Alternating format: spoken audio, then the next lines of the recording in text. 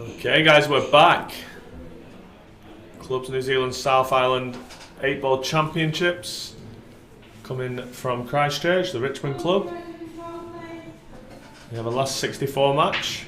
Paul Hinch breaking versus Chris Geary, former winner of this event in 2017, maybe 18. I do have a programme in front of me. He's got Geary the Great written on his bum. That's his, I guess, his tag slogan from his pool team. Chris Geary, 2018, Timaru, yeah. So not long. He not was. Long ago. He did also win the Pairs last year with Steve Denton, so very good player. Then got sacked by Steve straight away the next year. Yeah, they didn't defend this year. I think they both weren't going to play the Pairs, Right. to be honest.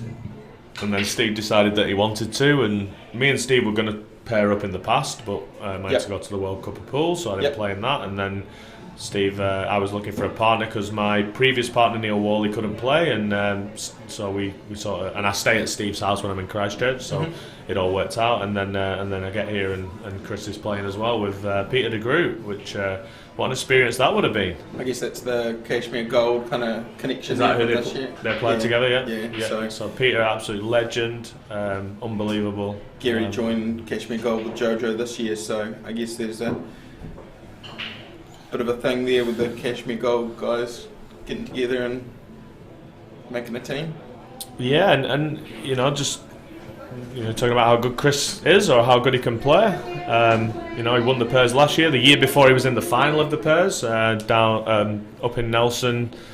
Myself and Neil Worley won that, beating Chris Geary and Jojo Coleman.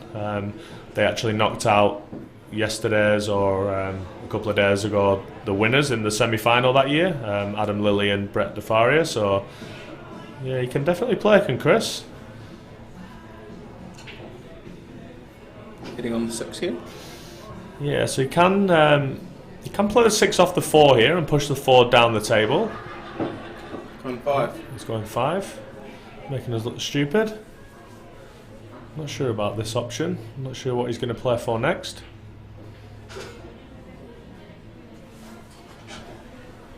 It's not a bad leave.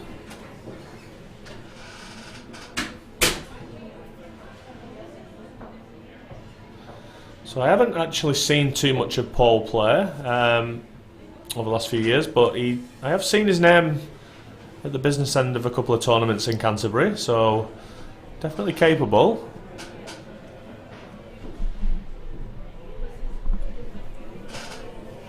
I was watching a few of his games over. He was in the back corner, and it seemed like he was cueing it quite well.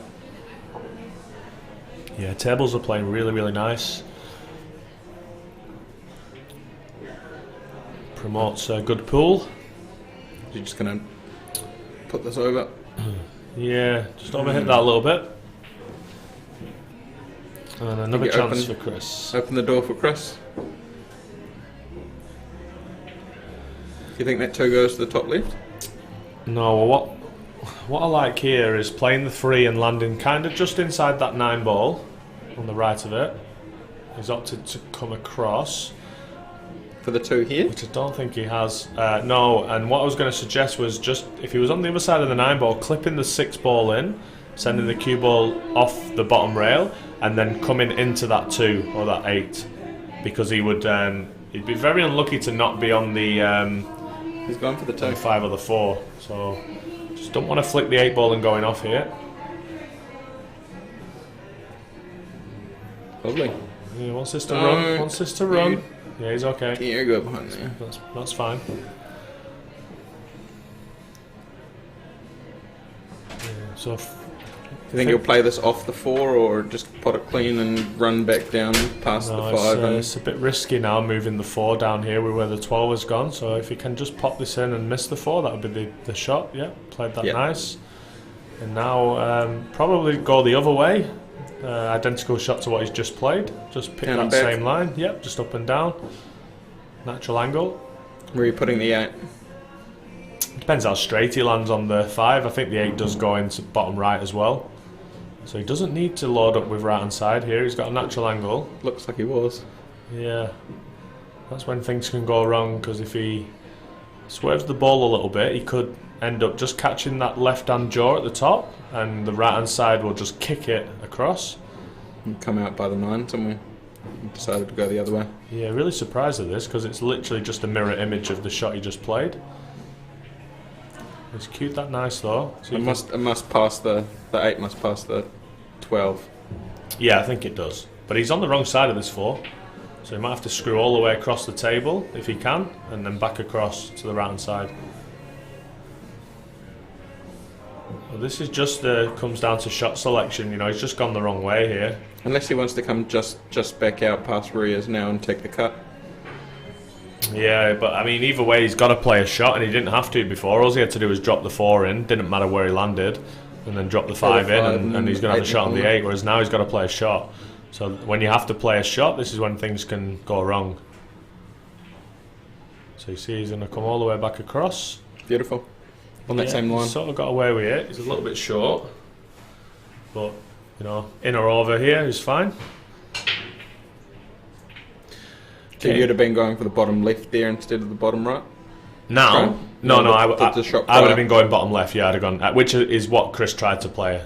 I don't think he's tried to go to this side. That's a good shot. Because of where the 15 is, it's too risky. Mm-hmm. But he's cueing really nicely, Chris. So, you can always tell when you sort of see that cue ball like fizz. Someone's timing the ball really, really well. Talking about Pete, is that Pete on table 10? No, I don't think it is. No, Pete don't move that fast. I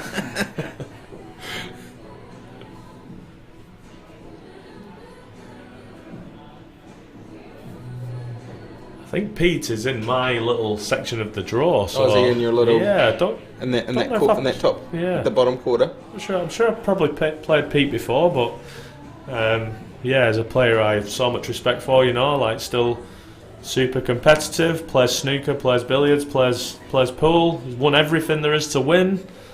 Yeah, it's amazing cueing. Peter de Groot, that is. On the side. What do you like here? Okay, let's have a look. So obviously the 7 and the 10 are the issue, and there isn't any balls around them to naturally extract. Let's have a look. Looks like those are the only ones that don't have a pocket, right? I think that I like screwing the 4 ball here into the 7 and the 10. So just screwing dead straight back into the rail and just flicking one of those out. Just move that and then you're done. Yeah, because if he does miss the 7 and he hits the 10, he'll have a shot at the 2.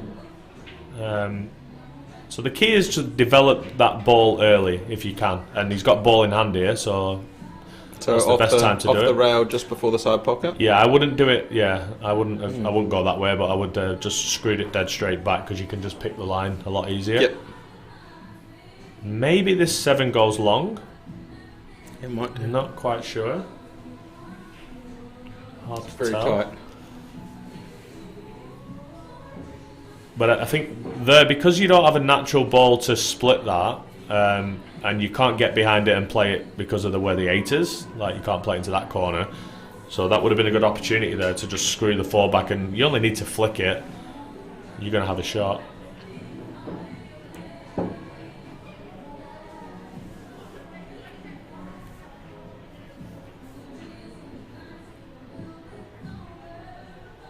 Is Paul quite an attacking player, or is he? Normally, when I've seen him, he's quite confident. Yep. Yeah. You reckon he's going to try and nudge it out here? I don't think he can. I think he slips by it here if he plays the 1. He's got the 2 there if he... You got to remember Chris's balls are all on as well. Yeah. 13's a bit of a problem, but you don't want to give the frame away because Chris is going to have that 10-7 problem to deal with himself. So. Oh, feel a bit of a chicken wing at that, but it went in. Did the old Mike Bowen.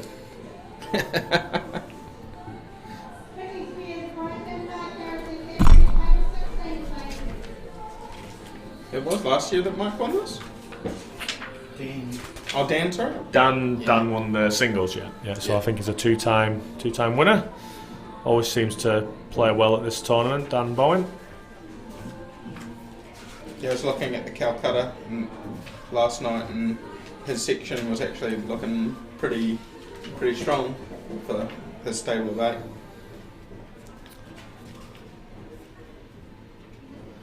Yeah, there's no easy draws when it's best of 7, as I mentioned earlier. Yeah.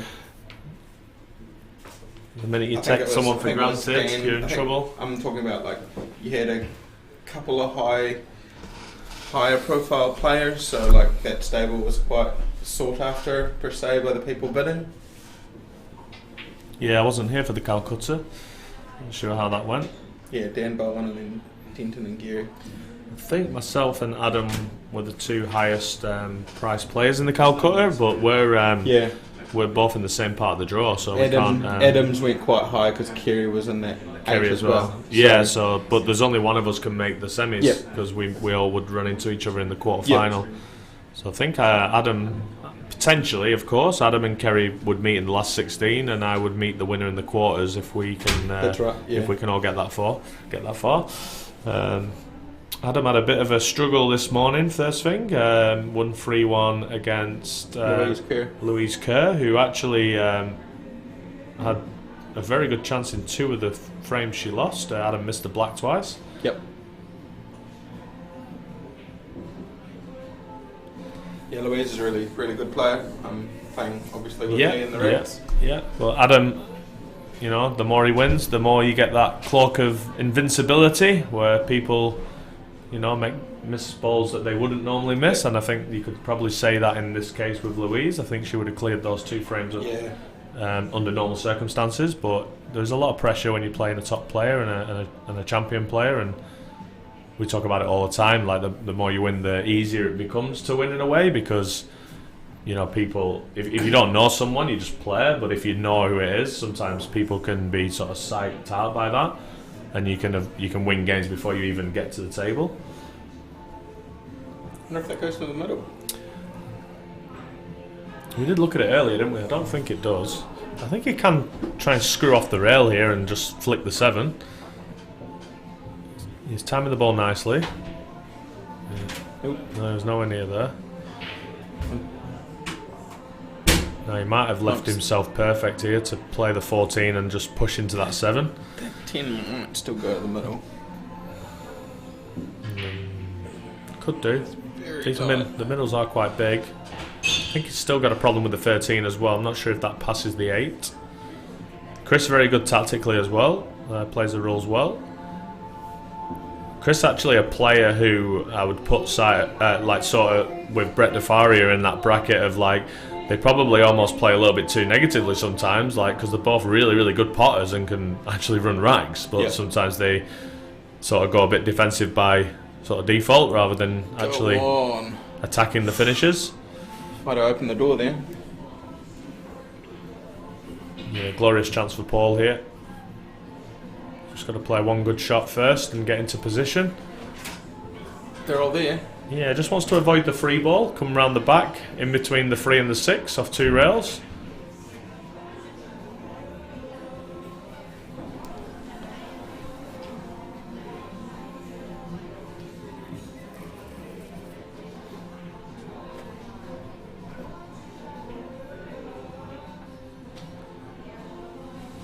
Yeah, so just, you can see he was trying to pick that line between... That wasn't me, was it? No, I don't think it was. Draw. We can't be, I don't think we're up to that round yet, are we? Should have checked. Thank you. Yeah, so he's still got a chance here to just chop this 7 in. Try and nibble it into the middle. If he'd have missed the 3 there, then he would have... he would have been frame over. So he's got to play one more really good shot, one good positional shot. Viewers are creeping back up there, back up to 42, just starting on the new stream.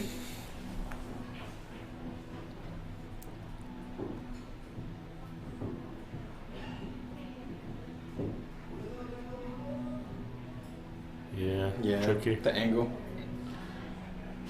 Still waiting for John Saundercock to come back. He must be having the longest race to 2 ever in the flight. Oh, is it down to 2s for the I flight? think it's just best of 3, yeah. They're trying to get the numbers through. Yeah, I just thought, I'll step in because John had to play. Yeah. It was about 45 minutes ago.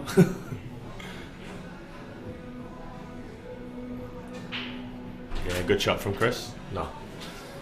So he just wants to screw back here, sort of in line with the 3 and the 13.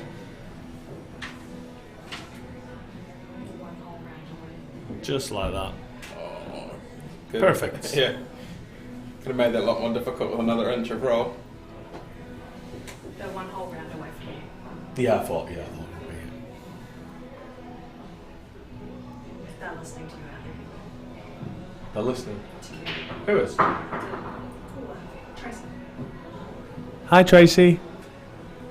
Shout out to Tracy. Yeah, nice finish from Chris. So Paul had a chance there, just one only slightly loose positional shot. He just had to avoid that 3 when he was going around the angles. And Chris takes a 2-0 lead. Need to get a copy of the draw, don't we? There we go. If you're out there, Tracy. They need a mic up, get a speaker onto the barman, we can get some drinks as well. Yeah. Yeah, come on down to the Richmond Club if you're around. If you want to see the draw, because we're not posting it online. It's a secret. Don't want to get punters No, in. thanks. Oh, he's back! The voice is back. The voice is back! Hi, John. Did you win? No.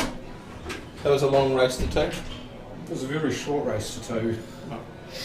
I was just talking to a bunch of other people before I got back here. So we got Gary versus Hinch. Oh, 2-0. How do you do the score? That one? 2-1, P1 plus. So that was The one Gary. that you're That was pointing Gary, at. right? Press a few buttons, see what happens. There we go.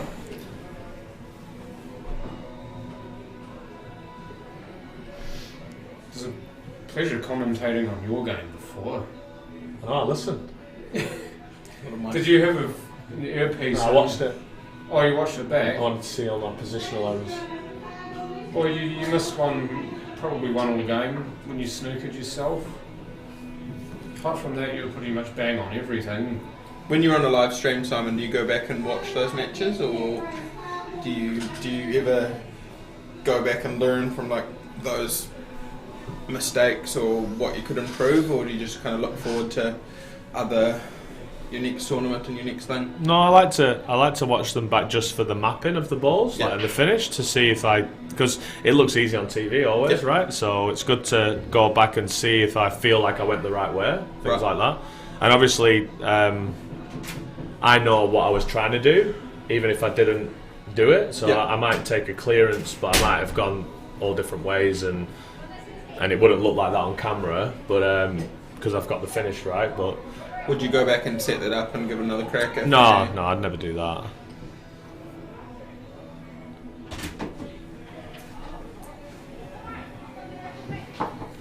Do you reckon for here, Simon, that assuming the 7's actually on past the 11 and that he can take it off the 13? Punch the 13 out? Yeah, exactly. Would you do that? Not queuing over the 1 like that. I mean, that's quite a tough, isn't it? that's a 1 in 10 shot at best. What's he going to do here? He looks like he's going to play down and kill it on the end rail. Yeah. Hide the cue ball behind the 2. So they can't see the 13 up table. He's used the 2 very well there, actually, as a ball to hide behind. Because he's got it pretty much dead longitudinal line on the table. Right in the middle. Pretty much. He's gone and largely taken away the cut on the 15 Yeah, that 15 in the middle pocket. That looks like it cuts in the middle pocket. Looks but like what Jesus, he's that's a going for. hard shot. Just split them open. Yeah, well, I mean, look where the bigs are. You just want to keep your balls in play and wait for an opportunity. The smalls are the tougher finish here. That the 6 is the one that's kind of blocked, isn't it?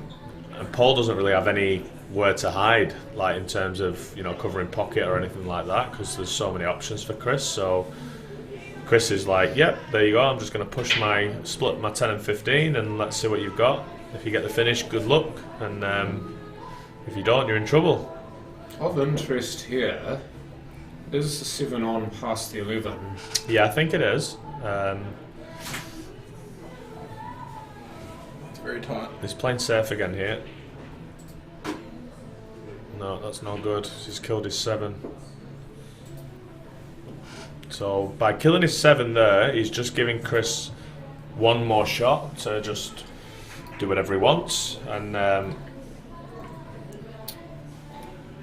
yeah, he could actually just attack here if he wants, or could just push it towards a hole, a corner, or a centre.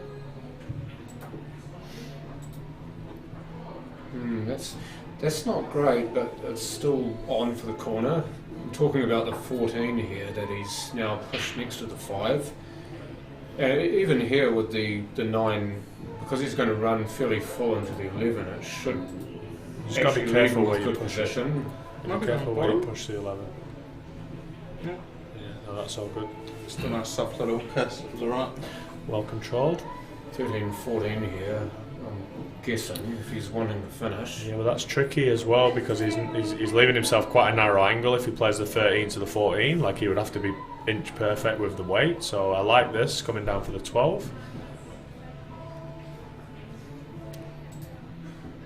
Yeah, just he's got away with that, leaving himself straight on the 11. Fortunate. He didn't have that big of a gap to pick there, so there's an element of risk. He played it aggressively though, which meant that when he does run into those balls, he splits them quite wide.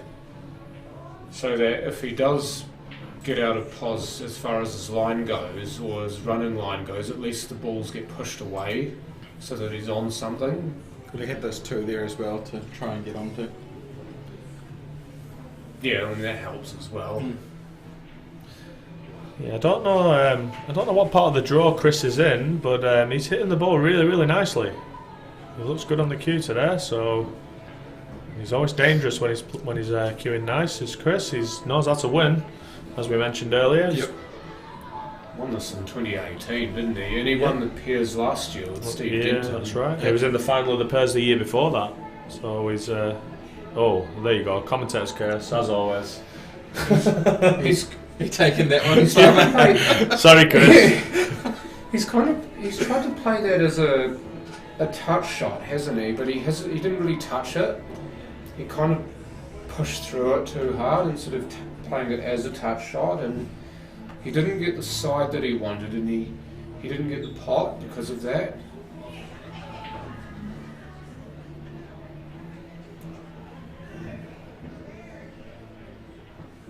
Yeah, nice opening shot.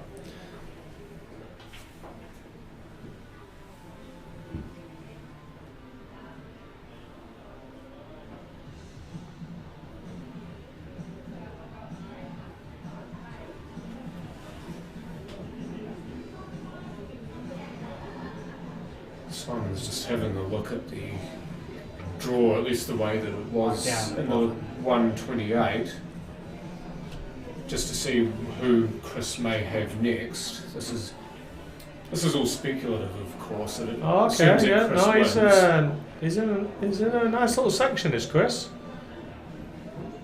Yeah, wouldn't be surprised to see him go deep today. One match at a time, of course. So here, Paul's probably regretting his previous visit to the table when he pushed the 7 onto the rail. If I know Paul well, then I know he regrets absolutely nothing. He's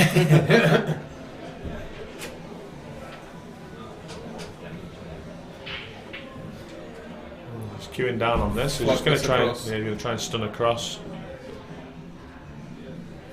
Oh, yeah, it's a good cue ball though. Do you think he was actually going for that, or was it going for that cue ball anyway? Yeah, not sure. He's almost cueing that as a shot to nothing, wasn't he? Which is always dangerous, because when you're in between going for it and trying to stop the white ball somewhere. Sometimes you do the third option and you don't cue it correctly and In the you get middle. neither. Yeah. Like here, if he tunked the 5, he'd be on the 7, and it's just as difficult. Yeah. Chris is debating here whether to snooker Paul on the 7 and force him to play the 5 to see, if he can get himself a better shot than what he has from here. Knock this off the rail a little bit. And leave Yeah, it but you still want to snooker yourself on the 7 because you don't want to let Paul run that 7 up the rail. Oh wow, how's this for a shot? Yeah. Go on. Wow, good effort. It's not an easy cut on the 5 either. It's gonna go It's a 7. makeable cut on the 5, but then you've got the hard 7 after it. You'd almost be thinking of taking the 7 first here, and then if you get that, then you've got a better angle on the 5. Even though either way is very tough though. You can go twice across here. You're thinking the 5, Simon? Oh, definitely the 5, yeah. Because to pop the 7 where it is and then play the 5 from probably 6 inches off the rail where the 7 is now, and then you have to come back round for the black, you're having to play. Probably slits in. Well, you're having to play 3 big shots. Like, assuming that you can pop this quite comfortably, you're only really having that one big shot on the 7 then.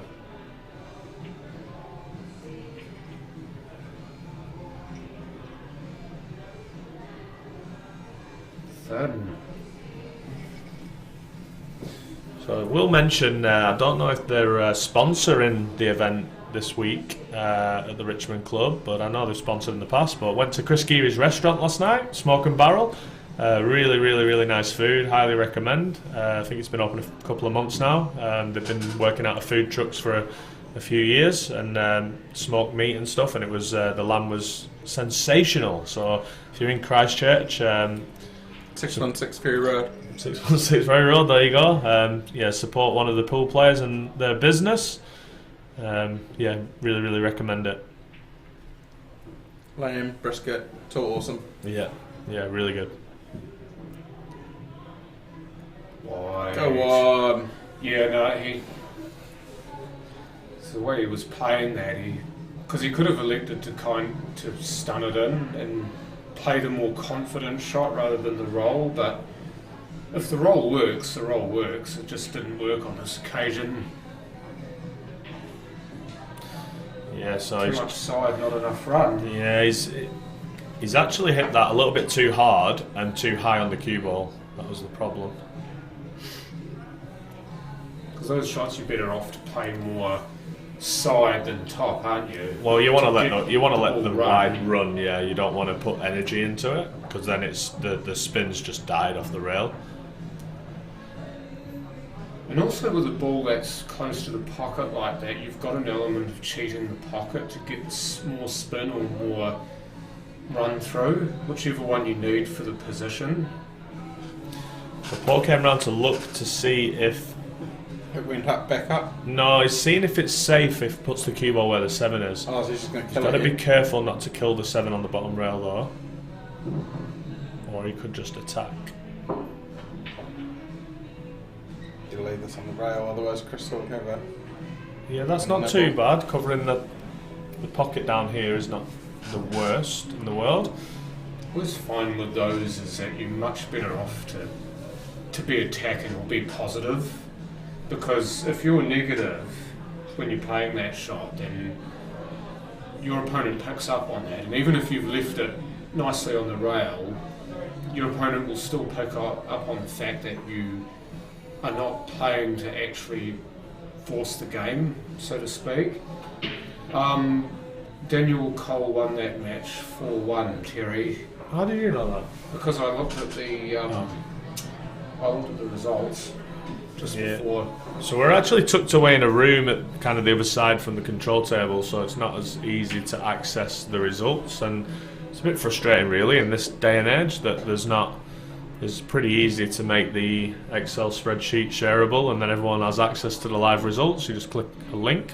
They do it at the Living Easter Classic, Billy McIntyre, and if we're not going to use Lovely. Q-Score, we should at least be giving people access to live results from the control table. It's really not that difficult to set up, and I'm probably most stupid computer person in the world. So you're saying it's possible to build a lift? Yeah. and I know how to do it, so yeah. Computer illiterate. Yeah, I'm not great. Well, I'm not good either. But it would be good for us to be able to sit here when we do commentary at the NZPA events. You know, we can sit here with or the Super League, and we've got Q Score on our phone, and we're just looking at the live results, and we can update you guys, and you actually don't even need updating because you can look yourself. I guess the thing with when we're watching the Super League, some of those tables weren't getting updated until like a little bit after, so the Q Score thing didn't.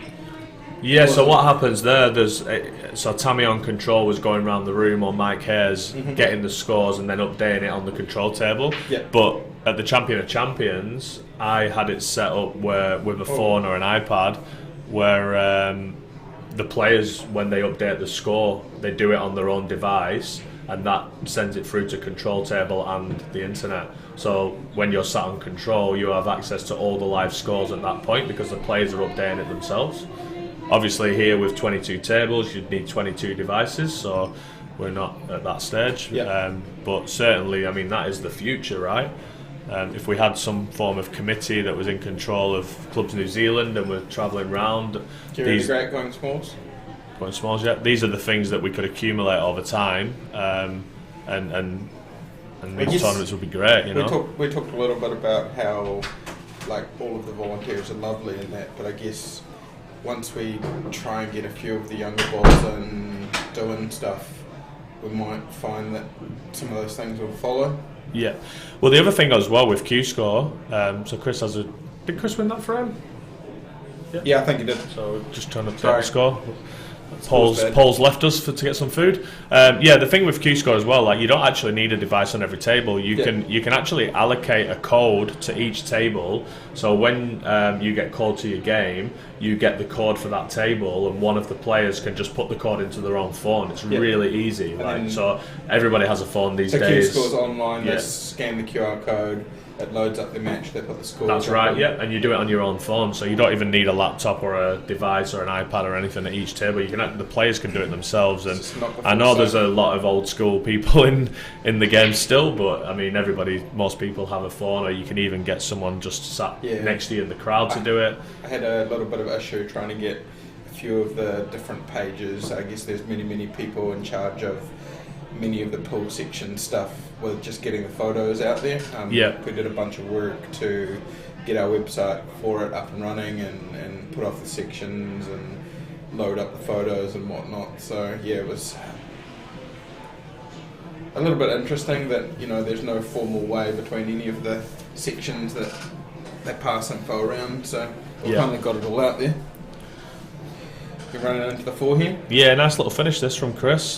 Just wants to put it over the middle. He wants to either pick the gap between the 13 and the 4 and come behind it, or hit the 4 full. He's tried to judge up the rails, but I like the way he played it. He made his mind up. You see, you see a lot of people kind of just hoping for the best, really, and just going into it aimlessly. Like Do you reckon this goes in the middle? Just look at it. I think it would if you had ball in hand behind it. I think it's pretty tough from here, but he doesn't really have any other option. And Paul does have a lot of work to do regardless when he comes back to the table. So position on the 8 if it drops. I think when you 3-0 up, there's no harm. No harm in just dropping this sort of in or over the pocket, put the pressure on. Yeah, I mean, Paul's 3-0 down. It's all on him, isn't it? Yeah. So just playing a good shot here is what's required. Chris can pot this, it's over. Yeah, so I dare say that might be enough to win or to get another shot. We'll see. Bit of pressure on Paul here. Can probably 10 might knock it down the rail here if he has an angle the other way around. Yeah, he can take the 14 first and then maybe clear that pocket to potentially buy himself a second visit if he needed it. Yeah, so here I like playing off 2 or 3 rails and just nudging that 9 ball towards the pocket, centre pocket, so it's natural angle. He's going to nibble that down the rail. Yeah, I'm not sure if he's going to play it like that, but yeah, he's not. Just decided to. Yes, left himself a little bit tricky here.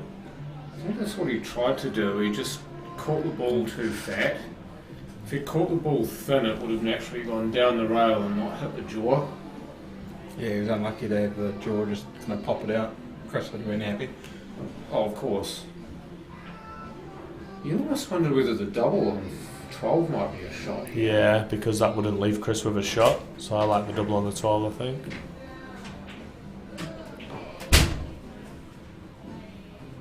Is this cuttable? This is similar to the position he would have left if he played the double. This is the same cut that we had in that last game, so Yeah, I'm not sure here about this. I think it was the 7 that game. yeah, another.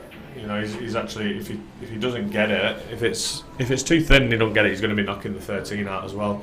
Another option here is just to treble the 4 over the top right, because Paul's balls are pretty stuffed if he can get some coverage around that side of the table. Up in that corner. Yeah.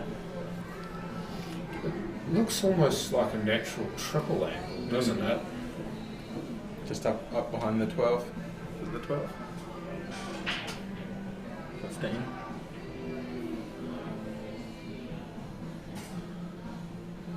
Yeah, so that was the danger you see, because not only has he made Paul's balls easier, but he's also killed his 4. So yeah, Paul potentially, in theory, might have 2 visits from here to get these, and he wants to get down to this 12 ball as quickly as possible. Don't think the 9 goes up the rail past the 8. Looks like he's going to try and play into the 9 here, potentially. Yeah, It's just more on the natural 12. angles for the 12. He's played that well now. yeah. You can drop the 9 in the middle if it does go. That Yeah. 9 does look like it goes past the 8. Or the other option is just to play the 12, come out to centre table, play the 11, back for the 9, and then the 13. So you are going up and down, and we do kind of try to teach people not to do that, get rid of the balls at one end of the table. But sometimes it is the best route, because now if you look at this, if he drops this 9 in the middle, he's got quite a difficult shot to play to not only pot the 11, but then he's got to play it, you know, all the way back out as well for the 13. So if he was going up and down here, they were all natural angles. If that makes sense. Do you think he's going to play this with top and try and put the 9 behind the 8 and keep the white down this end? You have to make sure of the pot, don't you? You've got whatever. Oh yeah, no, I don't know about that. No, that's we missed terrible. it way wide. Yeah. And this is a double too for Chris. Well, but if he don't wasn't, think he'll want to play it though. if he because wasn't going to play the black 9 in was- the middle there, then why did he drop the last ball in? Like, why didn't he screw back up the table? Like, he literally played for the 9 in the middle, right? Well, that's what it looked like. Yeah, it looked like it, and then they decided he didn't like the angle once he saw where the white was, maybe. He's in a world of trouble now.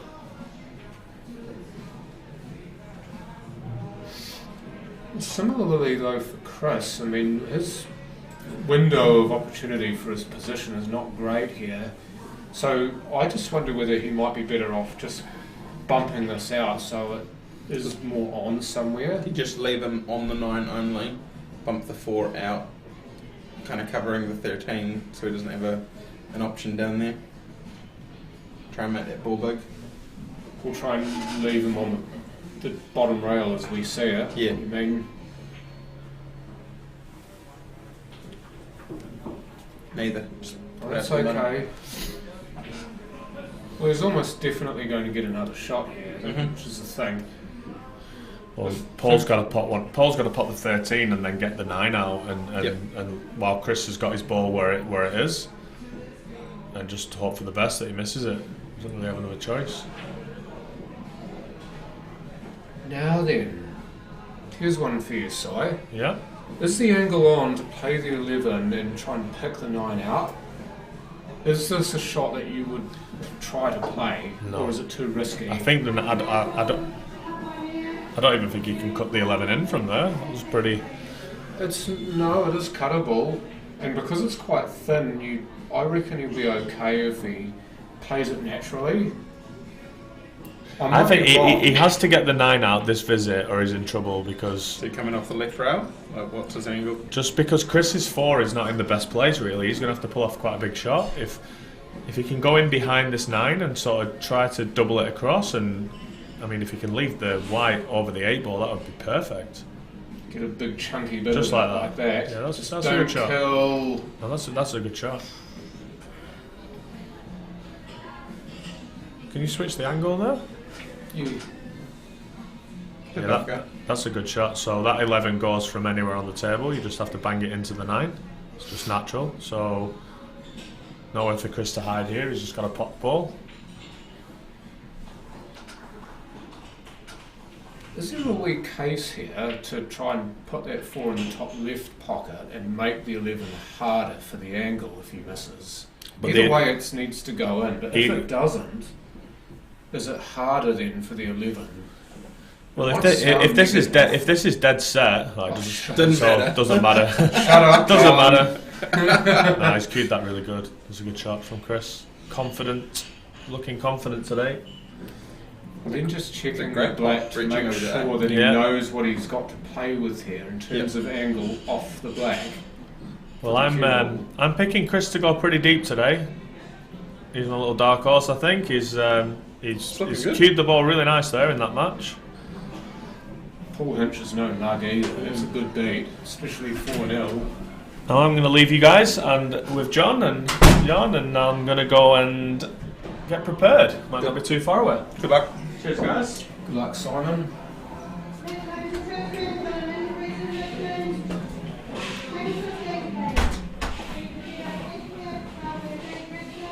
I know what I want to do. It's the cursor. Got these.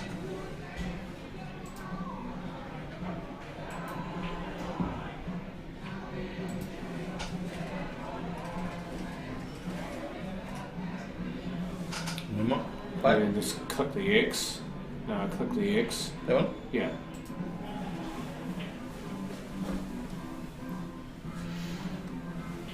So there again, you see that lovely panoramic view of the room. Paul Blackler there, top just to the left of middle of your screen. Just eyeing up his options, and then Awatea Davey bottom left.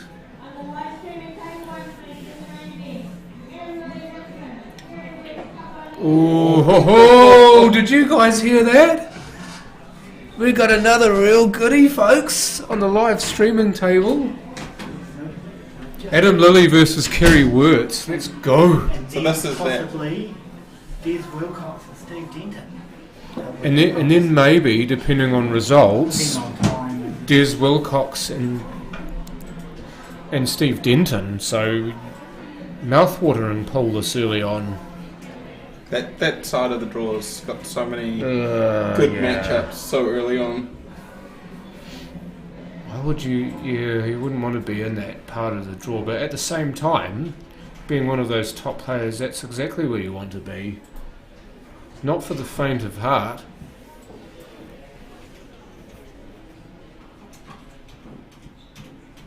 It looks like Paul Blackler's playing Brendan Ning from Otago. It's actually representing Gore because apart from the Brighton club and Dunedin don't actually have a chartered club. Yeah, Simon was saying the closest one is Gore for him. Is that right? Sorry? The closest club for him in Queenstown would be Gore. Yeah, I mean that's the same for Brendan Ning as well. If he doesn't play out of Brighton, he's playing out of one of the two clubs in Gore, because there's a town and country club and there's an RSA. There's a decent contingent from Gore here actually. It's really good to see them come up to Christchurch and represent. Bunch from Gore, bunch from Waimea.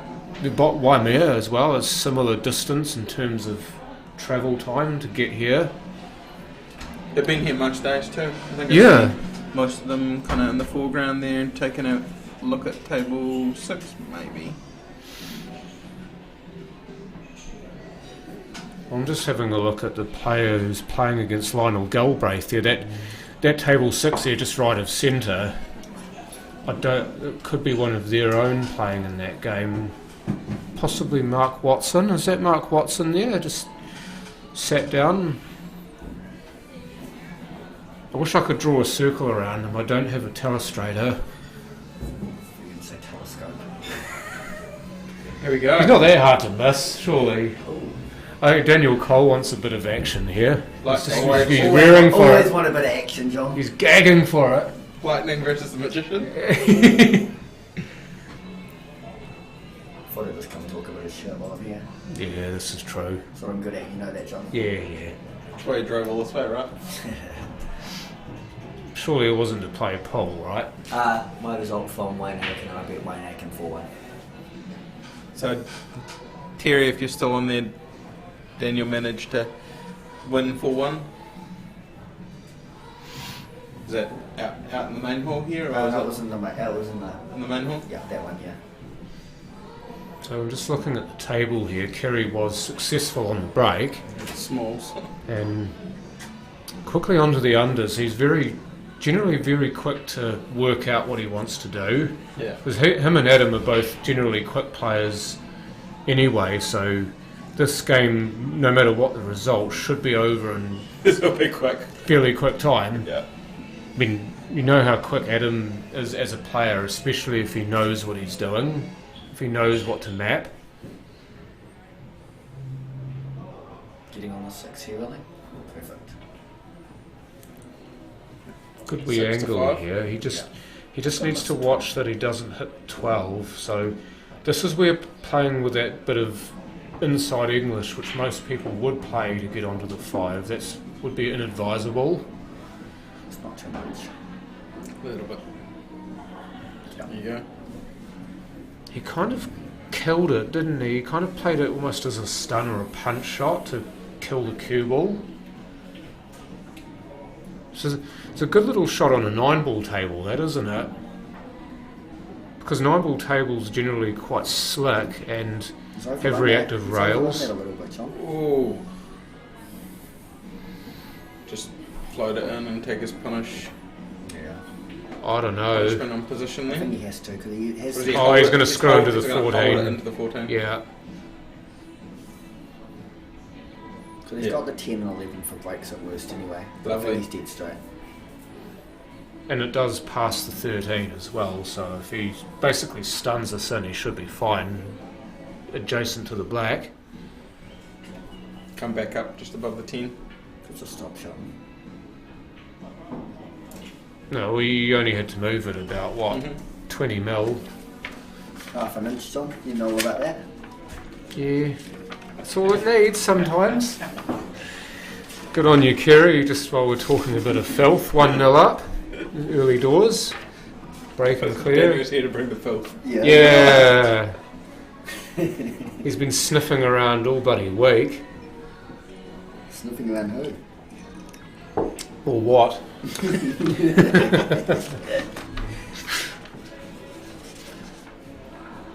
Yeah, he's a wonderful player to watch, is Kerry. They both are, and Adam, of course, fresh off a pairs victory with Brett DeFaria, which you guys would have actually watched live.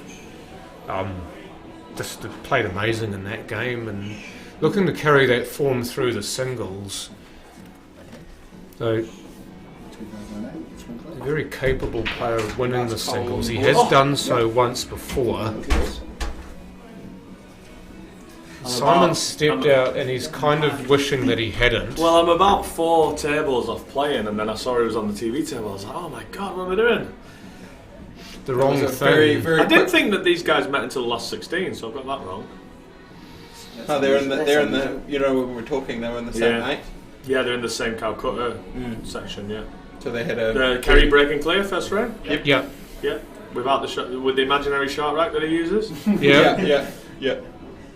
Without doubt the best racket of balls in New Zealand. Oh, Well, that's a good. He's okay, he's on the 12. still on the 12. That was the worry, wasn't it? You go into those cluster of balls and get stuck on one. Well, he kind of did. Was he playing that to get the 8 out? Was his I idea, believe or- so, because that takes it away from being a problem. And now the only other problem is that Well, potentially the 14 could be one, but it's more the 13, which he can now start to use his brain cells on how he's going to get to that, or break it out. Obviously this ball first, but then he's taking the hard ball away, the shot that he played before this. Ooh, that's alright. He's kind of got 2 bites at this, doesn't he? If I'm still looking at the 13 here. He's got the 10 and the 15 now. Obviously he's only got 1 that he can play, but he's able, if he plays this in a good way, he can actually get a good angle for the 15. Do you think you can get the 13 out here? Check it out. He could do. Yes. Oh, lovely. And he's on the 13 as well. Is this for an Adam breaking clear? Yep. Yep. Yep. Back and forth. Just got to get on the right side of the 15 here. Most players would be fretting over this shot on the 13, but for guys like Adam and Simon, these are near formality. What about you, John? You're a pairs finalist.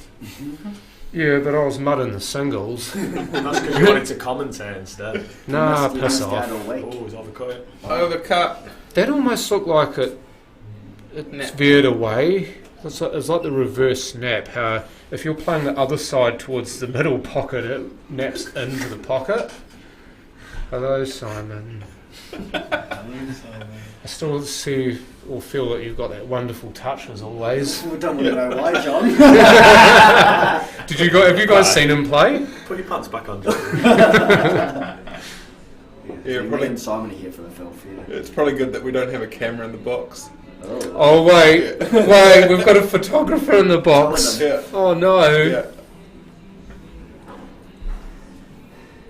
If this turns to absolute pants, then I apologise in advance. Just going to miss the 14. Going forward. That's Yeah. fine. And on the 1. Kerry looks like he's using a cue with like the that you get in the pub with the plastic stick on the tip, doesn't it? No, that's what it looks like though. That'll be a bit old 314. The Predator, is it? Yeah, original, I think. It does look like one. See, I'm not really up with my cues, so I'm more leaning on you guys to tell me which cues they're using. It is very kind of old school looking, isn't it? It is. He's probably had it since about 2000, to be fair. Yeah, Adam really had to hold serve here because I mean we played Kerry in the pairs and his break is just something else. Like if he is playing well, he's virtually unbeatable at these rules with a break. Where's the 7 going? Middle. Are you screwing You're looking at for a 7 in the the middle? 3, you mean? Or was it the 3? Yeah. I thought it was burgundy. Do you scroll out for the 3 in the same pocket? Or you drop in the middle? I mean, It looks like he's screwing, so whether it's a screw or a stop. Yeah, it's a white like. Ooh, baby. Yeah. Absolutely plumb. Back in the middle. Man laying a pipe couldn't be plumber than that. it looks like he's queuing a lot better than he did in the pairs, so that's dangerous for all of us. Oh yeah. She runs wide and puts the black in the middle right here. This stunning, is it?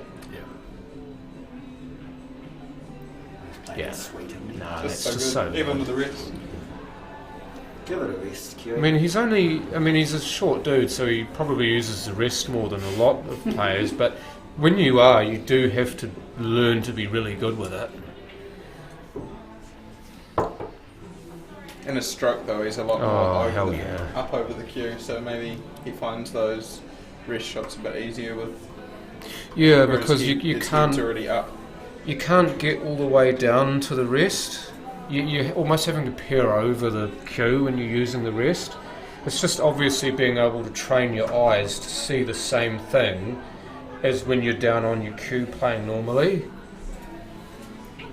And also trying not to do too much with the rest, especially with the over rest or the not the regular X rest, but the bridge rest. Yeah, thank you. A lot of players try to do too much with it. They try to play side or big screw or whatever. It's unless you're really good with the rest, don't even bother. Just cue nicely, and most of the time you'll end up good anyway. Here we go. Looking at his work. Free ball into the left centre. Alright, wasn't happy with that. Yeah. Important that, isn't it? I mean, obviously in every cue sport, the Free break ball is left centre, important. is that your- Yeah. Free ball into the left centre, and there won't be a ball within 3 or 4 inches of a rail anywhere on the table. That's my prediction. Let's see how good Simon really is. Or even how good Keely is. Maybe he'll get the 10 in the right centre, but he's going after that 3 in the left centre. Oh no, other way. 10.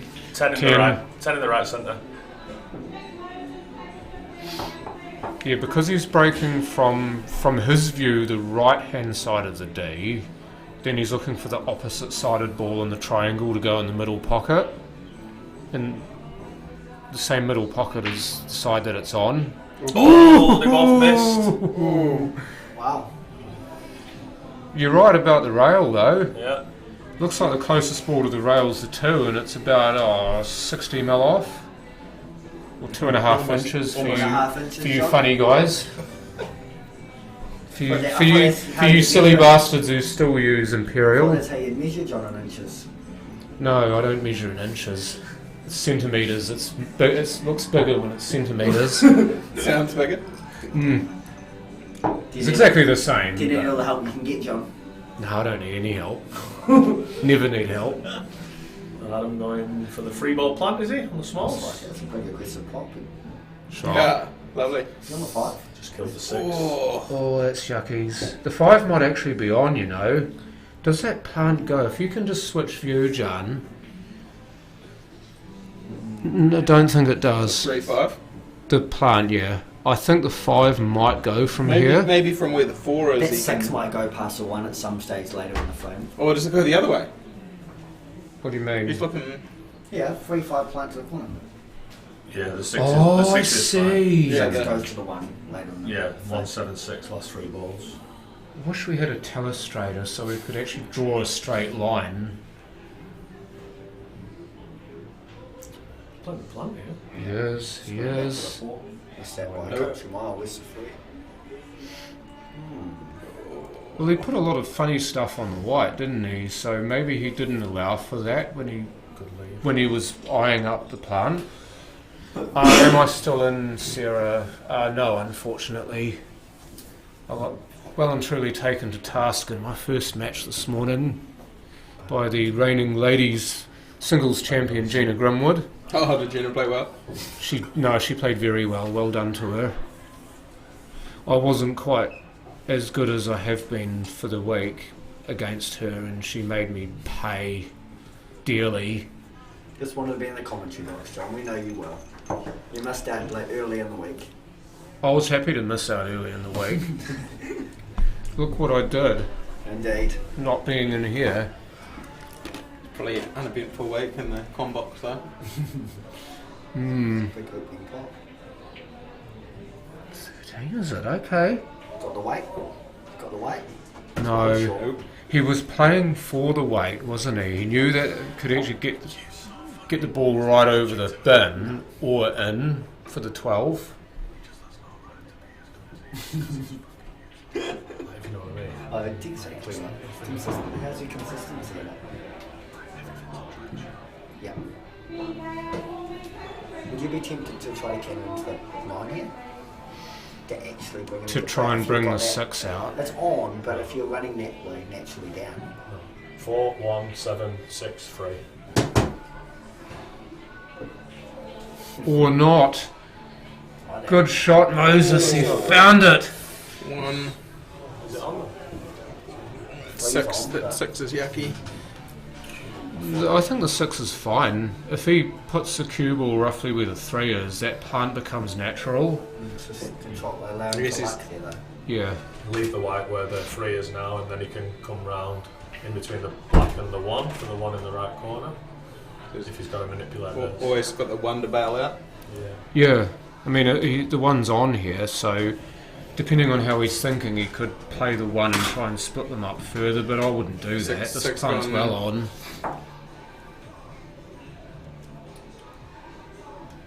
Controlled it pretty well. Mm-hmm. Just got to be higher the black here, don't you? Well, the Well, you issue, will naturally be the that. issue is now is because this white fair pisses off from here, that he's every chance that this is going to run to a snooker. So he has to find a way to hold this. Oh, he's held well. That's beautiful. Just a wee bit of punch with inside English to check Picked it the up a cue bit. off the cue ball off the rail.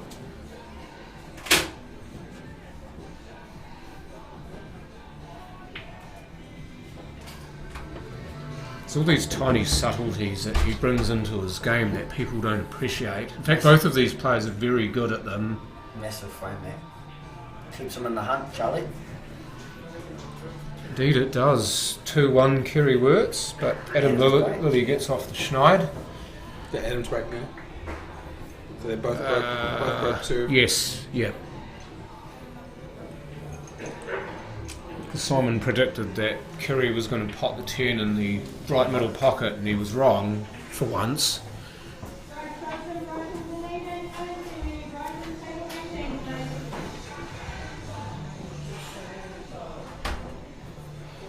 Bryson there on the right, and Corey Reid at the top. Richie Whitty next to him. I think he's playing. Is he playing against? Is that Danny Honia he's playing Yeah, against? I think that is Danny.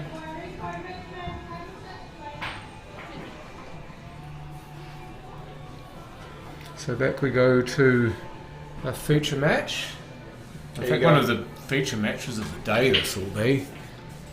1 or Bearing 11. in mind that this is still the last 32. 1 or 11 or cut? Oh, he's going to go soft.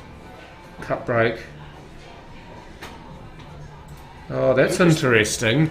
That's almost a snooker style break. Yep. I saw him do that in the first game versus Louise. I just wonder whether that's a fair break. You have to. 4 colours have to hit a rail for it to be a fair break. Did the 7 and the 4 go out and come back in? 7-3 and I think the four? 5 hit the rail. I'm not sure. Sorry, not the 7. The 15, the 3 and the 5 I believe hit a rail. I'm not sure about anything else though. Kerry doesn't seem to mind though. This is where snooker players have an advantage with a rack like this. Because So naturally they're busting it looking to out. just pick balls out rather than try to bash them all out in one shot. He's not too bad apart from the 2 and the 1. The rest of his balls are kind of scattered around the outside, so you can work them away.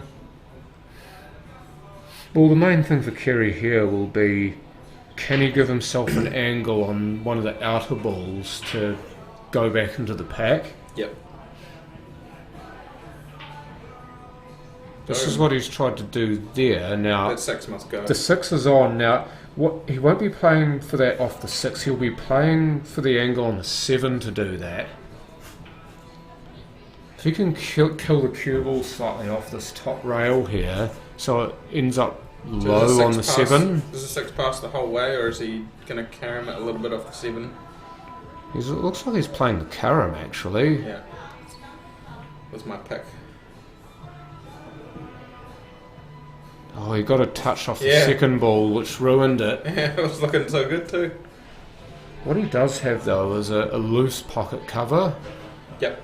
So when these balls eventually do come out, whether it's this shot or a couple of shots in advance, the 6 could be quite handy to impede progress for Adam. We got the 13 and the 9 kind of sitting on that side, so Yeah, I mean, if you split the 13 off near the rail, though, then quite Just kinda possibly kill it. that's a chance for the 13 to go into the 6 and go behind it. going to try and Or come in out front of for it, sorry. knock the 12 out. Yeah, just try and pick them out. Oh, yuck. Yuck. This frame was always going to be that way with the break. Yeah, I mean, that's what Adam was playing for, too. You could just sense it. You think he was trying to slow Kerry's momentum a Yeah. little bit? Yeah, that's completely what he was after. Because Kerry's just potting everything on site, so you take away the ability to pot and you force him to do something different, and sometimes you get mistakes out of him that way.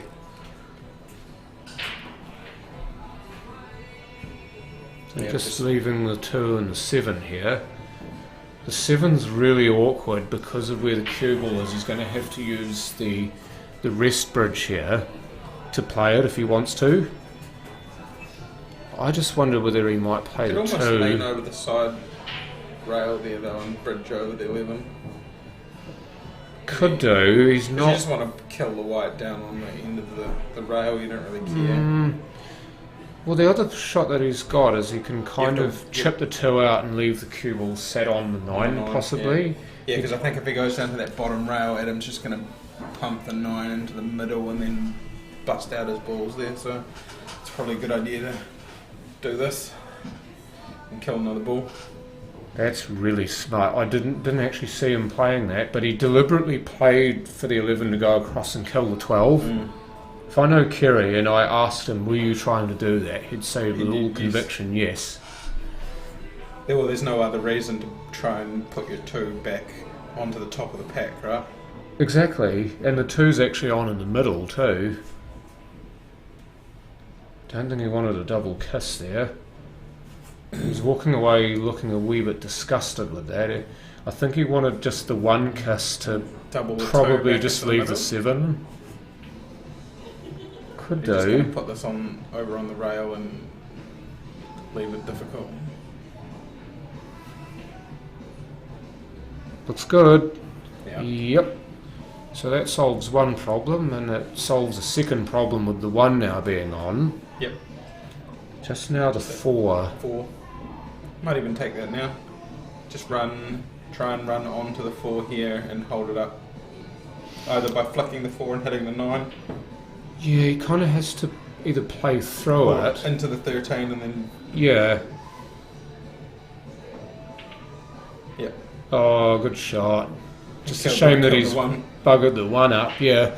But otherwise that was fine, because now the 4's on. And I reckon he's going to do the same thing here though. He's going to try and screw off the 13 into the 8. Yeah. Kick the 1 out slightly and be on the 7. Exactly. As long as he gets good contact on those balls, he'll stay there as well. Well, he's missed it. That's the idea. That's what he was thinking. It didn't bite soon enough, did it? It needed to bite sooner and probably the swerve into the 8. The cut angle just come off real quick and then didn't get a chance to swerve back once it hit the big. Too much, yeah. It's too much skid before it actually bites, and by the time it has bitten, it's gone past. This sounds crazy, but I think he's looking at caroming the 1 off the edge of the 9, off the 14, and down over that pocket. Oh, no, I see the shot, and it wouldn't be crazy for him. This shot, jeez, he wasn't far off. I tell you what, though. There you go, John. No, that's a fucking good pick, John. Apologies. There's my calling for the day done. You've been watching this too much. You've been watching me too much. He, I don't know, I really like playing caroms and stuff when I'm practicing at home, so I know that Kerry's kind of a fan of... He's left it short. They don't go and get there. I just wonder if that was by design though. Yeah, it was. He's just going to put the 7 behind the 9 now though. What he can do is, if he can just reach the rail before the 9, he can sort of pop the 9 onto the rail and leave the 7 roughly where the 9 is. I reckon he's going to go the other way. He could come off the right long rail here, or the bottom long rail, and into the 7 and kick the 7 into the 1. If he's crazy enough to play the shot that he just played... Oh, so he's... But he's not going to. It was! Oh, he tried to screw off into the 1 and put the 1 over the hole. Yep, that was a... Sold fun. It's almost brilliant. What was your good call, John? It was a triple carom to the bottom right corner. Triple carom. Oh, like you've done this before. It's like he's seen it before too. Got a wee kiss. No, missed the pot.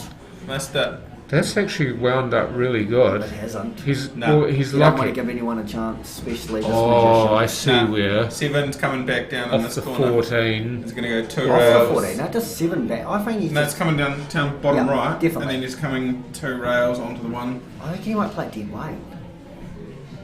No, that's not Kerry words. He's going to... Two rails. Yeah. Behind the back, 2 rails. Behind the back, 2 rails, okay. He's got natural with a bit of side. Big shot off the 13 or off the 1, he's in like Flynn. Played it dead weight. That's not going to get there. Oh, he didn't need his wheat bucks. he It didn't was want to getting be there toyed. too. It's not a bad cue ball. It's not a bad cue ball. It's an awkward 12 to the middle for a starter. I think Celia might have taken them, Rob. Normally plays, yeah, you did right, he normally plays with a pair of sunnies on his head. A la Harry Hyenga Oh, or wow, Brent he's Wells. Brent Wells, I was going to say. Going harder going home, I see. Oh, it's not. Oh, it's fine. Oh, I think it's maybe. fine. Does that go? Yep. Oh, he could try. No, shit. Nah. Sorry for It that. doesn't go, but you know what? You know what? If He he just plays, hook it? he can play the 11 here. If he can just get a piece of the 8 to push it on, the 14's still there. You just got to be careful you don't go behind and snooker yourself. So you just want a True. little nibble of the 8, and he's still got the 10 there, right? He just wants He's some. just going to rail, Yeah. just punch it. Just a got to little, make sure you don't get too close to the 1. Just wants That's a where you morsel. snooker He yourself. just wants a Oh, morsel. he's hit that. Or just get it That's all, fine. Get it all the way up. That's fine That's because it's right. on now. It's not nice, John. Well, it's probably not what he wanted, but No, it's he better has to- than it not being on anywhere. Now he's gotta play the now got a 14. chance at the finish. He didn't before. He now That's does. the point. But 14, double 10. how big is this frame? Because who's breaking This frame next? is massive. Who's Kiri. breaking next? Yeah. Kiri's breaking next. You don't want Kiri to have a He's chance playing to the double. break for the win. He's trying to get the 10 out here. He's got a little bit too much side. Not going to get there. It might be on in the middle, you know. No. Yeah, oh, it is. It is. I've played these before. Yep. But the cue would be on the side. No. 10, oh, Doesn't it's like yuck. it. I don't like it. Nah. But if anyone can do it, ooh.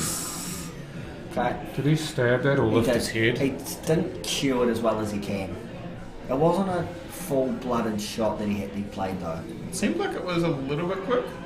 Yeah, he played it more as a punch though, because he didn't want to score it, didn't want to stun it. It was a bit of a punch, and he just didn't time it that nice. Big shot anyway, Kiri. Just got to get plumb on that 1, and it's all over. No. Chunky salsa. Couldn't hit a barn door with that one. It was almost like he was the side as an afterthought, but he didn't. He forgot to actually put the He side put on side it. on it, but didn't allow for the throw because he played a drag shot, so he would have thrown into it. Do you think he changed that just in the middle? Changed his mind. I think he just played it as a drag, like a drag stun. Oh, Adam. That's an Dear, absolute oh shocker. dear. It's catching. Often Kiri's one got another go at that Kiri same doesn't shot miss here. this 2 times in a row. Yeah. one bad shot often begets another, doesn't This it? is only top. He doesn't need to stun this one. This is top. Natural ball. Nothing silly. Only has to pot it.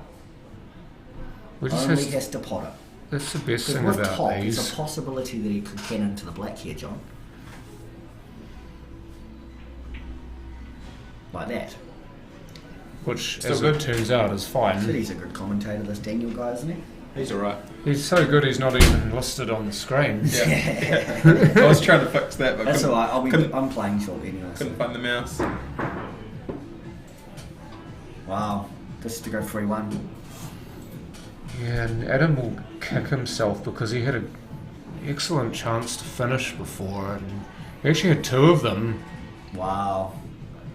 and rather cocked them both up. So the Same. opportunities to clear are few and far between against this guy. Yep. And it's Kiri's break. Yeah, it's 3-1, Kiri. yep. Wow. But if Kiri. anyone can pull himself out of trouble, it's Adam. Nice. But Kiri's got the opportunity to not let Adam back to the table here. That's what he'll be playing for. Yep. Break and clear Go all hard. the way. Go hard or go home. Literally. But he's got the advantage here to give it a good nudge. Yep. Because he's up, right? You've got to be careful with that cue ball. Make sure you don't do anything silly and going off or anything. So Simon was always calling the opposite ball. yeah, the opposite Into ball. the So opposite it's- middle And they were pocket. both high last time. Yeah. So you might have to cut it slightly more. Good call, Devon. What's that reference? Jesus, this Daniel Cole's a good commentator. Oh yeah, he Up is. and up himself. Yeah, you're not wrong. We need a good proctologist to get him out. Yeah. Just talking a bit of shit. I love it. So Speaking of shit, the double a double purple here to the middle. Yeah, Like handy Swapping that he, sides, no, it's staying the same side. handy that he put both purples there for us to follow them. It's even handier that he's wearing a purple shirt. Yeah, I might be a I coincidence. wouldn't put it past him. Four's low. Oh, he got... I think one of them was going in. I reckon the 12 was going and then something intercepted it. Four's low. Wow, Adam's got a chance to keep himself in the hunt here. How often do you get 2 dry breaks from Kerry Wirtz? Oh, Simon's been talking Big about all day, that's why. This is true. 9. Yep. Has to be. What's his bottle like? If anyone can, run a couple of backs without doing anything. That is a That was sexy wee really, kiss on the 14. really good little nudge. You gonna call it now? Is it the shot or the finish? Finish. That's I wouldn't call anything. It all links. 14, he'll get play the 11, he possibly might get the black into play here. He might just run this through, leave himself angled to get on. He's punched it. Yeah, trying to get a ball out of trouble. Well, he had a fair bit of latitude to do it, didn't he? Because he had a zone that he could sit the cue ball in. Rather than one particular place, he had a fairly wide zone. Tidying up the 2 at the top. Yeah, after the pairs fine, Adam was talking about how he doesn't play for spots. Nice. Plays for an He area. plays for zones or areas Yep. with his cue ball. So with shots like that, when That's your area. Yep. Your hand. Yeah, so I watch a bunch. I don't know if you guys do, but Mega Scary's got a YouTube channel where he I did see goes that. over running a rack, and he's got like a little ring that he puts out and explains what he's doing the whole time, That's and you quite can cool. see. Yeah, it's really good. So Big Quite- shot this. Big shot. Got to cue it nice. one of Adam's has. foes, shall we say, on He the has run a little Pocket bit series? out of way there. He might almost have to come down off and the back, top rail here. down and back. Yeah. I'm surprised he didn't back himself and slot it like a long stop shot and land low on the... So he wants to land this like just past where the 11 is now. Yeah, you don't Yeah. really want the ball. Is that the 10 or the 12? I'm not sure. This It's is a big 10. last ball. Is he taking it now? No, You can't. because but you'll most likely run into the 2. He's just and- getting onto that black after that ball. Well, he wants to be kind of straight or a bit black Short. side. Yeah, it's short. Oh, that's yucky. That's This- not nice. This may still run into the 2, but if he can miss the 2, then naturally He might be it'll able run to. back past He's and gonna be try on and the nudge it out. black. I reckon he'll flick the 2. Did I get... Oh, is that my name? On down the Here we go. rail, it's One just good whether shot. you want to play it. Or the face cut double. Yeah, To the middle. that's true. Needs to watch his cue ball if he's going to play that. Guest appearance by Simon. dry break? Yep, He did. He did. Let's go Oh, middle. here we Middle. go. Here we go. Yes! Cue ball is fine, so Adam Lilly 3-2. The crowd erupts a little bit there with I say that and Kerry A bit still up has the himself, lead, but then- but Adam with a massive clearance there. Can lightning strike more than twice? Because it's chocolate. we're not in a room, we're in the hall. We're in the hallway, Alex. It's a makeshift room. Right next to the toilet. That's a good thing though, there's a toilet right there. Yeah. This will be a smash, you watch. Yeah. Did you get one? It's not dry, is it? Dry. It's I think it's dry. It's not dry, is it, John? 2 4. How many dry breaks have we got? Dry. Water. Smalls all day here. He's only got one. that And he all needs- evening. Well, he's only got one ball. He needs to go on the top half. Just going to work him around down the bottom here. And I just wonder how soon he'll want to get on that 3. You notice There's the one- 5 out. He's one- just made another shot for himself That's one. there. He's just going to follow that through and probably take it here, maybe. Like 5 follow 4, through and 5, just cut or the 3 in. either that or hold off, like just knock the 5 in, then come up table with the 4.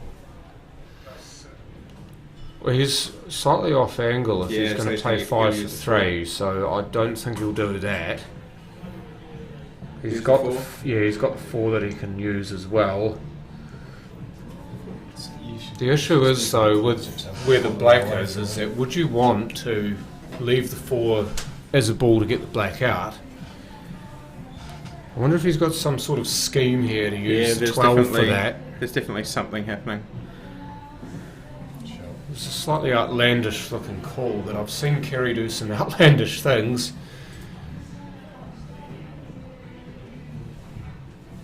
And I still like him to use the 4 last. He's You going to know. nut to the 6 here? No. The 6 is reasonable to get onto the 3 here. Yeah, 3. Yeah, And then- alternatively, Maybe have a cut angle back at the 4, nudge the 8 out and just take it back to the middle as well. try and hoop this out, I reckon. There's your hoop. So now the issue is going to be, because he's got more of a cut than he would like, is It's how gonna he's go going to like get cue ball past top the rail, 14. bottom rail, miss the middle and be up by the 9 somewhere. If he can get enough bite into this, he might be able to hit He's going to the play it like... backside of the 14. Mhm. Or he can do it that way, and that's near perfect. Yeah. It's Yeah, beautiful use of the rails. Right by the 9.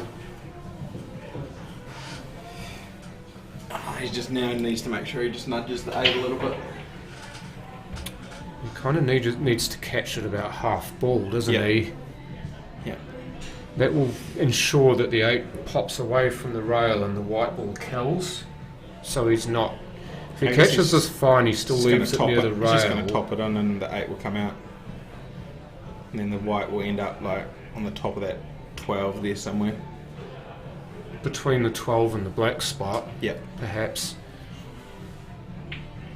Big shot. He's just wondering what he Big wants shot. to do. That's the only reason why he's taking so long. He knows how big this is. Oh, now what? He's gone and surprised us all there. Can we go this side?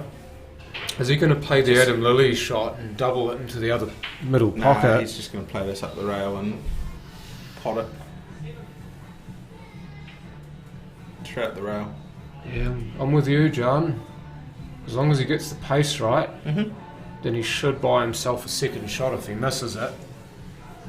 But you know what? Missing isn't in his vocabulary. Or is he going to double it even past the 14? No, down the rail, look at this. Oh, what a great shot. Fantastic. A great last shot. Oh, it was brilliant. Those are not easy from where they are. He was to play unlucky them not like to that. get the little nudge on the 8 to make it a bit easier.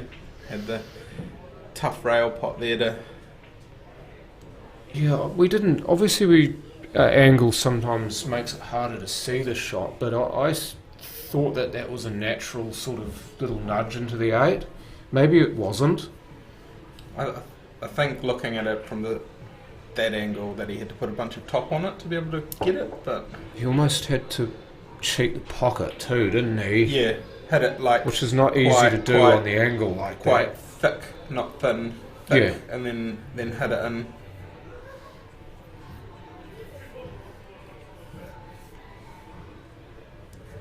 So that match over, and I wonder for if many they- people, sadly, Adam Lilly now out of the tournament, but Kerry Wirtz, the upshot of that is the fact that Kerry Wirtz is still in the tournament. He's looking really good. He is That was looking a really good. Really good match. You see him pull some of the tricks out of his bag too. I really like how he has the imagination to go for those interesting looking shots that you wouldn't really go for. So Des Wilcox versus Steve Denton now. So you're wondering what sort of mouth-watering game comes after that one. Well, Yeah, here's your one. How can it get better than that? Another good game. So there you see bottom right of your screen, Brett DeFaria versus Paul Morris. Brett DeFaria coming off his win goes in the middle. pairs.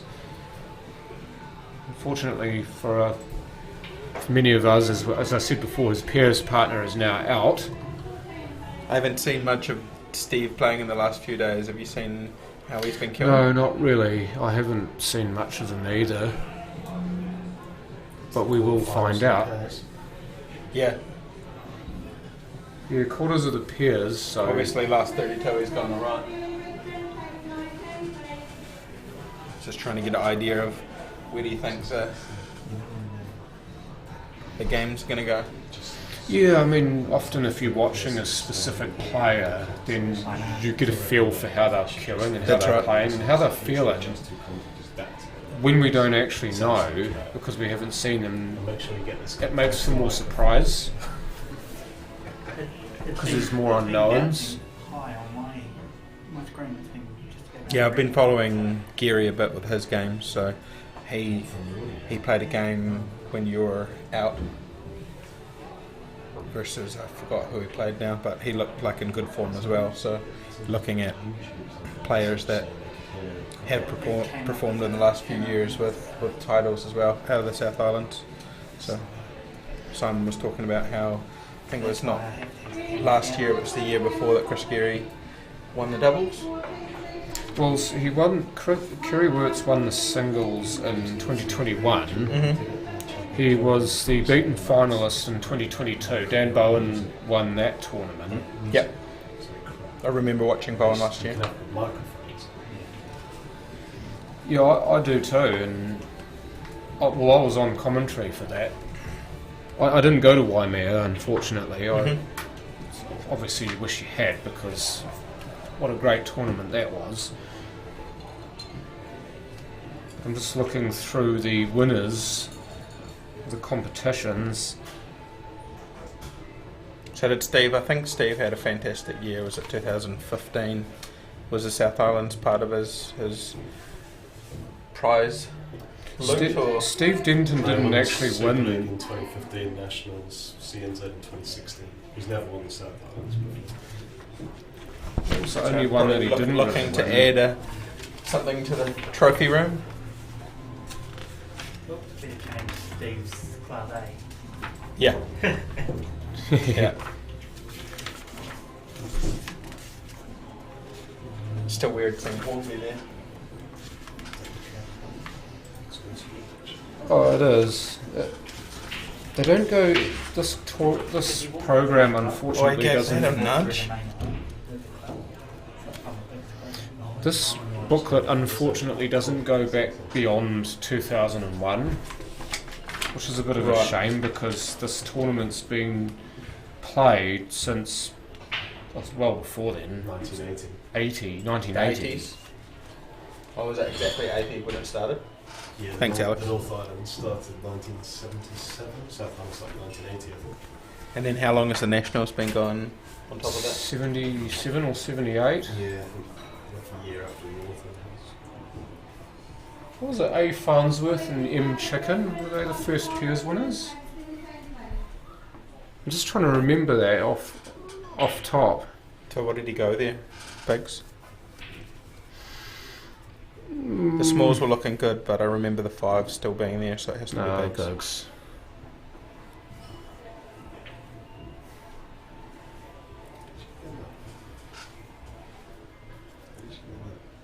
I just remember the first names on the list. What's happening with the Kerry Adam match? You were finished. a wee bit late. See you later. Kerry won 4 frames to 2. So your man is through to the last 16s. Well, your man and your pairs partner and your actual partner. All of the partners? Yes, every partner. Yeah. Wasn't she just here? I'm pretty sure she was. She might have been knocked out and went back to her unit. Right. That's just a guess anyway. Come back down. He's still going well. Ryan reckons Des will win this match 4-3. 4-3 to Des. I always refrain from picking who's going to win. It's a brave call, Ryan. I don't generally like to do that. It's one of those, because pool is always one of those games that throws up so many surprises. You can never truly pick a winner in this. I mean, if you'd asked me at gunpoint yesterday who was going to win the singles, I actually had Adam to win the singles, but obviously that's not going to happen. It's a friendly wee bump. The only issue is that he's the wrong side of the 15 to get back into position for the 9. So what's he taking here? To middle, or is he going to just double it and try and get posi on the 9? He could play the double, but the problem with the double is that he still runs the risk of going behind the 8. And it's very difficult to pace if you're looking to spot the white between the 8 and the 9. Kind of got a natural. It's just going to go forward. Yeah. And maybe double the 9 now. He possibly just took a bit of medicine there, realised that it wasn't going to happen, so take a second shot.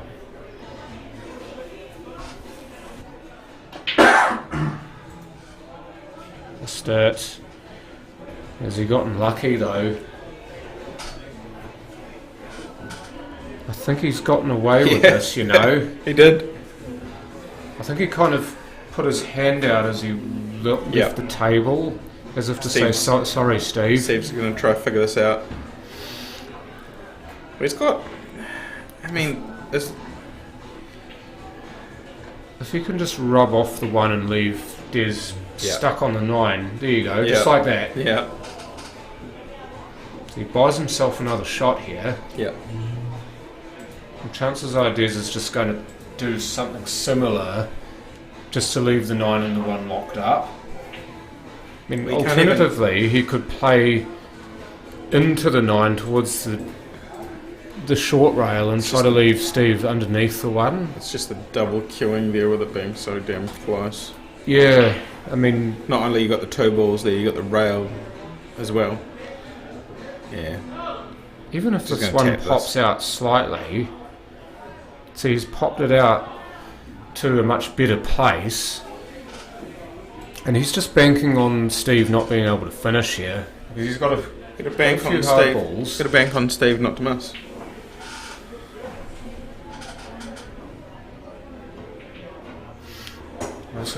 Good positive first pot. But I think what Des is banking on here is the fact that the 1's in an awkward place, and there's a fair bit of work that Steve has to do to get to it. So he's trying to put the pressure on early and see where Steve's head is at. And that's not happy. Yuck. Just a 3 past the 8. He might play the 1 here. Well, he could do, and try to leave the cue ball on the just on the rail. Top rail, yeah. Then maybe you can even nudge the 1 in front of the 8 here, or just tie it up a little bit to... Yeah, it's a secondary option, isn't it? Yeah, or at least in front of it high, you know, so... The cue ball, I think, is more important than where the 1 goes, to yep. be fair. Because if he ties the 1 up, then it doesn't help him either. Mm-hmm. Go middle. Is he going to get away with this one? No. Nope. I think the 1 was maybe the play there, strangely. Well, they obviously like the idea of pumping the 2 in, but that's such a hard shot. Especially when you're playing on a table that you're not used to playing on. That's way short. Dear, dear, Desi. Double. Yeah, I think it has to be. It doesn't... That cut's just surely not. Maybe? Second time, learn from your mistake. There you well go. Done.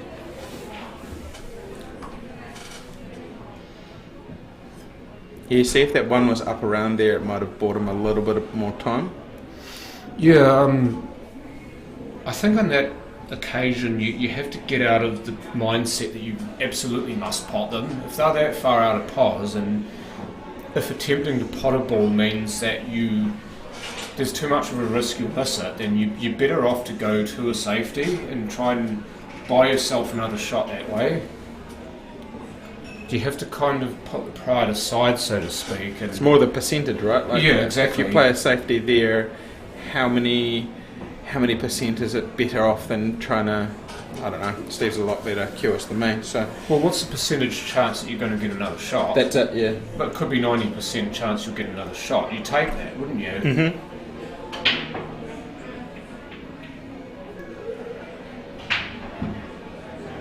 Ooh, look at this. that was lovely. We just about potted the cue ball, but Yeah, it somehow just came off the stayed up. knuckle.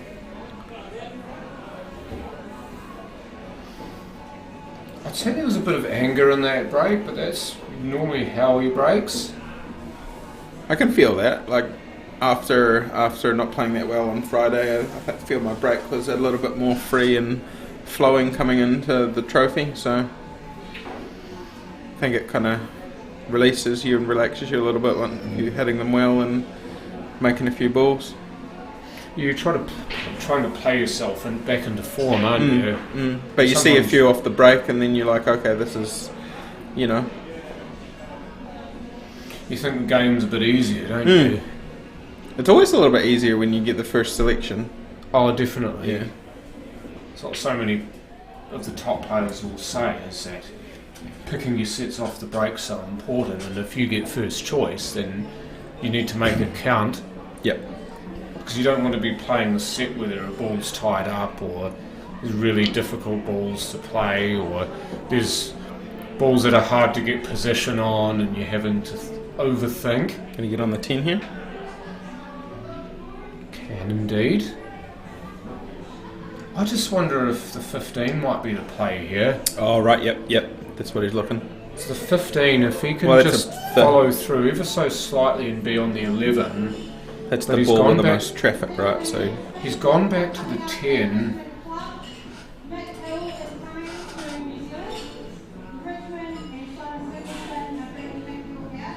nope, decided the 10.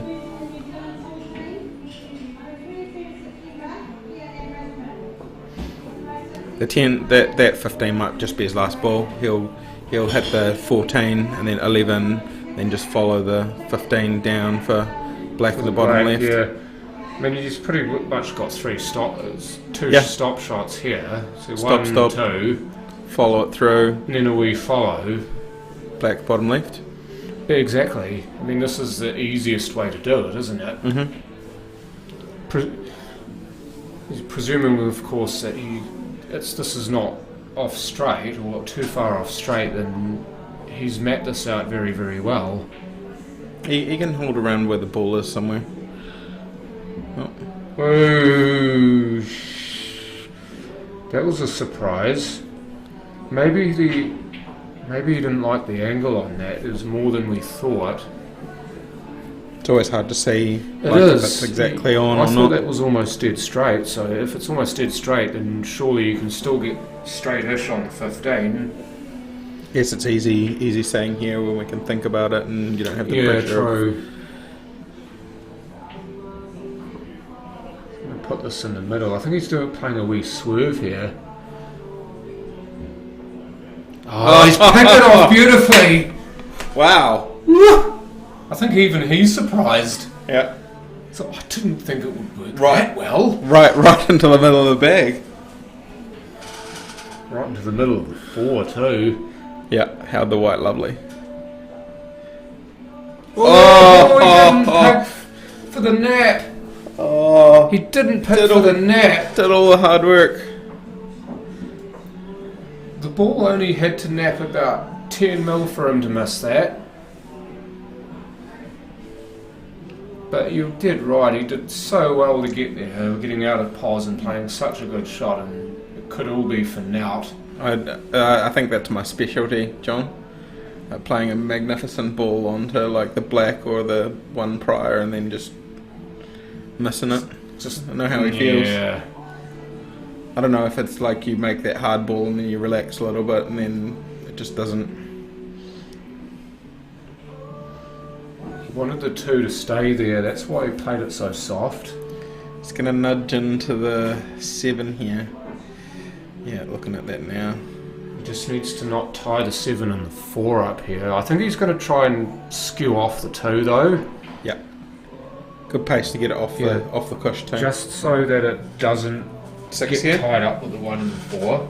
Screw this over just above the 8 somewhere. No, it's too far away. If I'm going to play for the 6, then I'd want to But get the close to it. The angle here is off the 5, and then he's gonna. Or is he just gonna top? No, he's gonna come over for the 6 here. No, he's not even playing for the 6. No, deal with the 4. 6 might just be the last ball. Because if you can get a better angle on the 6 from here, then you're not having to force it. See, where it is there, you're forcing it. Or even use the 1 and come up past the 8. Yeah, that's Just what stay I'm low. picking. Yeah, staying low and then coming up that way. As he's very well putting a skew instead of us needing to draw a line. Yeah, I mean, that's what you see players when they do draw a line with their cue, is that's what angle they're playing for the next shot. It's not the way they actually play it, it's the angle they're playing for. There you go. But naturally goes just by the 8, so he might screw play this a into bit. it ever so Might slightly. stun it, yeah. Yeah, there you go. Just And even that hit the dribble. the spot and went to the left. If you see that, watch that again later. It looked like the it black just, spot. yeah, just went off the spot and flicked a little bit left. Yeah, he wanted that to be slightly Another foot. more on angle, didn't he? Yeah, he was expecting it to be another couple of inches higher and a little bit more to the right. See, now if you play this with right, pot this with right, and come off, or obviously the left rail, top rail. Oh dear, he's not really done anything, has he? Given Steve a sniff. Can he make him pay? Well, Steve's usually really good at slotting these, and I hope I'm not putting the moz on him. Well, hopefully this might, you know, after the last black, if we can just see this one go down, it'll... This will be pumped. You watch. Ooh, leave it ugly. And then it's a little bit safe. He's just going to hit this off and then maybe hit it with some right and just try and come down towards the 8. I think that's why players play those like that, isn't it? In case they... Oh, yeah. He's hit it too fat. Then Steve gets another crack. He tried to rip the pocket off, I think, to get that position, but pocket refused to take it. Yeah, but maybe he did have right on there and it just went to the, you know, screwed it off. Second time lucky, is it? No, done exactly the same thing again. Jeez. You would say this is an easy positional shot, but Yeah, there's still so much angle, so much table to use. He's going to come off that rail though there. So he's going to come off that bottom right rail and then even it's a bit short. Well, that's well short. Yeah. The line was correct. He would have want to come down or to hit above the middle marker and then just come down towards into the 8. Oh, now Des has overcut the black. Jeez. We're all visiting overcut land. This time, surely. Just nice. Surely. Oh, that's still rattled. Still didn't go in straight. That black didn't want to go down that frame. No, and it's funny how you get frames, like one frame out of maybe 100 where that happens, especially between players of this calibre. Yeah. Quite unusual. It's amazing. Well, it's just pole, isn't it? It's just the way pole is. Well, Steve, I guess, getting after that rub of the green with the nap into the middle from the last frame, I guess got a little bit of love back from the table. He did. It goes in swings and roundabouts, doesn't it? Yeah. You're not always going to be unlucky. Here we go. 1 and 3. Oh, You got one of them. yeah, so that's bottom all right. bottom right. Oh, and a cue ball. Ouch. On Okay. that note, I'm going to get myself a drink, but I don't want to miss too much. It's a bit like Aerosmith. I don't want to miss a thing. Yeah. If you're still awake. Oh, I'll still be awake. Didn't get the Aerosmith I did get the reference. reference. Yeah. As John's going to the bar, I'm just texting my order in.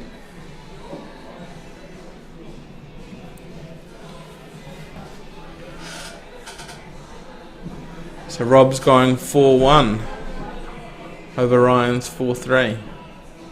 Good to see you guys actually going out there and doing some picks. What's gonna...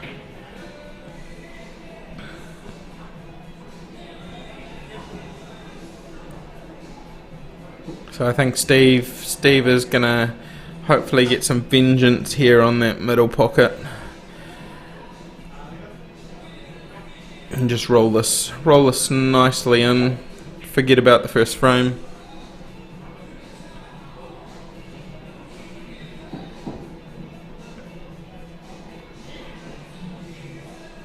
Here you go. Here you go. Good work, Steve. Just like that, it is 2-1. Sorry, Rob.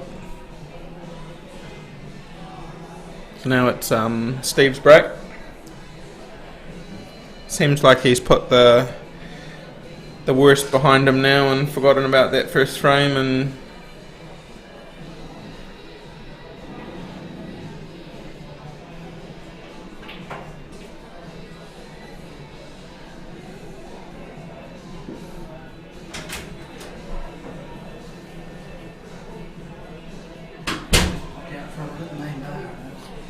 right, so we've got Steve breaking.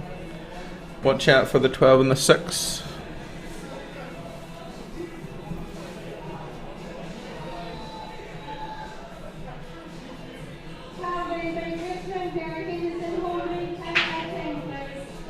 Oh, and the 6 just misses. Got a little bit of action there on the other big going into the middle though, so we're not too shabby.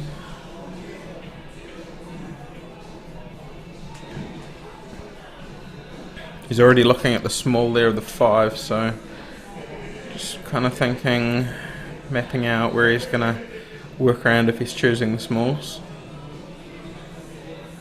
Everything goes apart from the 4, so just that one problem that he's got to look at.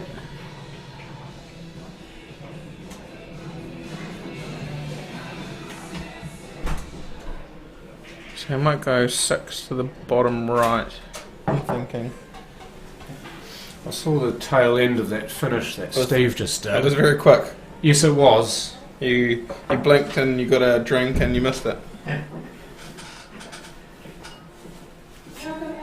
God damn the fact that I was thirsty. What's the drink of the poison of choice? Jack Daniels and Coke Zero. Coke Zero, yeah. Yeah. I'm on just Coke Zero. Suppose you're on driving duties, are you? Yeah, living in the country, it's not always the easiest to get out and have a drink and that. So it's, I guess, just part of our life now is just going to pool and not drinking, but that's okay. Some people don't think so, but you know. If you can make it work, then yeah. Yep.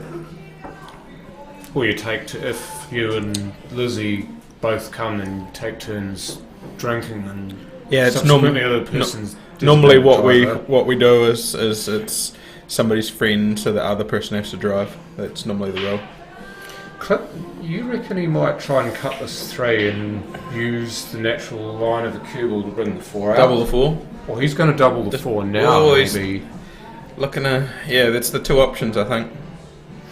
That could well be where he was queuing, was the line Oh, the that he line, wants the yep. cue ball on. You know, yeah, I think he'll get it here. Oh, would Oh, and you he's gonna believe it? Oh, would you believe it again? The net came to his rescue. rescued by the said nap that that was his not his friend His in the frame. undoing in the first frame. Yep. Looks like what he's doing here. He's Is he going to tie up the 4 Yeah. a bit more with the 9? He's going to try and get this. I think he's going to go around behind the 15 and try and sit the 4 in front of both of them. What he could do, he could stop the right on where the 15 is now, and He's just gonna leave him the 4. Double but then, on the 2. Double on the 2. oh yeah, and move the 4 here.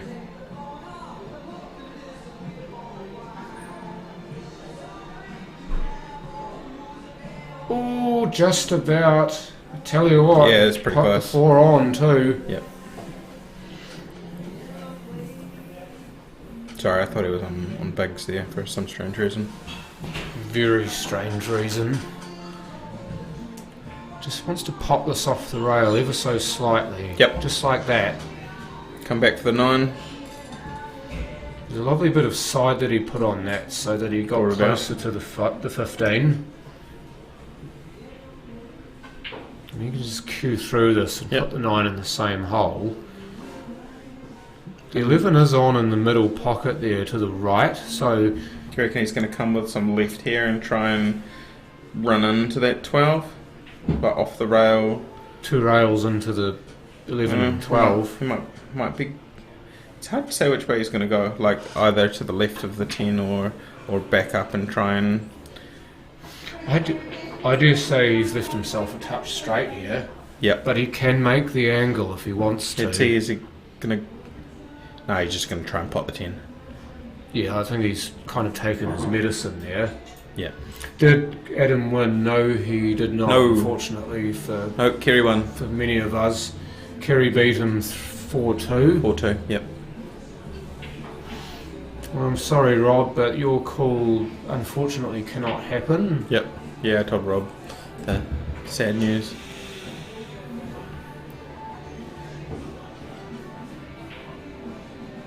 Bosh! Have Shot. some of that. And then played on to that 11, so he must be happy with trying to pop that in there. He doesn't really need to do much with this. I think he'll naturally gonna rub be into onto the the 12 12. anyway. Yes, he Yeah. just rubbed into the 12 Lovely. naturally.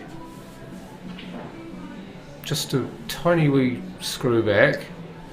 One good shot here. Just middle of the pocket. Just needs to kind of put the cue ball roughly where it is now. Yep. It's just a subtle screw. Lovely. That'll do. Straight enough so he should be okay for his cue ball here.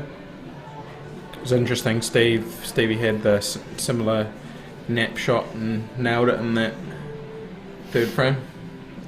Yeah, he kind of learned, didn't he? Mm. I mean, sometimes you want a second bite at Second it. bite, yeah.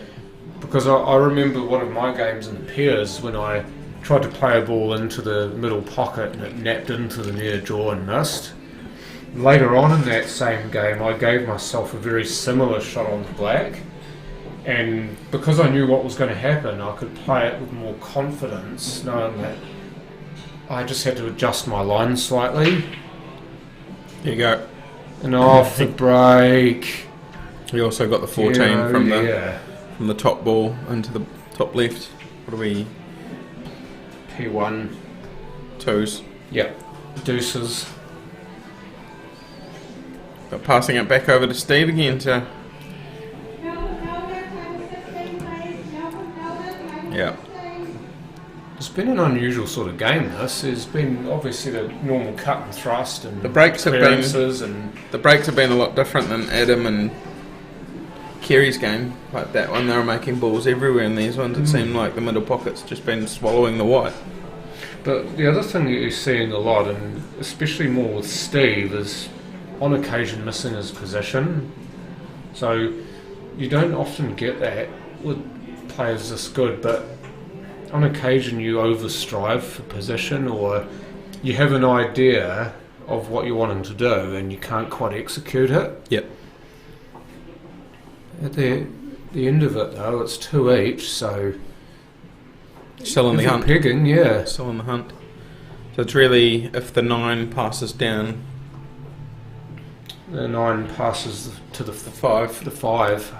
Here, and then the 11 that he has to deal with. The rest are all got pockets. This is true. Now, I just wonder if he might be playing for the 11 now. Judging from that, no. He's going to play the 15 and... Do you think he was trying to get on the 9 there, or is he gonna? He wanted to be probably is a he few ball Is he gonna? short. Of where Is he gonna went. put this 15 off the rail, off the 5, and just open that a little bit? I'd say if that's it what he's doesn't- wanting to do now. Yeah. He could do that. He could almost do the same shot on the 9 here. Oh, just pots. Okay, never silly mind. me. What the hell were we worried about? Not much. Nah, just... It's a big pocket does it then. go in? Yeah, of course it does.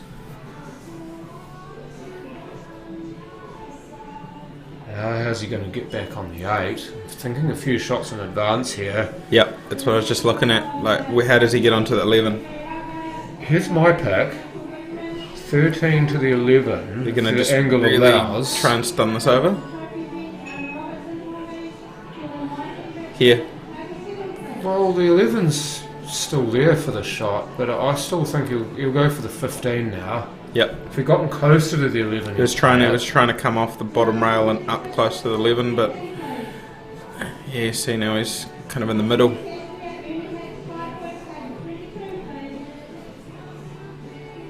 But he's straight enough on this where he can just screw almost straight back. Oh, did he try to move that away? I think he did. Well, he didn't really need to. I know he wanted better position on it because of where the black is, but I still think that a good touch shot there to create another good touch shot was the go. I think he's going to try and stack the 11 over the middle and then put the white on the top cushion. I don't think it passes the 7. Maybe switch to the other view. No, it doesn't pass the 7. He's got to go for the corner here. It should put the cue ball down the right end of the table. Could go on here.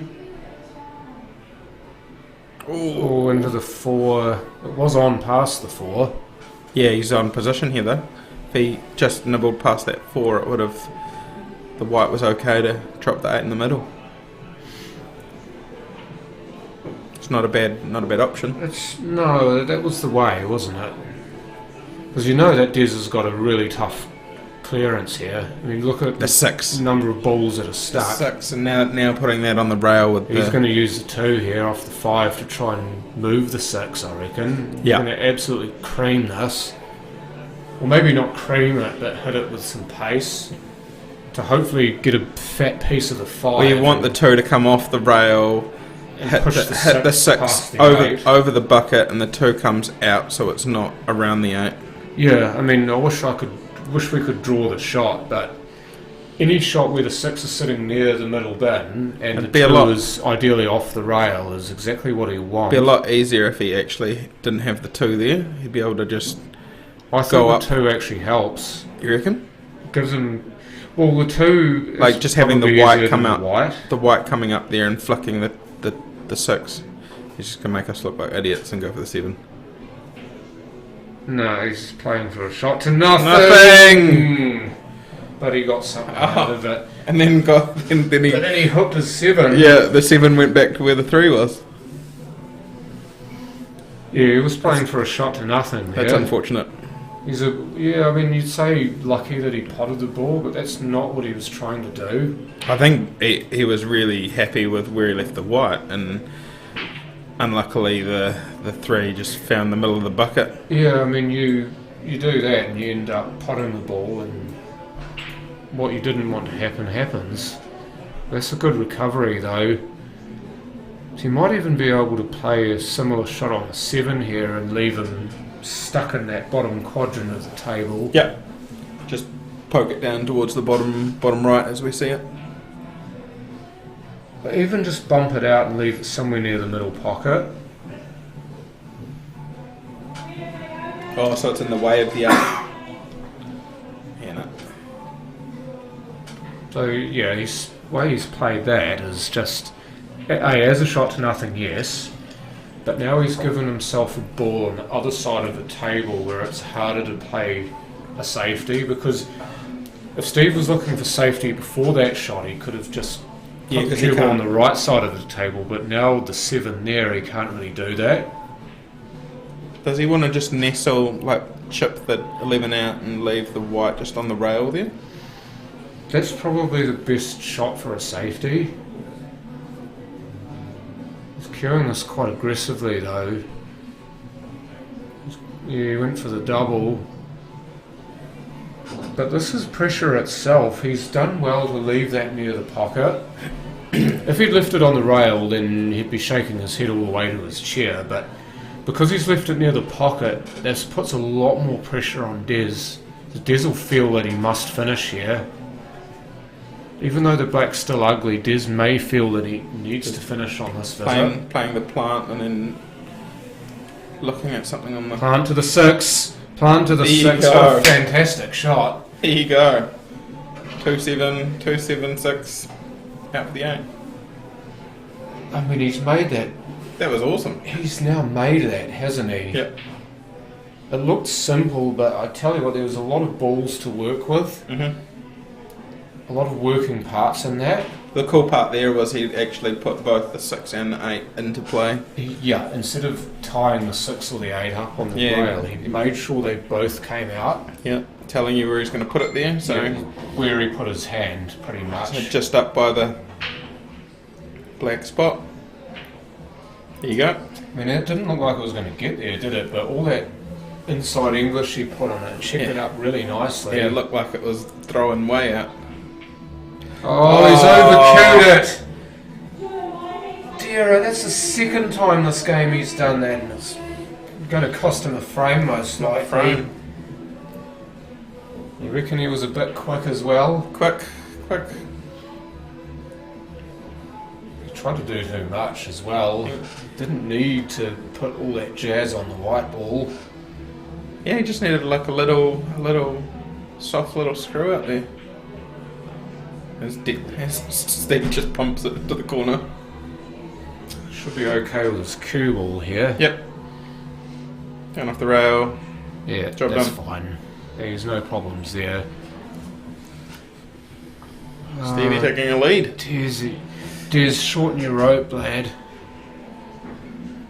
I think that's what, like when I was playing the singles on Friday morning, I was just over queuing everything, and then it'd come right in the afternoon. So I don't know if the tables were a bit quicker in the hall, or I was just more buzzed up about like the environment that you're in as well. I think what it is more that you're not playing to the table. Like they all play differently, yeah. Mm-hmm. These tables all play reasonably quickly in this hall, so you find that you're best to play a touch-type game on these as opposed to trying to smack them in or try to come off several rails. Here we go. Unless you absolutely need 15 to. and the 3.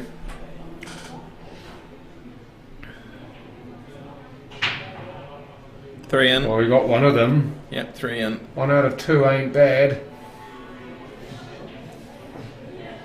Shark rack removal required. I don't think he'll worry about it, to be honest. Did he say up or down? Couldn't really see what. Bigs. I think he pointed up. Bigs? Yeah. So you can nominate by merely pointing up for overs and down for unders. You don't actually have to say it. As long as your opponent can see it and give you a thumbs up, you're good. There's a little bit of music in the hall, so sometimes...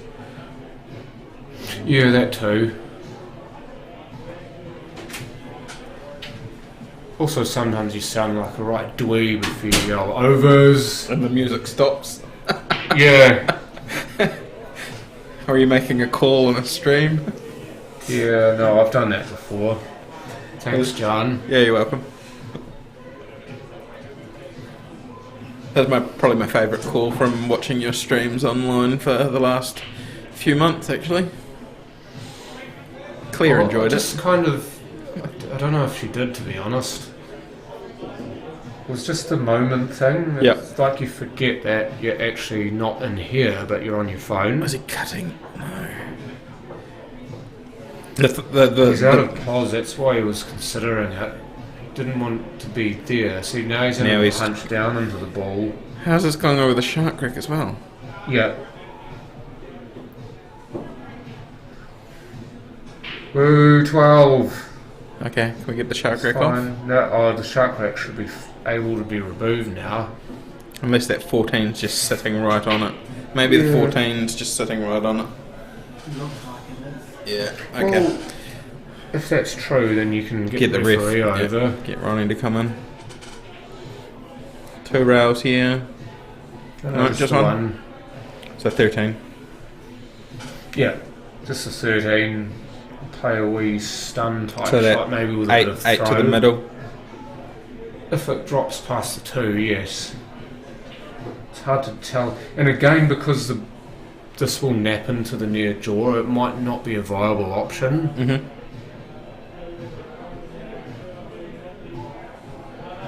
Yeah, so you just kind of punch that in with maybe a trace of left. It's a bit off angle here. He's not happy. Yeah, I mean, he would have rather be low than high. He's probably going to come back off the rail here And and now go. he wants the shark rack removed because this is going to directly influence the shot. Mm-hmm. If the shark rack is still on the table. Yeah, Nicole. Because Thank the you, ball- Nicole. Because especially if the 14 is sitting right in one of those grooves, it's going to kind of kick as it comes out of the groove. Yep. But Does it do that when it's breaking? Or is it just coming off the brake at a speed where it doesn't matter? I don't think it matters when you're braking. It's more when you're playing a shot when there's one ball sitting in there. So what are you doing here, John? Are you coming back off the rail and just putting the 12 in the same pocket? No, it's No. coming across. Pretty. That looked like it ran off the spot again. Yep. It might have actually helped him too. Yep, I think it did. Yep, so we're This must be on. going a third time to the middle. I reckon he gives us a wee bit of pace. Last one Don't smash it, but just give it a little bit of extra. he just rolled in nicely. Yep, Yeah, there you go. A bit of extra pace to ensure it doesn't roll off. So Steve Denton over Des Wilcox. That was quite a good little match then. Was 4-2. Dizzy out in the last 32, unfortunately for many. That side of the draw is just ridiculous to have all of the 32 games of this calibre. Yeah. Yeah, I mean, you just one mistake and you could be very well walking back to your unit, right? Yeah. Yeah. You're right, Barton McGill. I think on most other days, Des would have had him for toast there. Especially after missing that first frame and just giving Des the Yeah, front foot. Exactly. Well, he essentially gave Des the first frame, and then Des kind of gave 2 of them back, didn't he? Yep, the next 2, and then Steve had a good breaking. Was it dry, or did he break and clear? Can't remember. Well, he broke and clear in one to make it 2-1. So that could have been the one that you're talking about. Yep. And there's obviously not really any fortune in that. That's just skill. Yep. But that frame was pretty much the quickest frame of the whole match. It was Well, everything was connected pretty much all the dots and crossed all the T's. everything kind of worked into each other, didn't it? I didn't quite catch that, but they have announced another stream game. Here we go. Your peers partner this Jojo. Oh, Hey, another good game. I'm not biased at all. Tom Cook versus Jojo Coleman this match. Have you played pairs with both of them? Only Tom. Only Tom. I haven't actually played pairs with Jojo. I wouldn't mind playing pairs with Jojo though. Mm-hmm. I played a bunch of Summer League with Jojo and just really taught me how, she's got a much different style than most of the blokes playing. Like everything's rolled in at a good pace and She doesn't just overextend, does she? Yeah, it just feels so like watching your cue it. Everything's just a good pace and cues through it well, and doesn't really hear the back of the leather of the pocket that much. You know, she'll drop it in and only hit it hard enough to get position really, and that's it. Well, that's very similar to how I play, because I tend to play a more touch type game. Mm-hmm. Whereas JoJo's touch is very good, and that's what she bases her game on. And but then the fact that she plays a bit of snooker too, I mean, she's got that power game if she needs it. Yep. Oh, you can see her. She can hit the ball. She doesn't rely on it, but it's not there as a backup. Yeah, it's not her A game. Who's commentating? It's on the screen, Healy. I would suggest you look at the top left of your screen, unless you're viewing on your phone, in which case you probably can't see a thing.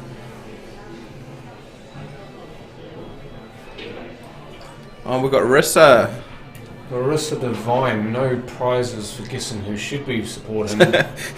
Healy slamming the ball in. Of course it looks cool. I've seen you do it so often. quite a lot on the Pro Series. It's just the noise it makes when Yeah. it's the back of the pocket, eh? Yeah.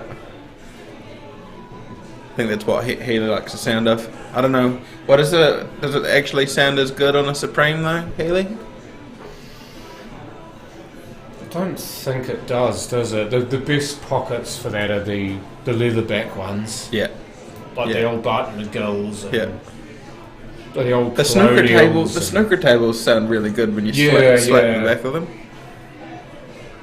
The Thanks- feeling you get thanks, when you actually Healy. Bosh one in and it makes I got that noise. shout out to Healy. Thank you.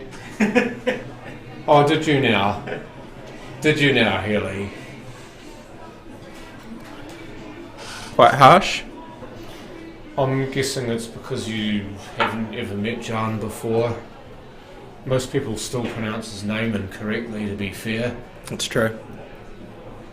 Where did your parents get that name from, and where does it actually come from? So my name is Punjabi Indian, and it's from my godfather. And so his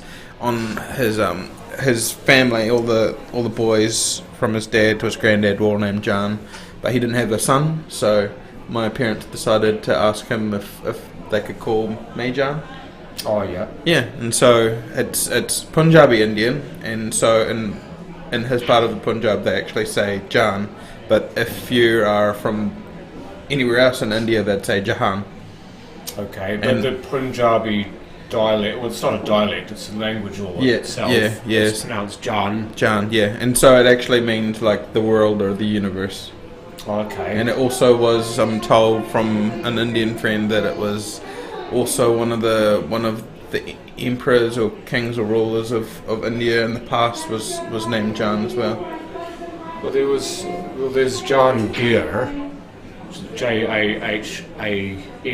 Jahangir. I've heard of that before. I think he was a king. Is he Indian? Yes. It might be him. It's a boy's name, Healy. Healy. Some people would think that Healy is a name for a pair of sneakers with wheels on the bottom. Yep. I haven't seen the trophy. Have you ever thought of that? No, we're not. Craig, we're not sure of the trophy drawer because it's very difficult. We're in a shoe cupboard across the side of the club with a long internet cable so we can make noise and cheer.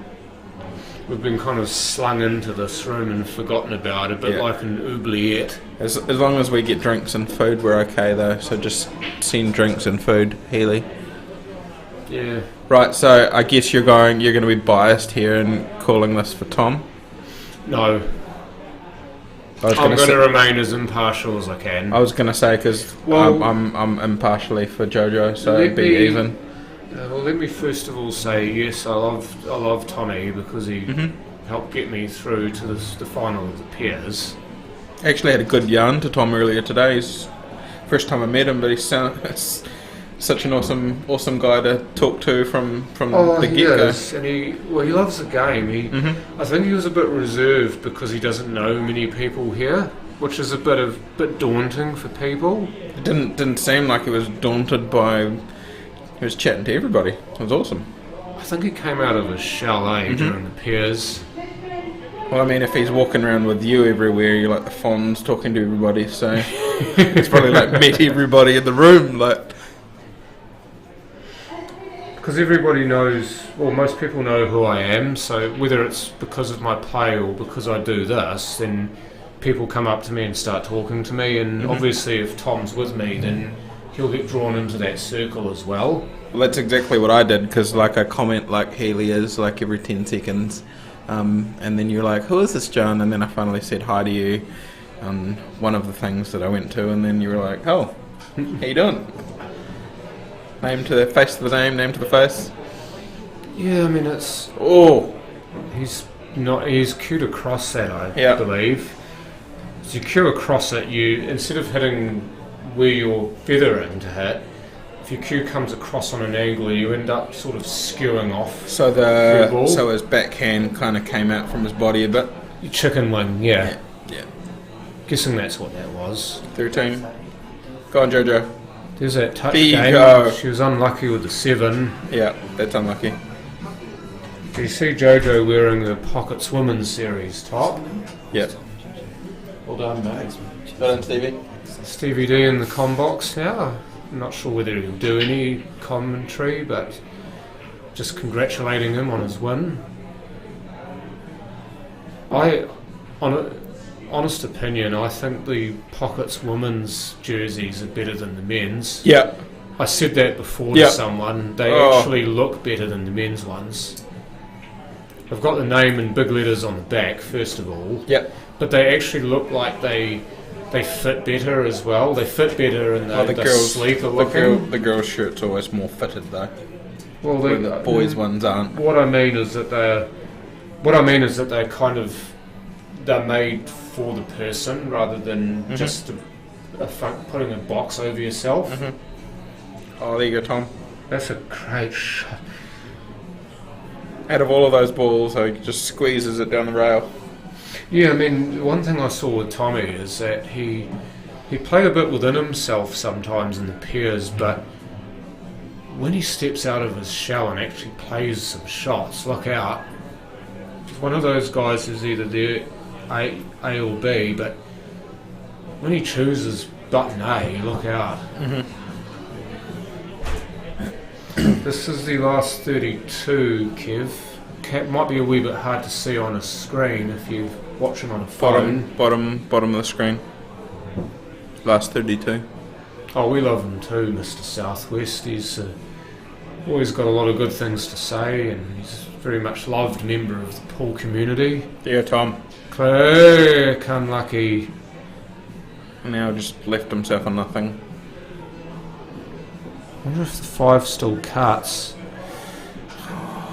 If the 5 still cuts, is he even going to consider it? You can see the 14's further towards the middle pocket than where the 5 lies. He's even looking at the 3 off the 15 here. Just taking one out of Kerry's bag, and then just leave this up on the top rail somewhere. Knock that 15. I'm not sure if he can with Knock how that hard he 15. has to play it. Knock the 15 onto the left rail.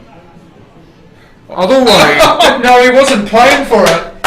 He missed it by so much he put it in the other pocket. Yeah. Oh, that was fantastic. Everyone's going to congratulate him on that, but he knows he wasn't. He put his hand playing up for straight that. away. Yeah. Straight away. Kind of quit on that. He didn't really give that a chance, did he? See, I don't know if he playing for wanted- the speed. He wanted Was to he put trying it to over just the bin. lay it up and slow down JoJo? But like, it's not. He was trying to put that over the bin because I know him from when Just he was playing. blocking pairs. the 8. The one problem that Tom has with his game that I noticed, he's not the best with touch. Here you go, JoJo.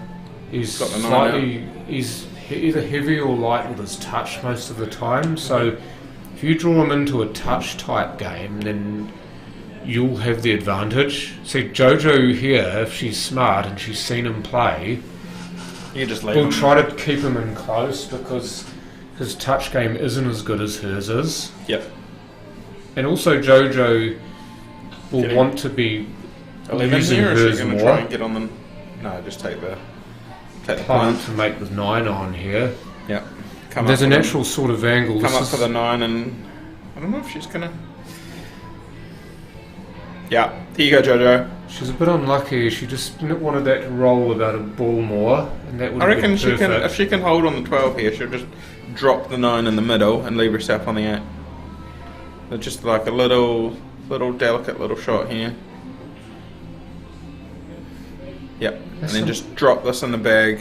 Drop it in the corner, I reckon. It's a snooker player shot. I don't think she'll go for the middle.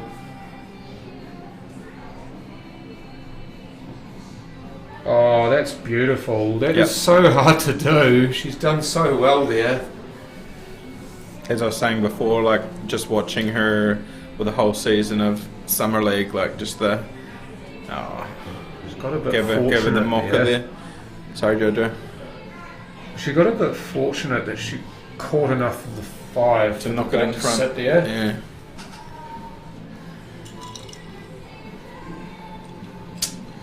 Well, What does Tom do here? Well, apart from panic, I mean, yeah, you got the panic button, but like his 2 balls are kind of nowhere. I think there's a double involved. There has to be a double involved, and Does he try and hit the 1 into the middle, and then yeah, just what do you do?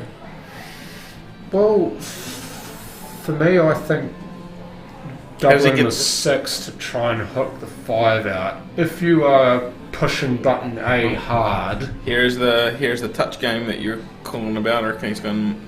Is he going middle, or is he going to go? I think corner Roast it is to the the better is the better option if he wants that pause. He wants to be Nah, off go straight middle. on the 6. Oh, What touch game? Ooh, Go! that was so close.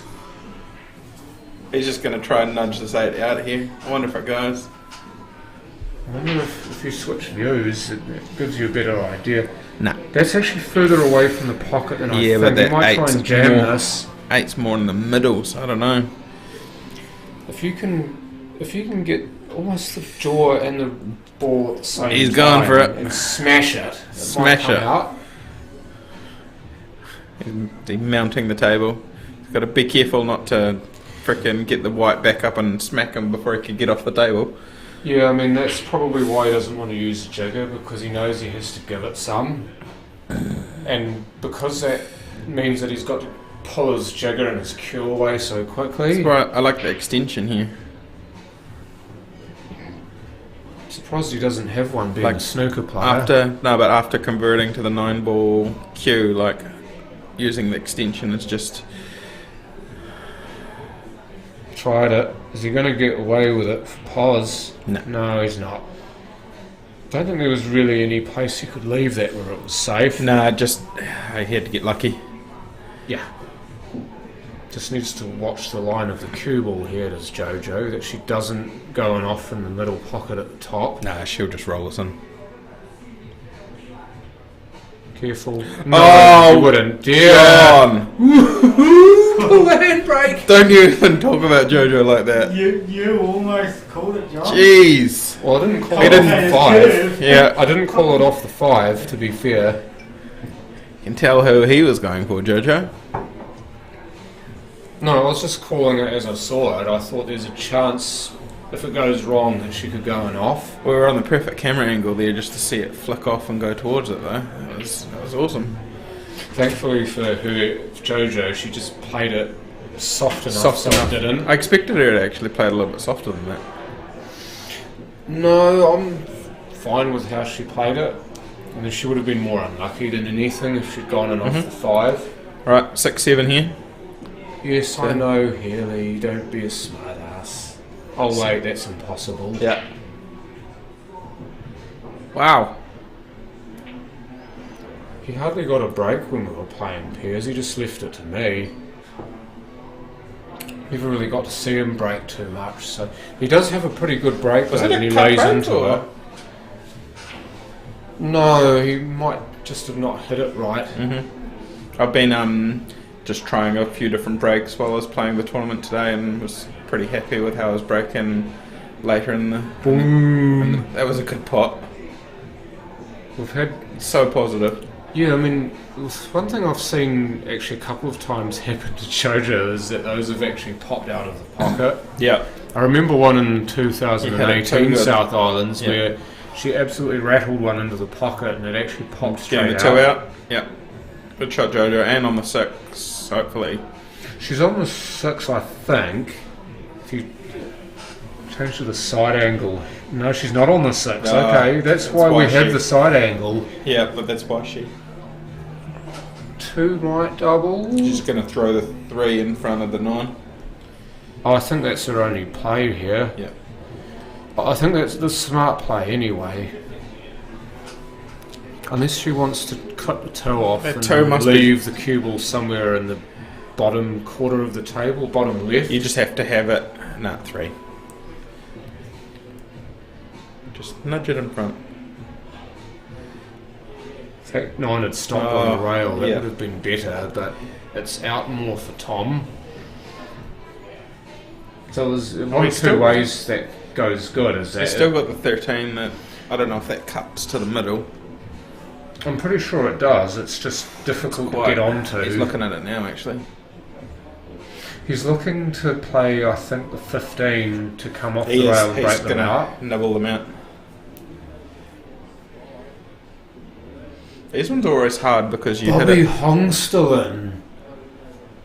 Oh, man. It's my teammate from the Cobras, you boy. Oh, Mr. Hong. Yeah.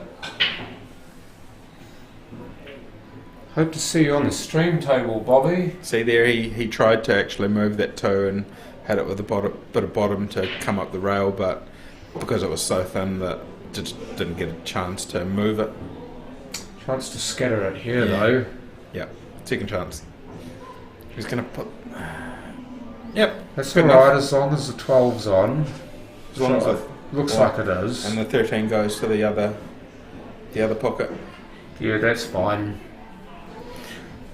Then that Could give unfortunately- himself a shot on the 9 off this if he wants to play it that way. How does he deal with the 14?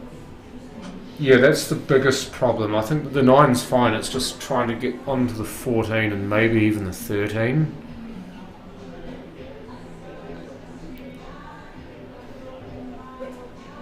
So Does he come maybe off, 13 into the 11 here. does he come off the 9 here and try and go across the table? He's looking at it. No, there's too much traffic in the way. He's either going to screw back into the 5 and that's going to muck that He's up, looking at or the follow angle. through and hit the 3. Looking at the angle of Michael Jackson's just arrived. Danny's got a bit of a swagger going. Have I? You do.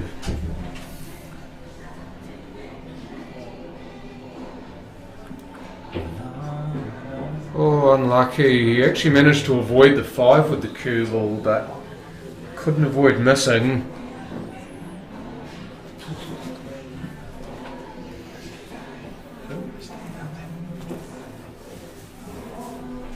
Well, Steve.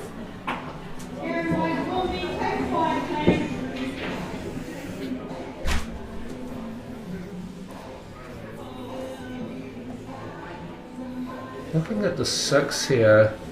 Now, no, she's switched back to the 5. I'm going to come across here.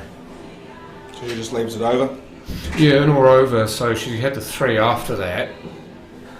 What she's also done here is she's taken the 13 out of commission for that corner pocket.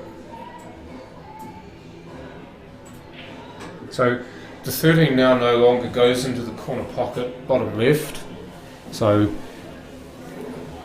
just force Tom into taking a different route to get onto it, and where these are is not very nice because He's really taken over that pocket now, right? yeah, well, she's not left him anything else either. One option that I can see that Tom's got is to come off the side rail and kick the 9 back towards the 11. Which is a wee bit dicey, but if he can... He has to deal with the 14 and the 11 though. He might just nudge this over the bucket. He's completely miscued that, and somehow it's come out okay. Wow. He kind of lifted his head as he cued it. It And came off on a really funny angle too. Somehow went off the jaw and he might have chicken winged again. I don't think Jojo wanted to go in behind that, but that's fine. Fine where it is. Oh dear. Ooh, I tell you what, he might have gotten a slice of luck He's not there. feeling flash. They wanted Steve to come in, but he's not feeling handy. he came Put him in with- to say hi, and then we weren't sure if he wanted to chat or not, and then he just went out. Didn't want to be. If there was two people, he'd be happy, but he didn't want to be in a crowd. So the 14 going where it did throws a spanner in the works here, because now Jojo's got to pick off another ball. So she's got a combo. She's got a combo, so she could elect to play the 11 and maybe 11. try and pick the 8 away here, or just play the 11 and then work around. I'd play the 13 here, John, because that's the most awkward ball on the table apart from the 14. Oh, she's on smalls. She's on the Yeah, she's unders. small. Oh, Yeah. sorry. So Yeah, she's small. Yeah, it's still yuck though. Still yuck. Very yuck. well, It's really the 6 here. Supposed to. the 2 becomes Like, 6 was the interesting. problem that But I you saw. pop the 2, you can into the black, you're on the 6. Just cute, that's sweet. See, the good was so thing good. about the 2 being where it is that there are options that she's got for it. Not so much now, she's not got the right angle, but if she can work around to a better angle or a straighter angle on this 2, then she can use it for multiple shots. She can either go into the 6, she can go into the black. So she's cued that quite beautifully. Now, she's left herself long here, but I don't think that'll scare her. If she can run through here, come off the rail and perhaps just kiss the black out, leave herself on the 6. Oh, that's been overcut by some distance, and free ball. yeah, I actually think it is. I didn't realise until you said that.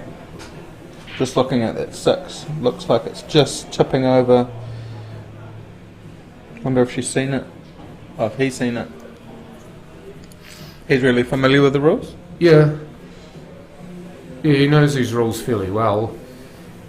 It's just how he applies them here in this He is situation. looking at the 2. I can't. He's so tall that he's off screen. He could have said anything.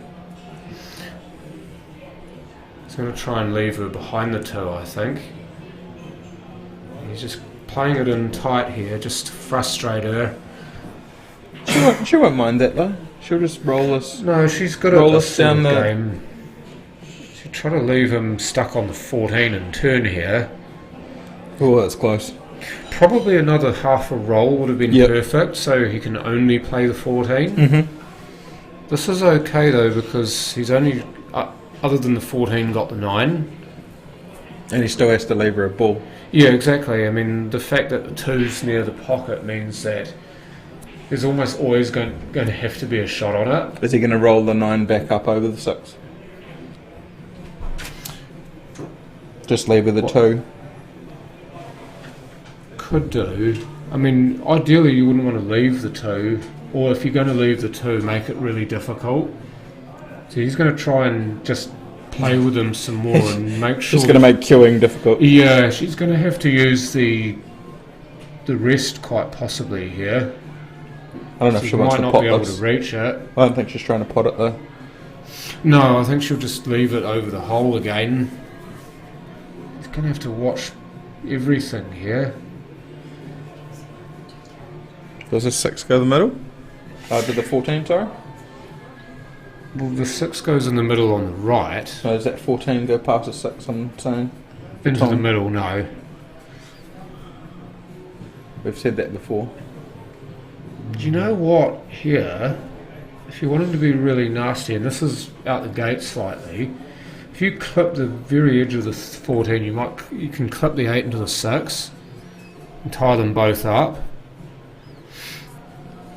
That was just an outlandish sort of shot that I saw, but obviously Tom either didn't see it or didn't like it. just content for now to play the patience game because You play the 6 out here and leave him. well, she could do. The problem is either way she runs, she's going to open something up for Tom if she plays the 6. So she might just Safe put again. the 2 over the bin again. Yep. The only issue with this is that eventually she's going to have She's to getting pot it. She's getting it closer and closer to the bucket. Yeah, I mean, if Tom can not leave her the 6 here,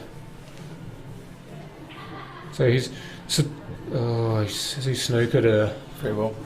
Oh dear, Scott Cotul just behind me here. You want to see? This is an interesting snooker though because with the 2 still being good, I mean she's still got to think about what she leaves.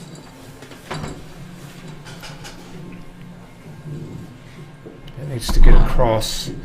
See, I don't know. I don't like this. I actually think the 14 goes in past the 2 here.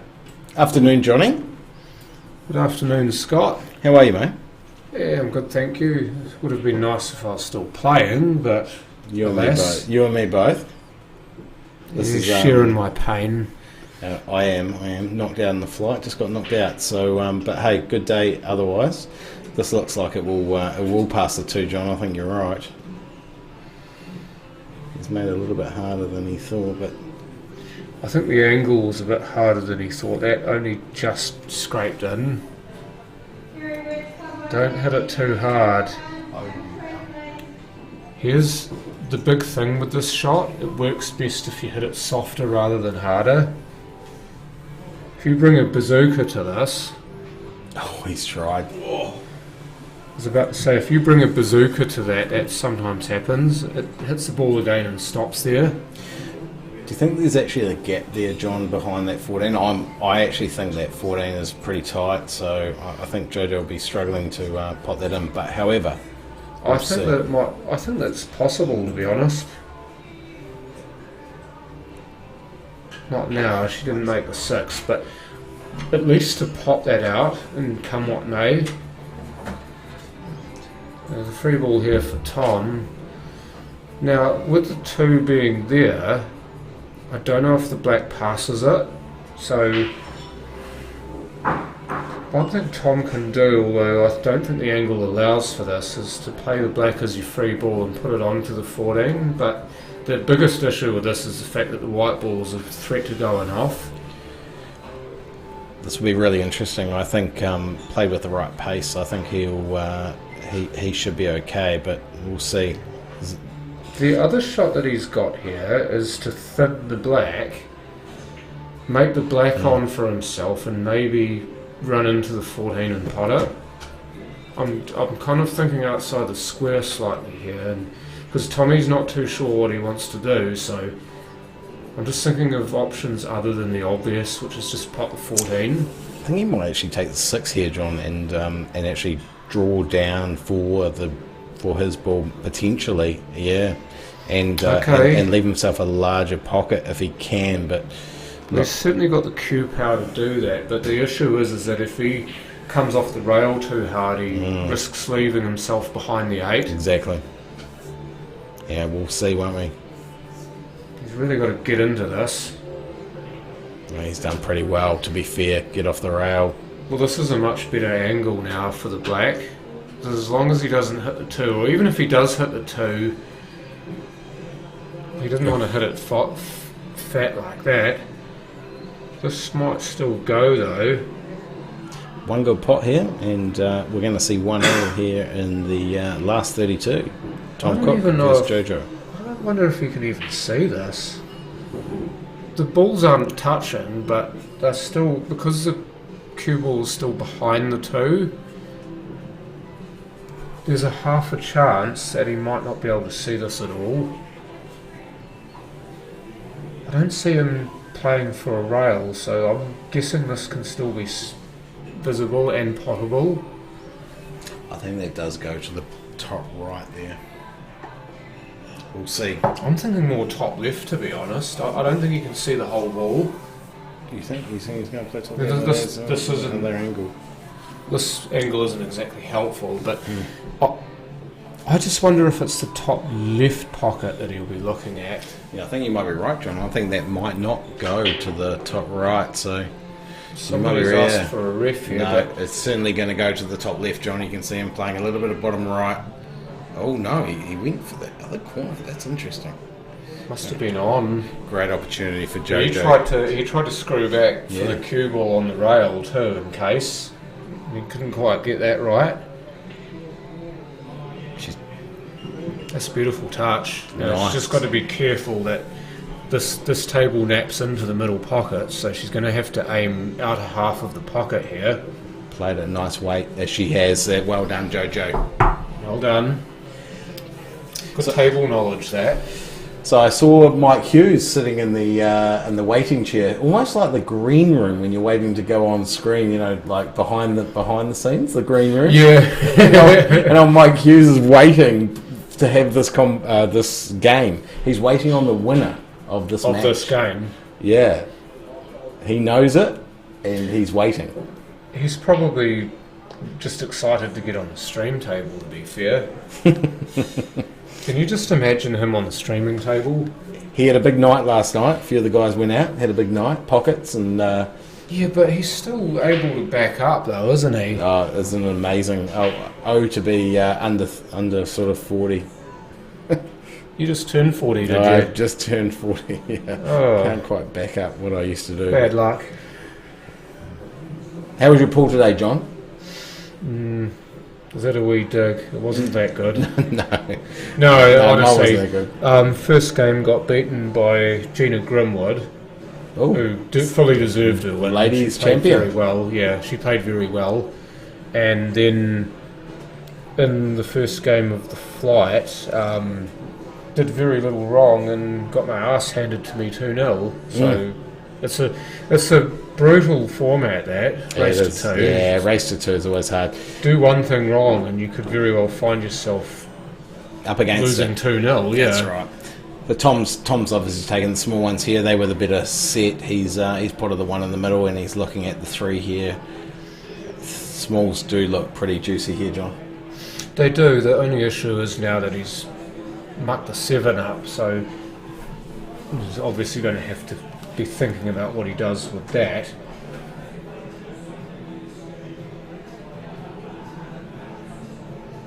Now the 3 does cut into the corner pocket there. He's just kind of weighing up what he's going to do after that, I'm guessing. Is that he's just looking at the angle to make sure he doesn't go off in the middle. Yeah, just like that. See how it napped in? Oh, you called it, John. You See how it napped absolutely called it. Great vision there, John. This will be interesting to see how Jojo maps this out. But I've only played one game on that table, all competition, and I've seen a few games in this competition, obviously from here. So sometimes you just pick those things up. I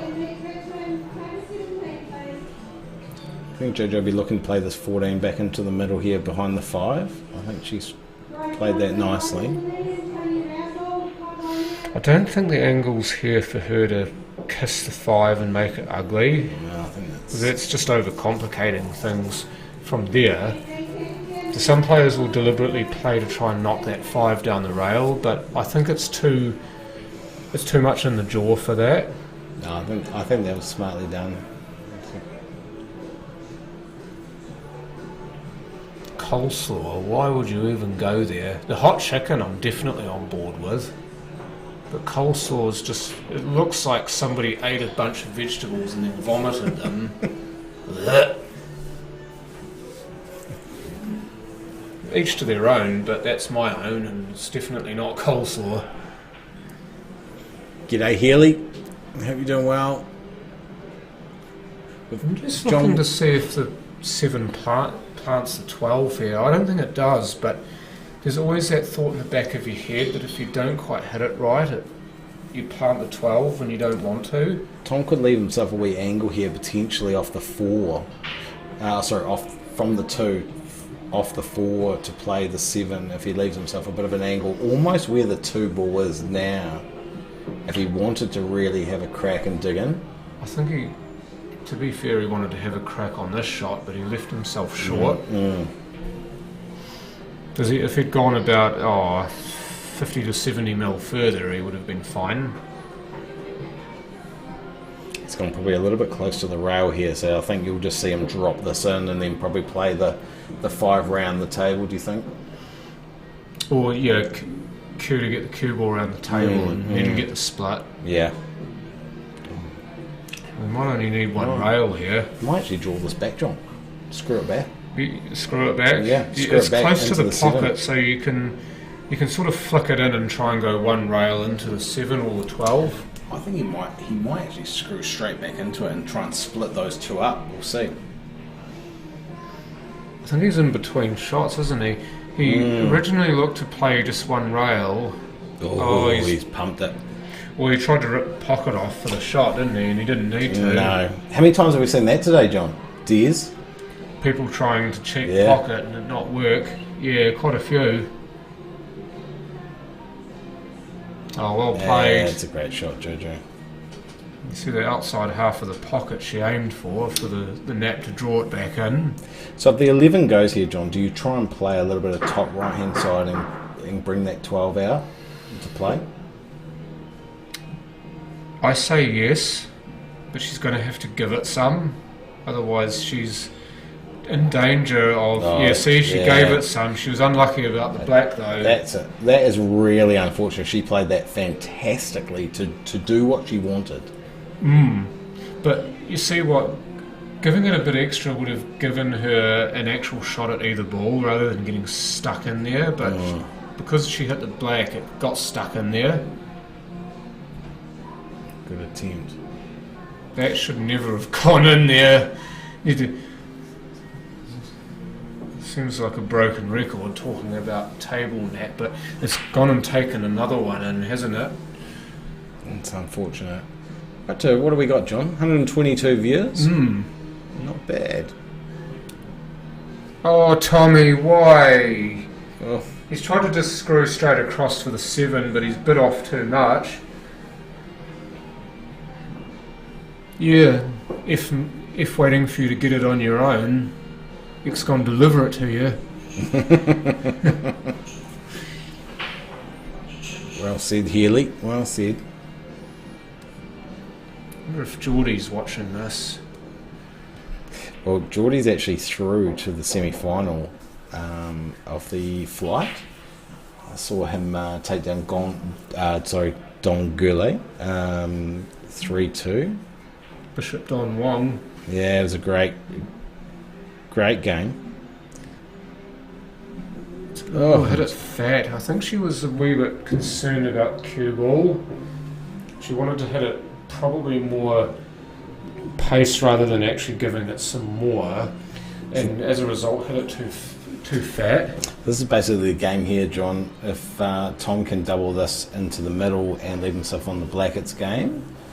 Or Jojo will be back on 12 to play for the 8. But you have to think that this will be the match-winning shot here if he gets it. Or at least the frame-winning shot. Yeah. Yeah. That's well wide. This is not an easy cut. No, he's left it a little bit difficult, hasn't he? Jeez, look at that angle there. I think it goes. It definitely goes. I think Jojo's just got to put her touch away here. Just bang it in. Just make sure it goes in. Doesn't actually look like she's aiming for the outside edge, but maybe I'm wrong here. It's just the angle tricking me, but she's done beautifully there. She's used absolutely all of that pocket. Fabulous shot. But there is where a good touch game helps, because you can touch it in and use the whole pocket. Oh, she cued across it, but she still got it. It's wiped his feet and gone in, John. Did you see her cue across that slightly? I did. And that would be 3-0 here to Jojo Coleman.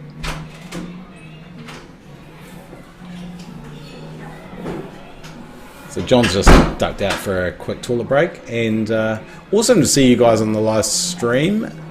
Hate the middle pockets, Richard Matthews. Yeah, well, we all hate the middle pockets. Absolute great call. Awesome to see you guys watching here and tuning in to the at the Richmond Club, the last day of the South Island singles.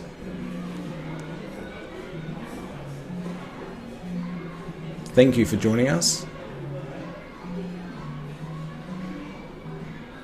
Please like and share, and share the stream with your friends and get them along. It's pretty awesome. Jojo Coleman here, up 3-0 over Tom Cook. I believe it's Tom to break in the 4th frame. Race to 4 here. Top 32 of the main event. I'll tell you what, after being in the flight myself and being knocked out first thing this morning, there are some amazing players still playing the flight. Richard Kingy, Mike Bowen, there's Tony Roswell, there's a whole heap of players that you would expect to be in the main event right now, and they are still playing in the flight, so pretty hard fought battle out there. Pretty cool. So Jojo has taken the smalls, however, let's push that 12 just over the pocket, but she's still okay.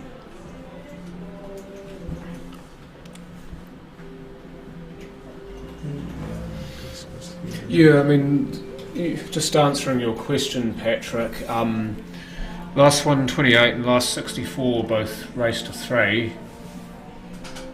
Actually, no, they weren't. Sorry, it was just the last 128 was a race to 3. Yeah. Boy, I could have used that extra frame. You and me both, Johnny. You and me both. Absolutely, we got to all use the extra frame. Mate.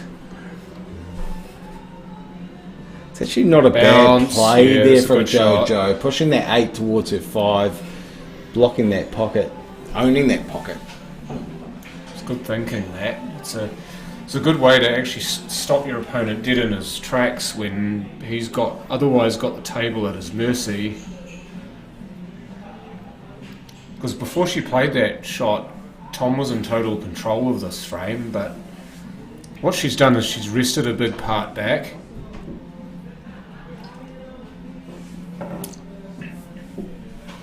Thank you very much for that, Patrick, and I mean, you and Jimmy did an excellent job calling the final of the pairs in the North Islands. I must commend you guys for that.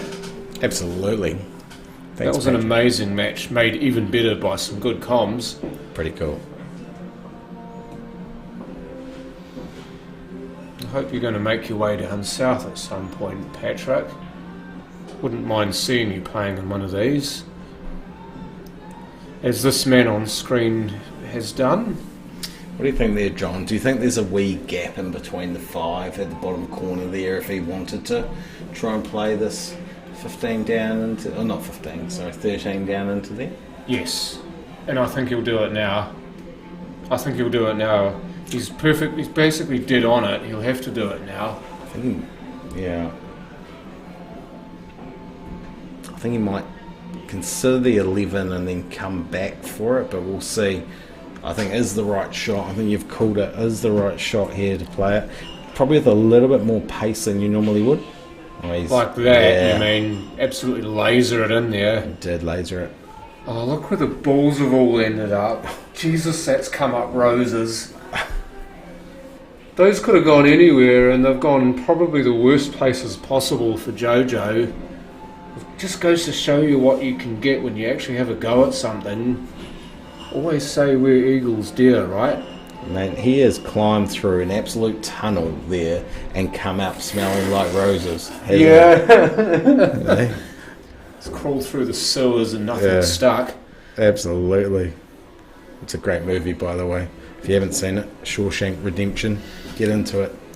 I feel like a fraud. I've never seen it. Oh, you should. Oh, well played. That's a really nice shot from Jojo. That's a ripper response. It's something that she's done so well in this game, actually. Whenever Tom's played a really good shot, she's answered back with one of her own. I love watching JoJo play. I had the privilege of actually playing her yesterday, and so she was the number one Privilege seed. with The quotation marks? No, it's always a privilege to play JoJo. I think she's amazing. I think what she's doing and how she carries herself and what she does for the game is awesome. She was in my team last year, and she's moved across to gold this year. But I think playing her. And she was ranked number one, seeded number one. Mm-hmm. I was seeded number 2, and we were both 4 from 4 going into yesterday afternoon. And so time to have some fun. We said that to each other. How good would this be? We can just have some fun and relax, and it was great. We were 1-1, and she ultimately took it out. So it was great. Double on the 9 here. I think that's the right shot. Oh, Tommy, wuss, hit it. Probably just rushed it a little bit. Yeah, I think his eyes lit up, and then he refused to actually take his time. I think she might consider the 4 off the inside of the 9 here, and behind the 13. She's doing more than a consideration. Yeah, I think this is the shot here, John. I think this is the absolute shot. Off the 9. Oh, she tried. She's ended up okay though. She got a bit of too much of the 13, but where the cue ball has ended up as a secondary option is just fine. I was about to say this is a double, but no, he's playing the 13. Oh. He just wants to lock into the 4 there and make it so the 4 won't go past.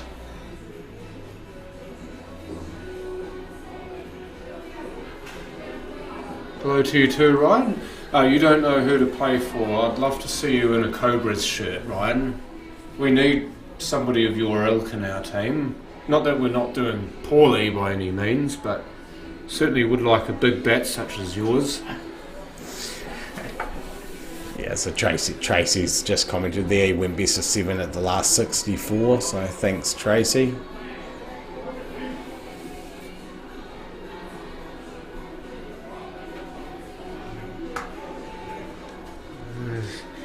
Jojo just shot that for a filthy look there. Just needed to be on somewhere and she was home free, but it's gone and married itself up to the 11. Old Healy telling Ryan he's going to be Div 4. I think that's probably fair enough, to be fair. Healy, Ryan can start in Div 4 and work his way up. Like we all did. Yeah, I mean, I started in the old Division 2 when I first played into club in 2002, would you believe? The old Div 2 was what is now Division 1. 21 years ago, John. Yeah, I know. Wow. Yeah. I was only 15 when I started playing into club pool. I was missed a season. I was 2000. You were? Oh, okay. 2000, started playing at the Hoon Hay Club before it shut down, and met a Mr. Ronnie Simons and a Mr. Mike Hayes and Mr. Mike Hurley and a Mr. John Gurley and G. Theodore and Bill Earl, Brad Campbell, Scott Green. Sorry, not Scott Green, Simon Green. Jeez, you guys had a good team. The list goes on. You guys had a mean side. It was very good. Some great players. Jordan Mahi was also in that group to start with. So he was, and then he moved to was it Rickerton? Yeah. Yeah, bro. That would be so cool. It's a bit of a pipe dream, Richie, but how cool would that be? Richard Matthews is one of my teammates in the Cobras. Who should... Healy's asking who he should play for if he moves down. Definitely be a Join Cobra. the Snaky crew, Healy. Oh. We'll look after you. I think Healy would be run out of town if he wasn't a stickman, to be honest. You'd be first in the mob, would you? Oh, look, he's already got a stickman top. Oh, is that the only reason why? He'll be playing with Jordan in the Nationals, I believe. If that's right, Healy. If I got that wrong, but yeah, I'm pretty sure I've already ordered him a stickman top. So there's no other team for him apart from the Richmond stickmen.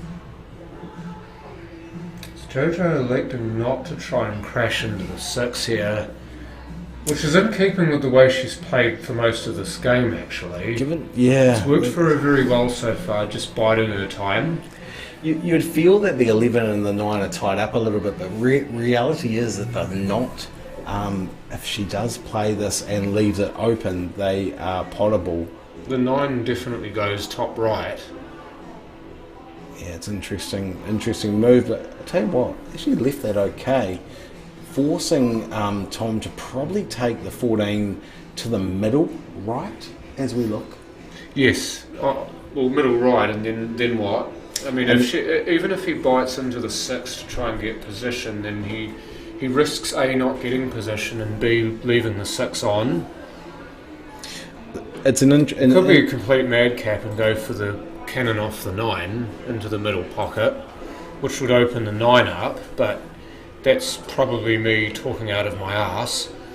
Yeah, it'd be interesting here. I do believe that is the shot. Just play a little bit of top of the white, play the 14 to the middle, run the white back down, there we go, and try and get the 11 in the middle with a little bit of angle for the 9. Can you switch angle, please? That's on, you know. Yeah. I didn't think it was, but it's okay. So that changes everything. Yeah, straight through shot here for the 9. It wants to probably... This is probably where you need to have a good look at it, because you've got to think about where you're going to play the black. Now the 8 will go in the bottom right hand corner, or as you're looking at right now, the top right hand corner, but you need to give yourself a little bit of room.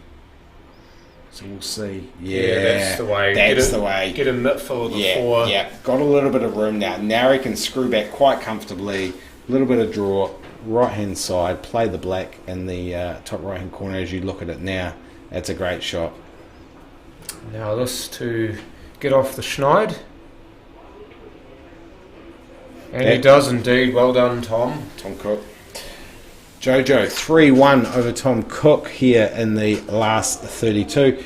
Now, did I see Steve Denton just there on screen walking up, taking the card? The card. Did I, or is that he just hold? No, he's holding the. He's holding his. He's holding his shark rack. Shark rack. So Matt, we're still unsure about what happened in that match. We'll come to you soon, folks, with an update about that.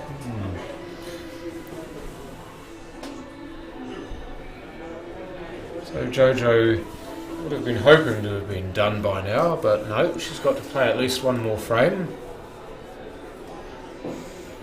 1989. I'm just trying to think of who that might be. Barton? Actually. Is it? McGill? That's someone here on Christchurch. Barton McGill on... At Hoon Hay, yeah. The only one from the team is still playing is Graham Carr. Yeah, well, Motor's been playing pretty much. He's played for almost every club, though. He's been playing for about 4 centuries, to be fair. But it's awesome. It's awesome to see Motor still playing. That's awesome. It's good to see him playing through his health problems as well. Oh, absolutely. Yeah, and we wish him all the best. He's a top man. Awesome, Barton. And 1989. Jesus Christ. I was only 3 in 1989. So it just goes to show you, that's even before I started. I was 6. Playing pool. Yeah.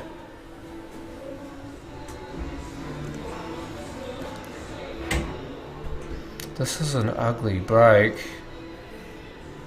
Really didn't get much off that, did Jojo?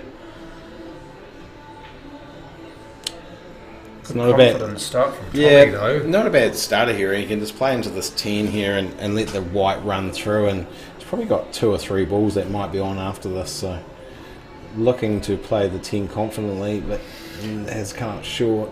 Well, that's one of those shots where you need to prioritise the pot over everything. I mean, you're going to involve a lot of balls in the shot, but you must pot that 10. You must make sure it goes. Came back and hit the cue ball. That might have been going in if it didn't hit the cue ball a second time. Oh, Roger. That's Roger. Yeah. Terry, by any chance? Or has he always played for Hornby? I know he's played for Hornby for as long as I can remember.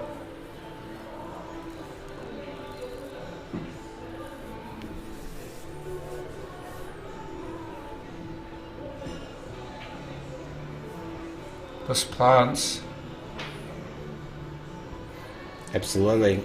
You see Lance just 15 having the nose through the window. He's still going. Lance is still going. He's still going. Nice. Yeah, he's still going. So now that we're talking about old Lance Harper. stages. Yeah, Roger Terry. There we go. Oh fuck! I love it when I'm right. Awesome. Apologies. Good to see you on the stream, Roger. Awesome. So he's just come up a little bit short there. That's fine. That's controlling the frame, that ball. I think he'd be happy with the fact that he... Well, you look at how ugly the rest of them are. You stick one over the bin and get control, and then you can work around your other ones. I thought Jojo might take the 2 here and try and double this 2 into the middle, and she's done so. What a shot that is. Absolutely wonderful shot there on the 2. How do you try and stick a ball next to the 12? Do you even play the 4 directly into the 12? You know what I'll do? I'll deliberately give a combo away here and put the 4 into the 12. Yeah, there is a little bit of an angle there on the 6 if she wants to play. I just wanted to check that. So there is a little bit of an angle. I thought she might play that, but she's just done a stop shot there. This will be interesting. I'd probably deliberately put 4 into it here. You might see the 7 running back into the middle here, John. Face double. She gave it a go. Oh, look at where it's ended up. There.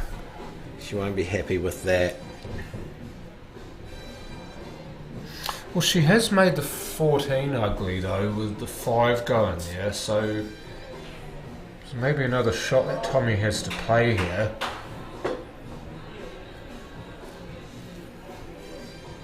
So there's not really much else he can see except for the 9 here.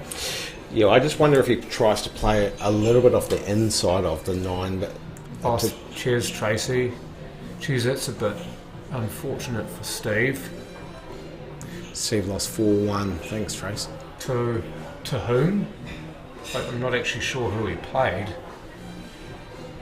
Somebody pretty good by the sound of it. So Steve's just beaten Des 4-1 or 4-2 and just lost as well. So Ray Cavill, Ian, Craig, Steve Paul and Steve Paul, I remember her. Stevie Paul. Big dude. Oh, Daniel Cole. Wow. Well done, Dan. Oh, he got DC'd. Okay.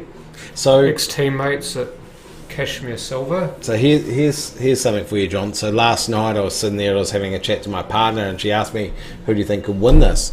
And Dan Cole came up in conversation. Now, he had a really tough game first thing this morning. He was playing, and I said to my partner, if he gets through that game, he could actually be really close. So the fact that he's actually moved up and won that match is awesome. But he was playing this morning. Just a question for you, Barton McGill / Roger Terry, is why do you use Barton McGill as your username? Just a general inquiry, if you're able to answer.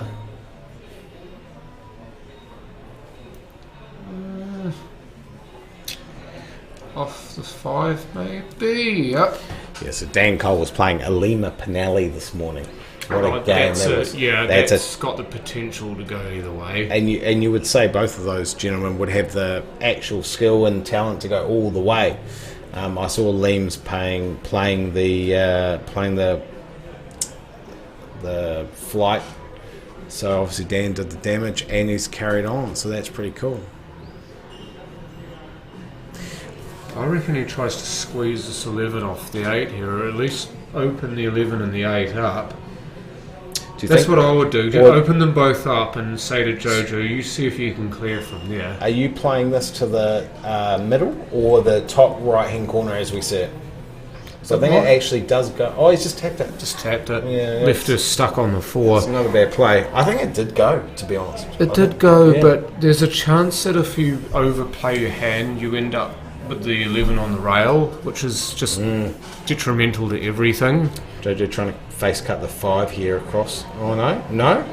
She tried to go in behind those two, I think.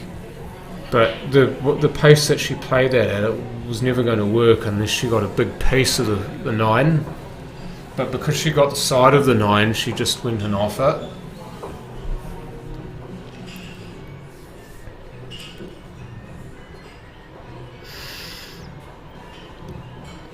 If Tom can play this plant here, now I don't know if this plant is directly on, so he's going to have to sort of cut the 14 into the 9 here for this plant to go.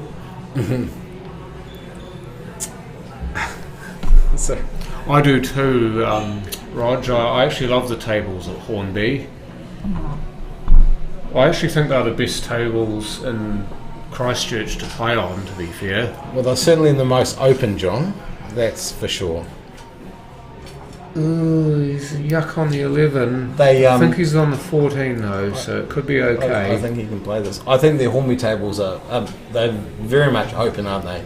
They are. Potter's table.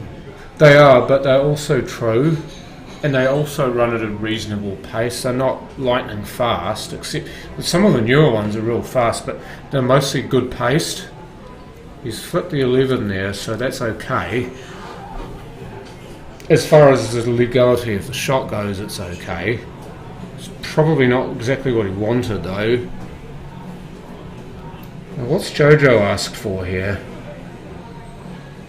I think she just wanted confirmation that he actually hit the 11 and not the 1 first, because she might have just seen the 1 move and thought, oh, he's possibly hit my 1. I think so. I think that's what she's asked. You'd have to suspect she'll play the 5 down the rail here to the top right-hand corner. Try and leave herself on the 3. I just wonder if she might try and power this through into the 3 and the 4. Yeah. Hold up. Ooh. Ooh, it's almost all the fun of the fair there. I like the play. That's It's great. the right shot. Sometimes it just doesn't work though, as we all know. And how many times have we seen this? A player gets on the hill and the other player just comes storming back and almost creates a little bit of adversity for that player just to get across the line, and that's certainly what's happening here. Tom is Chucks a whole bunch of obstacles in the way. Tom is digging deep. You'd have to suspect he'll take the... Oh, he's going to take the 11. Thought he might take the 14 and just play a little stun shot to play the 11 to the right-hand middle. Can you change the camera? I just wonder if the 11's on there. I think it is. I actually think this 11's on. If the 11's on, I'd be playing it, because it's going to be difficult to get back on it from the angle that he's got on the floor. It's actually unless he runs into those balls. It's actually a lot sharper now that we've changed angle. You can see there that cut on the 14 is a lot sharper, isn't it? Well, the cut on the 11's sharp too, but That's a great shot. he had a lot of table to work for.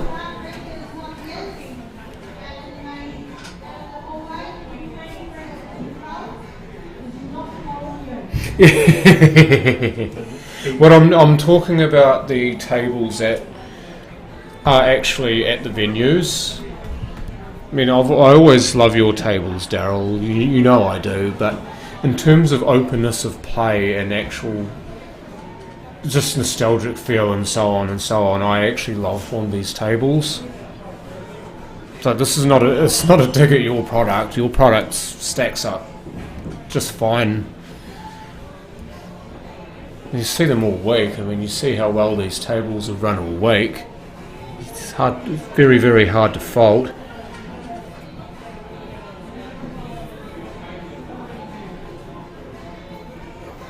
I don't know if you followed the NRL, John, but did you see the result last night? No. Woo! Oh, up the Wawas, nice. 36-14 to the Warriors over the Raiders. Look at the Sea Eagles just bash the Dolphins. Yeah, the Dolphins are in all sorts of trouble. They've got some issues there with depth, a few injuries, and they can't really field the top lineup that they sort of had. But Jared Croker's 300th match for the Raiders v the Warriors, sellout crowd there in Canberra, and the Warriors absolutely did them. The Warriors were actually down 6-0, and the Raiders were hot on attack, and the Warriors held them out, defensively held them out for probably a good 15-20 minutes. It was pretty good to watch, and then Warriors led at half-time. So the Raiders led at half-time, 8-6, and then the Warriors came back and scored about 3 unanswered tries, finished up 36-14 to the Warriors. Fantastic match. Up the wires, and definitely, Healy. So 3-2 this, by the way, in case you've missed. Tommy Cook getting that last frame to stay alive. And successful on the break. That's not the best leave for the cue ball, though, unfortunately. And dare I say it wasn't the best break either. And for those of you who are supporting the Super Rugby out there, the Blues and the Waratahs played last night. Blues getting up there 41-12, and the Chiefs have just kicked off 21 minutes ago against the Reds. It's currently 5-3 to the Reds in the quarterfinal. Wouldn't that be an upset, John, if the Reds got it? Oh, definitely. They're not the Reds of 2011 who won the competition. And without being biased, it'd be a great thing for the Crusaders, and it would mean a home final should they win this match and the next. Yeah, I mean, but at the same, you kind of want to play the best, but the pockets are Hoovers at the all. Yeah, they sure are, Neil. Sure are Hoovers. Compared to the other tables, yes, they are.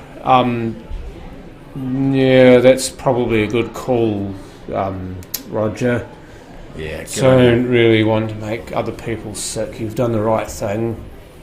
I see all these selfish people who are sick as and they still go out places. It's like, no, man, stay home. Yeah, it's selfless. That's selfless. Thanks, Roger. So we're about to kick into the semi-final, the trophy flight. And I think Tracy's just calling that now, so... That's a has he picked shot. that? That is a great shot under pressure. Picks it out of nowhere, and I think maybe the 9 could be on. Can we just change the angle there, just have a quick look. I'm going to play devil's advocate and say that he didn't want to pot that. Look at where the cue ball is. That would have been perfect for a safety. I think it's gone a little bit too far. Yeah, it has. Oh, it's promoted the 10 as well. It's actually not a bad lead. And left very little for Jojo. So he's had a flash at, well, he's not had a flash at it, but he's had a go at something to get a result, and he certainly got it. Yeah, just push that a little bit wide. This is not easy either, though, because you've got the 6 hiding a lot of balls there. I think 14 might go off the 2 here. I think the 14 actually might pass. We might swap angles just to check that. Off the 2, I reckon. I think that 14 because passes. that unlocks the 13 if he does that. He'll actually make himself another shot. The danger is that if he doesn't pot it, then he's done the same with the 2. He's actually made the 2 on. Yeah, I just wonder if he misses the 2, it might go into the 10. We'll see. Oh, he's done it, John. You've called it brilliantly. Off the 2, clears the 13. A brilliant call there from the voice, John Saundercock. Has he left himself anything, though? The 13 cuts, so that's... You see him there going for the cut. He's probably overcut that. No, he hasn't. Look at it. See? Oh, it's napped. It's napped. You've had the pleasure of watching this. I tell you what, cut this 10 nice and gently, run it up the the 9 will be on, and it's just about navigating that 15. Well, it's the 15's the hard one to get on here. If he can cheat the pocket, if it's possible to cheat the pocket here, then that's probably the play. 15 will go to the bottom right hand side if he can get in behind the 6, or will drop into the bottom right hand corner if he can come in. Oh, he's pushed it now. That's made it a little bit more tricky. However, if you switch view here, yeah, might even play in behind the 3. I think we'll see a shot here. I think he's married up to the 6. He's not even looked at the 15. If it's on, he would have played it. Oh, I think so too. Absolutely. This should naturally go back into the 6 or the 15. So if he can get a piece of both of these, one or both balls, he should be okay. He's now looking to see whether the 15 goes to the bottom left-hand corner or your bottom right-hand corner as you look at it. I suspect it doesn't. I suspect you'll find he'll play a bit of bottom here on the 9 and cannon into them, but we'll see. We'll soon see. I yeah, I'm the same with you. Scott, I don't think this goes, so he has to move it. He's tried, he's hit the table, he knows he's missed it. Off the 8. He's going to have to try and play something enterprise here. There's a cannon, I reckon. He's going to get a referee to watch this, but I think this cannon's off the 8. He's very limited on that white ball in terms of that space. It's hard on that 1. Can you please switch, Paul? Now, I think there's enough separation there between the 15 and the 6. All he needs to do is just miss the 6 and clip off the 8. You know what? I agree. I think you're right. I don't think it's on directly. I think he has to play a cannon, otherwise he'll foul. Well, we've got the best in the business. I've got Matt watching this, and Matt's a referee. He might be able to give us a hand. I was about to say, we've got the best in the business right behind us, John, watching over our shoulder. We've got another one of the best in the business watching the shot. And we've got the other best in the business watching live. So here we go. Ronnie Simon's watching live and Matt Lee watching over our shoulders. We'll see what the refs think. Right. Come on, Tommy. Let's give us something to cheer about. Oh, he missed the plant. He played it safe. The cannon. He played it safe. No, he played for that cannon. You see the speed. If that had nipped the 8, it would have gone down. I think we'll see Joe mop up a couple here. Drops that 6 in. I reckon she'll be going for the finish here. I think she just got to pin her ears back. Stem the flow of blood right now. You'd have to feel she's sick of sitting on 3 and seeing Tom still at the table. She'd like to finish this now if she could. And I know with JoJo it starts to play with her head. I mean, it plays with almost everyone, but you feel with JoJo a little more so than a lot of the other top players. Oh, the thing I love about JoJo, she's just got such a kind heart. She's such a great person. She loves playing pool. She loves having a fun, friendly match, and I think she'll be enjoying it. That she'll want to finish it now. I think the 2 here. I'm not sure if the 7's on. If the 7's on, she's going to whap it in. Yeah, I think you'll find here she's aiming at the 7 to play back up for the 2. Nice bit of top. She's got away with it. She has got away with it here, folks. She will play that 2 into the right hand side with a bit of top and run up for the 1, coming back down for the 8. This should be all she wrote here, and I'd say JoJo. She's coming a little bit short, but JoJo. Well, I just wonder if it's short or whether she was a bit straight to begin with, but yeah. As long as she pots this, she should be okay. She's screwing back off this 1 here. Don't want to go in off here. Oh, she's missed it. Look at this. That is a brilliant shot. I'd say.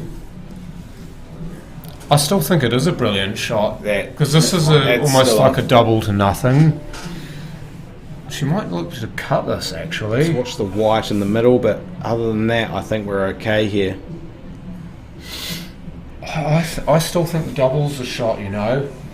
And the reason why is because you're not having to worry about the cue ball. You worry about the cue ball scurrying off. I think a little bit of bottom left, throw it into the right hand corner. I think that's the way. She's overdone it. Oh, wouldn't you dare go in there. Oh, that's dirty. Dirty dog.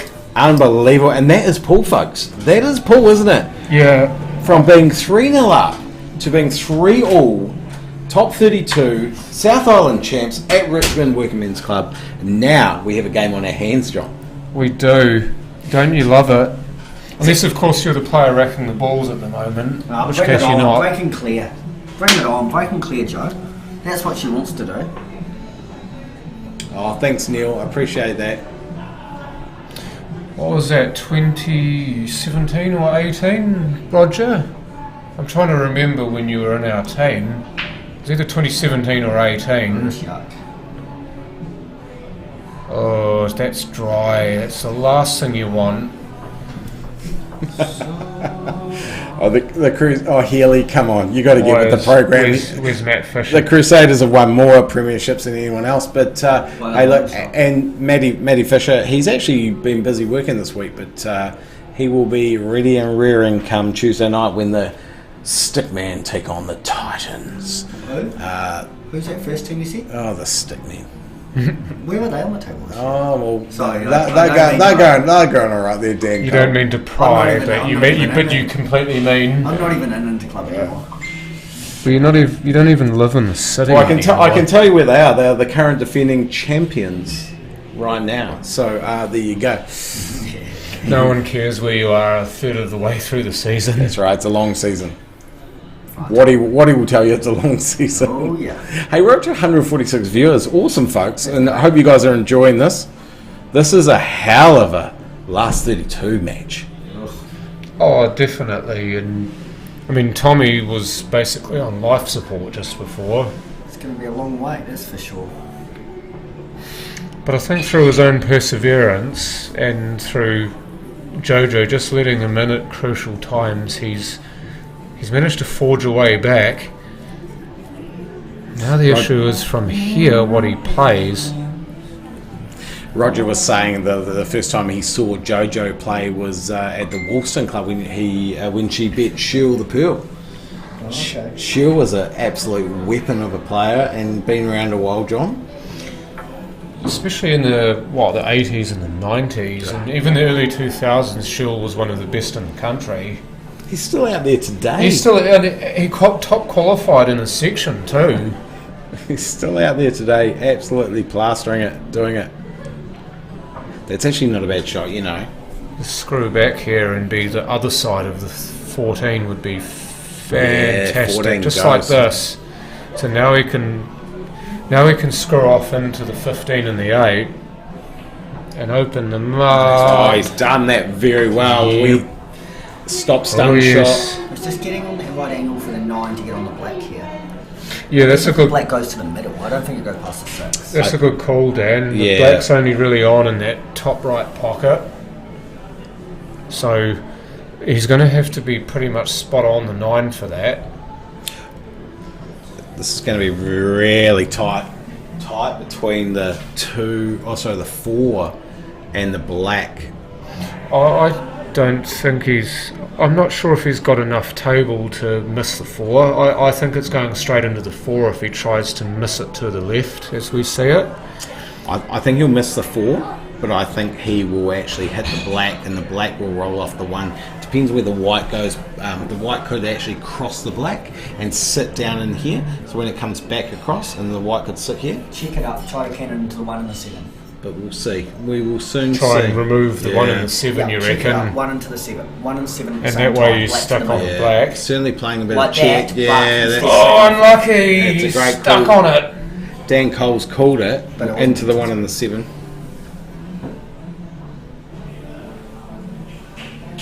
It's very tight now. If I tell you what, folk, if this is not white stuck on black, if there is some separation between the two balls, I just wonder if the black's on in the top right pocket. If there's a wee gap there, and Tom's willing to have a fire at it, if he maybe plays it with a bit of right and tries to throw it into that top right pocket. Let's just say the Cobras are on top. Yeah, they certainly are, and we'll welcome that. Well, we were, Josh, unfortunately, we're third now. Yeah, as this year is unfolding here in Canterbury, any team can win on any given Tuesday. That's what I love about it. That's fantastic. That's what Wahoo was saying, that why he loves this competition so much. Oh, it's great. It's great. And hey, Sam, how are you, Sam? Tom's taking a couple of minutes for each shot.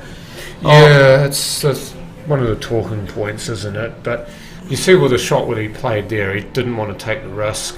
He's just saying to Jojo, are you good enough to finish, basically? I mean, you've got 7 balls in the black, can you do it? Yeah, look, I think one of the things about this tournament is there's been a lot of players, there's been a lot of play. I think Tracy and the team have done a fantastic job of trying to get everyone through as fast as they can. It's not easy when you've got 22 tables and you've got a couple of hundred people that you're trying to get matches out. So hats off, they've done a great job. They've done a fantastic job to host the ladies and the Open, and to be able to run it through the way they have. They definitely deserve a round of applause for that. Oh, absolutely. As far as this goes, though, she's probably a little further off angle on the 2 than she would have liked. That's why she switched to the 5. I tell you what, John, who would you rather be right now? Do you want to be Jojo with ball in hand Careful. and the cue? Oh, that's would you turned rather out be really Tom? well. You've got to say now, Jojo. You'd have to be. I'd rather be the person at the table. You'd rather be Jojo with the cue in hand right now. Screw back for the 2. Only have to get halfway down the table and you're in like Flint. Miss the pot. Wow. Missed the pot, but she has left it reasonably hard. Tom pots us. Tom pots us and wins the match. We will see. Left pocket where the yellow is. Yeah, that's the Natural angle. Don't have to worry about anything. Snooker player shot. Kamikaze half Gaming, cut, isn't it? Really. 685. Kamikaze Gaming is put his cards down. He really wants Jojo to win this one. So, look, we will certainly see in a matter of seconds what happens here. But this has certainly been a game this is for the ages. I saw Tom actually potting quite a few of these when he was playing pairs with me. He definitely knows this shot. I think it's just the pressure. He's kind of steeling himself to play it. Great snooker player though. If anyone can pot a ball on a pool table, Tom can. Missed it by a country mile. Jeez, that's not even in the same postcode. Wow. And actually left a reasonable angle for Jojo. Some Here we might go. almost say happy birthday Jojo. Just watch that middle because she's going to play top. So she's just going to make sure she doesn't get towards that middle pocket too much. Just needs to cue this nicely to let it run. Does okay. Does so. That is very clean. That just needs to be a stun, really, doesn't it? I think if you can probably float it in with top and just get in the knuckles. Just Because leave your natural angle. On the 4. Just float it in. Float it in, get on the knuckles, because it doesn't matter as long as you're not in the knuckle. Well, as long as you make the pot, I suppose. That's the big thing, is you make the pot and then any angle on the 4's a winner, right? Yep, definitely. You only need to give yourself a chance at it. You didn't lie, he just didn't pot it, Roger. Oh, baby, that's fine. That's Everyone said just fine. keep it simple. She might be able to just run past the 4, it's a little awkward. She might just drop this in black in the opposite corner. Yeah, I mean, either pocket's fine, right? Or she'll pump it Just out. make Just in behind the Yeah, I black like there. that. Go the That's a ball. great shot Well from Joe. played. Have some confidence. What a great confidence boost. The crowd are going to tell you here, folks, and we will tell you. And Jojo Coleman, and the crowd- 4-3 over Tom Cook, through to the top 16. Boom goes the dynamite. Magnificent play. Oh, both players, definitely. I mean, many people would think Jojo should have won that 4-0, but it would have been a bit of an injustice to the game in some ways if she had done, because Tommy's got enough class to, as you've seen, to make that game interesting, and boy did he what. John, it's been a long time since you and I have commentated together, but I absolutely thoroughly enjoy commentating beside you. I think this is probably one of the best pairings that we could have, unbiasedly. But I enjoy it. I very much enjoy it. I do too. I think it's amazing. I will be back very soon, Scotty. I'm just a little bit hungry and a bit thirsty. And a bit this and a bit that.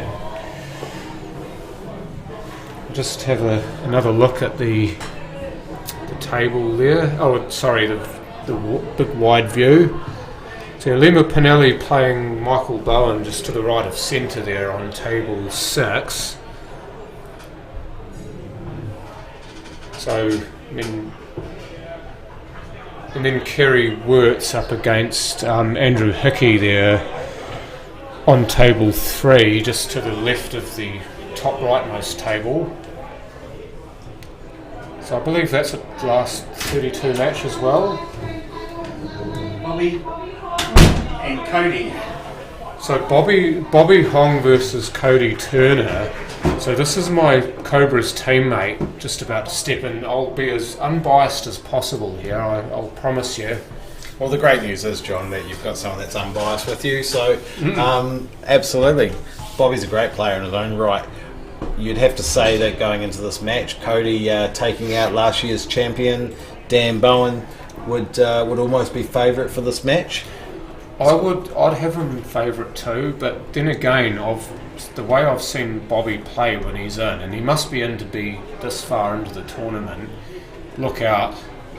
I mean, he can run a rack of balls just as well as most other really good players. I mean, he's going to be underappreciated going into this game because a lot of people probably don't know who he is. So that will be what people will definitely know who he is after this, whether he wins or loses. Because you get to look at these. Unfortunately, the lighting's not 100% great, but when you do get a good shot of them, these tops that we've got on, I'm wearing one as well, are absolutely magical. They're a great top, John. I just wish Bobby didn't have so much hair. He could move his hair out the way for a second. We can actually see the lovely Cobra and I believe Stingray design on the back. Because that Stingray just at the top there of the shirt is from Awatea's Ngāpuhi background. Because Awatea's part Ngāpuhi, so we wanted to incorporate that into our team tops. It's quite good, John. Like there's in terms of a bit of Māori heritage and Māori culture, and all the tops we've got the same. It's awesome to see actually. So, and on the official 2023 South Island top, which I have a copy of myself. Can you please do me a big favour? Can you please get me a double of Jim Beam and Coke Zero Sugar? Wait, let me pay. Keep that. Oh, cheers, Scotty. Double. Yeah. Double Jim. Was it double Jim? Jack. Double Jack. And Coke Zero Sugar. Awesome. Cheers, bud. All right. So the commentators are staying on. Yeah. Commentators are staying on, and that ensures that I don't have to move. I don't really want to move. Oh, thank you very much, Tracy, for that. What was that? I missed that. Beat Chris Bowman 4-1 in the last 64. Chris Bowman, the top qualifier for this tournament. Oh, 4-1 in top 64. I tell you what, he's coming into this with some red hot form. Chris Bowman smoked Adam Lilly 3-0 last night in the Southern Pride versus Christchurch game. Absolutely, and also top qualified for the singles event today. Yeah, I mean, it's definitely not a player to be sneezed at, and many people will say that he's the best player in New Zealand to have never won a title. I think he's been in quite a few finals before, but never won a title. He did win the Alan Cowan last year. He did. Good Pat. The Alan Cowan last year, though, I mean, I classify that as a title because you know how many good players you have to beat to win that? He is playing the Masters this year. He just turned 50, so he's eligible for the Masters. Look out. He's playing the Masters, and he's playing with Malcolm Pollock, so you'd have to expect that Chris and Malcolm will go close. That's if Malcolm turns up. You've got to hope that Malcolm actually turns up. But if he does, they will go close. Yeah, those two guys are mean together. They're both very similar sort of players too. They're both very aggressive players, but Chris actually has an underappreciated safety game, in my opinion. I mean, most people see him attack and try and pot everything, but I do recognise the safety game that he does have. I think people are just so used to seeing him pot balls and run racks that they forget that he does have a tactical side.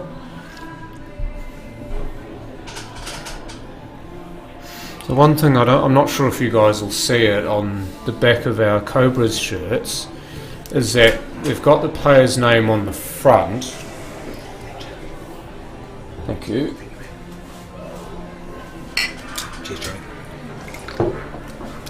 But just on the right breast of the shirt, you've got the small Cobras logo, and then just underneath that, the player's name. And then on the back of the shirt at the bottom, beneath the big Cobras logo, you might see it here. If he moves up table, it's a bit hard to see, but just in green below that is the player's nickname. So Bobby Hong's nickname is Truck. So he's got that in green on the bottom of his shirt. Mine, of course, is the voice, so that's on the bottom of my shirt. That's one. Yep. And sidearms too. Okay, cool. And obviously, Just in case you weren't here. that's why we've actually got this, so that the commentators can control. The problem that Bobby's got here is that the 10's the wrong side of the pocket for the 11. Oh, he's just tried to force that a little bit. Yeah, and unfortunately, as we've seen all week with these pockets, they don't like that. They kind of scream out in pain if you attempt to force it. We'll see shortly whether that 4 actually passes to the middle, but I reckon it might pass the 15 here. And I actually think the 6 passes the 15 too, so if he can run this 4 past the 15, pot that, then naturally he should be somewhere in and around a good area for the 6. And he might end up running into the 9, but that might be a good thing if he runs into the 9 hard enough. He's going the other way though. He's going to go right bottom pocket here. this will be a fabulous shot. He's done it. He's done it well. He's done it beautifully. Just maybe a little touch unfortunate with the black being there, that side of the 15. Because possibly what Cody's got to do now, there's one of two things he can do. He can either dig into this and try and remove the 15, or he can go up and down the table a couple of times, which he tried to do, and look at where this is ending up. It would have been perfect for the black too, John. Yeah, wouldn't that just hurt your heart? Because borrowing a pot, that was perfect, right? Yeah, absolutely. Couldn't have pasted any better. 14 goes, even if it doesn't go past the 6, it still might sit there. So either way, he's got the angle on the 15 now, and he can play. I think he'll look to just drop this in and leave himself a bit of an angle on the 10 to the middle there. If he leaves himself an angle on the 10, he may give himself an outside chance of moving the 11 off the rail. Yeah, he's done that well. It's actually... Could be a screwback here for the 11, and then be just off angle, come back across table, pot the 9. Would you play this 2 rails, John, or just screw off the top rail? I think he's looking to screw... Oh, he's just stop shot. Interesting. It is interesting, but if he can get this across far enough to the left-hand side of the table, he'll have a similar type shot on the 11. I tell you what, he's probably thinking quite well here. If it's just a stop shot here, he can play it cut down the rail without leaving the 6 on. It's actually... Yeah, good call, Scotty. Yeah. That's probably too much angle, but he can now play it pocket weight. Yeah, and if now, he floats it. And now he floats it. And if it's on, right, if the 11 drops, the 8's on. If the 11 sits, the 6 is safe. This is a fabulous finish here by Bobby. Needs to weight it though, just hard enough to go. Just pocket weight. Just hard enough to go down the rail. That is a hell of a shot. Bobby Hong showing what he's made of here in the last 16 versus Cody Turner, who has hardly done anything wrong. Now then, I think you just forget about where you leave the cue ball here. Just pot this. Sometimes players play this for a half a safety, but I reckon you just play to pot this. I think you're right, John. I think you just have a go at this, cut it in, be confident. Oh, almost. I think he was thinking about the cue ball too much, and it worked into his head and he ended up doing neither. So, I mean, Cody will be loving this, the fact that he probably shouldn't be getting a shot, but he has got one. Yeah, he made no mistake this time. Last time he had that similar shot, he missed it, but this time he drains it. And in goes the black at a rate of knots. So Cody Turner 1-0 up over Bobby Hong. Just like that. In terms of the results being posted, I think there are some results being posted on a few pages, but it is taking a little bit longer, I think, John, to get those results through than we would like. So yeah, it's a bit unfortunate. If you have a look at Willie Willesi here, bottom left of your screen, those are some fantastic pair of trousers. I only say that because I've got a pair myself.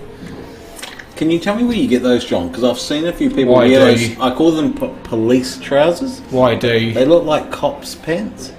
They do. I got mine from YD. I got two pairs of them actually. I've got ones like that, and I got ones that have got a more white, so they're still blue, but they've got a bigger checker pattern, or more. There's actually 5 or 6 players that wear those. I see Jordan's got a pair. Jordans have got a more subtle check on them. They're almost a straight blue. They're very nice. Very, very nice. Yeah, Jordan's trouser game's always good, isn't it? He's I've worn basically a different pair of trousers every day I've played.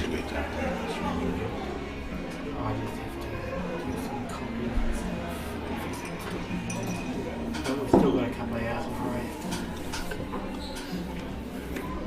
probably about an hour's time. Some players would play the 11 here with the 4 being where it is, but you can get better position on it here, and probably more importantly, you can get on the 13, which Cody has done. I like that shot from Cody. That's a brilliant shot. Just playing through here for the 14 back in the middle on the right hand side. Oh, now he learns about the nap. Yeah, he has learned about the nap, and he's also come up a little bit short. But I tell you what, Bobby is going to the table with not an easy starting position. This is tough, John. It is tough, but you never sleep on the nap. But this will be a hell of a shot if he makes it. Either ball, if he plays, it's a hell of a shot. I think he's looking to play the 6 here down the rail. He does.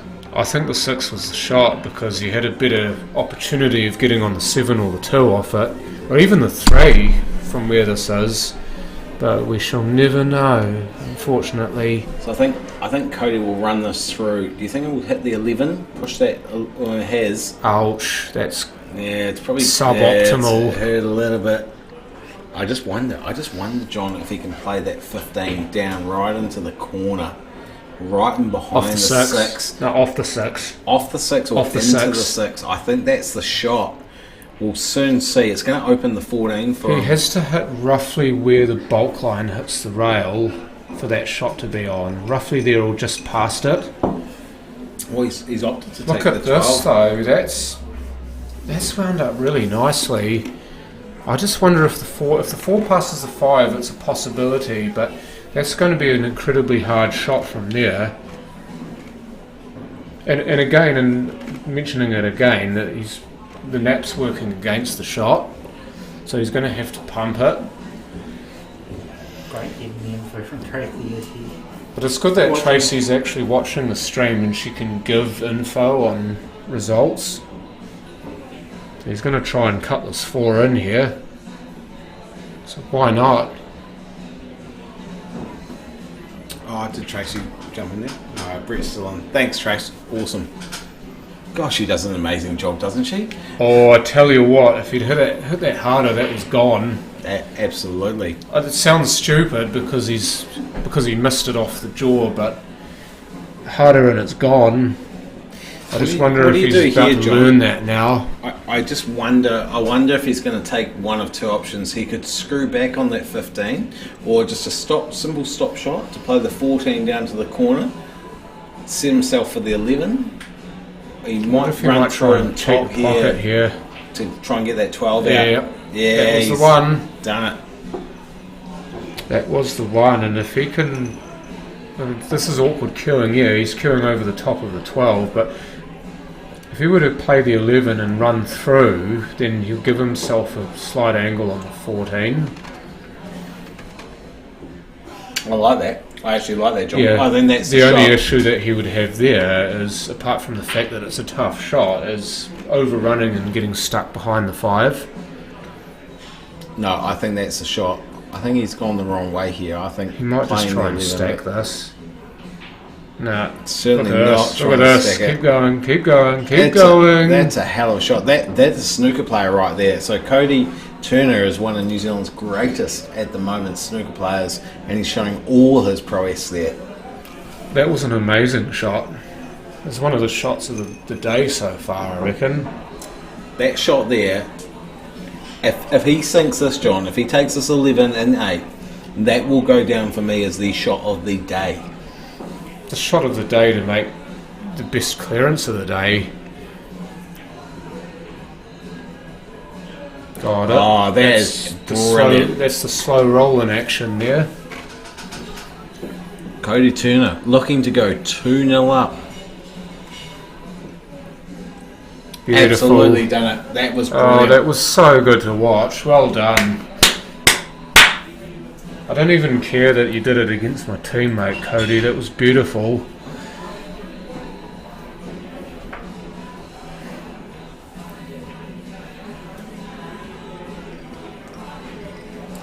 I wonder how much time he took to recognise that the shot was on, and then the gumption to play it the way that he did. And then to get basically perfect, having to involve so much of the table to play the shot. That's what made that so good. There's so much he had to do right, and he did it all right. Oh, he did. He did.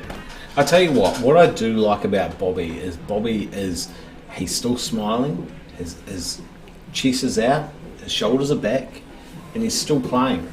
He's still coming to the table and still being positive, so I like it. If he can continue this positivity, we will see an absolute match here. This could be one for the ages here, John, and I tell you what a break from Bobby right there.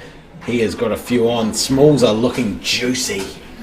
They're looking yummy, just to use one of my oft-quoted words. Oh, I just wonder here, it looks like you can snip the 5 in. I just wonder here, if you snip the 5 in, at some point, if it's not now, I mean, the 3 might actually be on, so, I mean, he's got a few different choices here. It's just which one is going to give him the best chance of a finish. There is another shot here. I'm just wondering if he notices he can play the billiard off the 2 here. Billiard the white off the 2, open the 2 up, pop the 5.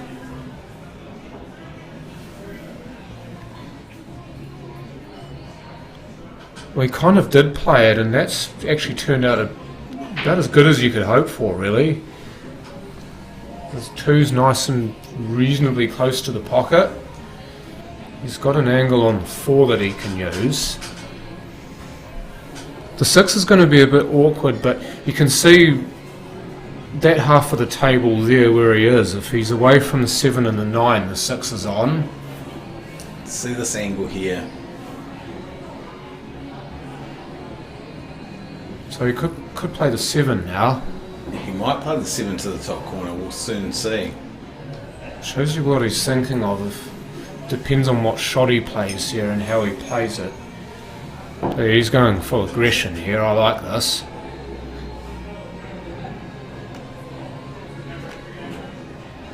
Yeah, that's a nice shot, Bobby. It is a very nice shot, and now, as long as he's got an angle on the 2 here, he's good because he can sort of spit back out. The only issue is that it's quite a tight angle, as in there's not much angle, so he's either going to have to power this or he's going to have to trust his ability to plant. Would you consider taking the 6 here and actually playing the 6 first? I would. I know the 11's there, but would you consider that? I would. Also for the fact that you could be blocking the 8 hit as well. But he must be liking this. Confident to come off the 2 rails here and pop out. Oh, he's tried, but it's gone down the rail. It's gone in. Can you believe it? I was about to say go the cue ball, but he's stuck behind the 9. Unbelievable here from Bobby Hong. You've been listening to me too much. That's exactly how I would have said it. Do you know, I've been listening to you for the last 10 years. I love 10 it. years. I love it. I tell you what, he's going to come in behind this. No, you're going to try and flick the 6 in the off the 6. rail here. So, oh no, don't go there. As long if either ball was on, that would have been fine because that's pressure on Cody to finish. But I think a lot of that pressure's been taken away. The fact that they've gotten themselves into a place where they're not on, and they're not on for a plant. I think we'll see Cody drop this 11. He needs to play this to make sure he stays away from the 6 and the 3. So maybe a little bit of right, perhaps. Yeah. Just come off the rail and miss the 6. Also will help it throw a little bit of left-hand side to throw it to the corner. Left to come the other way. That's probably the better shot there. Good call. Yeah, that's a great shot. Runs this through for the 10 or the 13, depending on how he sees it. Well, the 10, possibly too much angle. Yeah. I'm looking at the 15 because he's still going to be in a good area of the table. Oh. He's probably over-cued that, but he should still be fine. As long as he can run this in and stay away from the 12, he should be okay. Yeah, I like this too. Off the back rail, he's gonna play this off the side rail. Yeah, that's a great angle. And now if he can kind of replace the 14 with the cue ball here. Run around 2 rails potentially. Yeah. That's way short. It didn't go as far as way the door. Short. And that's the risk, folks. If you're trying to play a little bit of top and get that white ball to come back into the middle of the table for the 12 to the top right, that is the risk. This guy's good enough to play this down to the corner. Oh, that's a fabulous shot. Yeah, he's paced that so well too. You hit that too hard and you've not got this angle on 13, but he does, and he can spit back out into the middle of the table with it. So I spoke with Cody earlier this morning, folks, and he explained to me that he's played a lot of snooker. He loves snooker. However, what he is loving is pool. He loves pool. He loves the atmosphere. He thinks that snooker almost it's a great position. Snooker is almost a little bit dead and buried in terms of his opinion, and pool is a great atmosphere, and he's just absolutely loving what pool's about. So Cody Turner, a lovely 3-0. finish. That's a lovely finish. He's turned in a great hand there. Mr. South, absolutely, he does know this game well.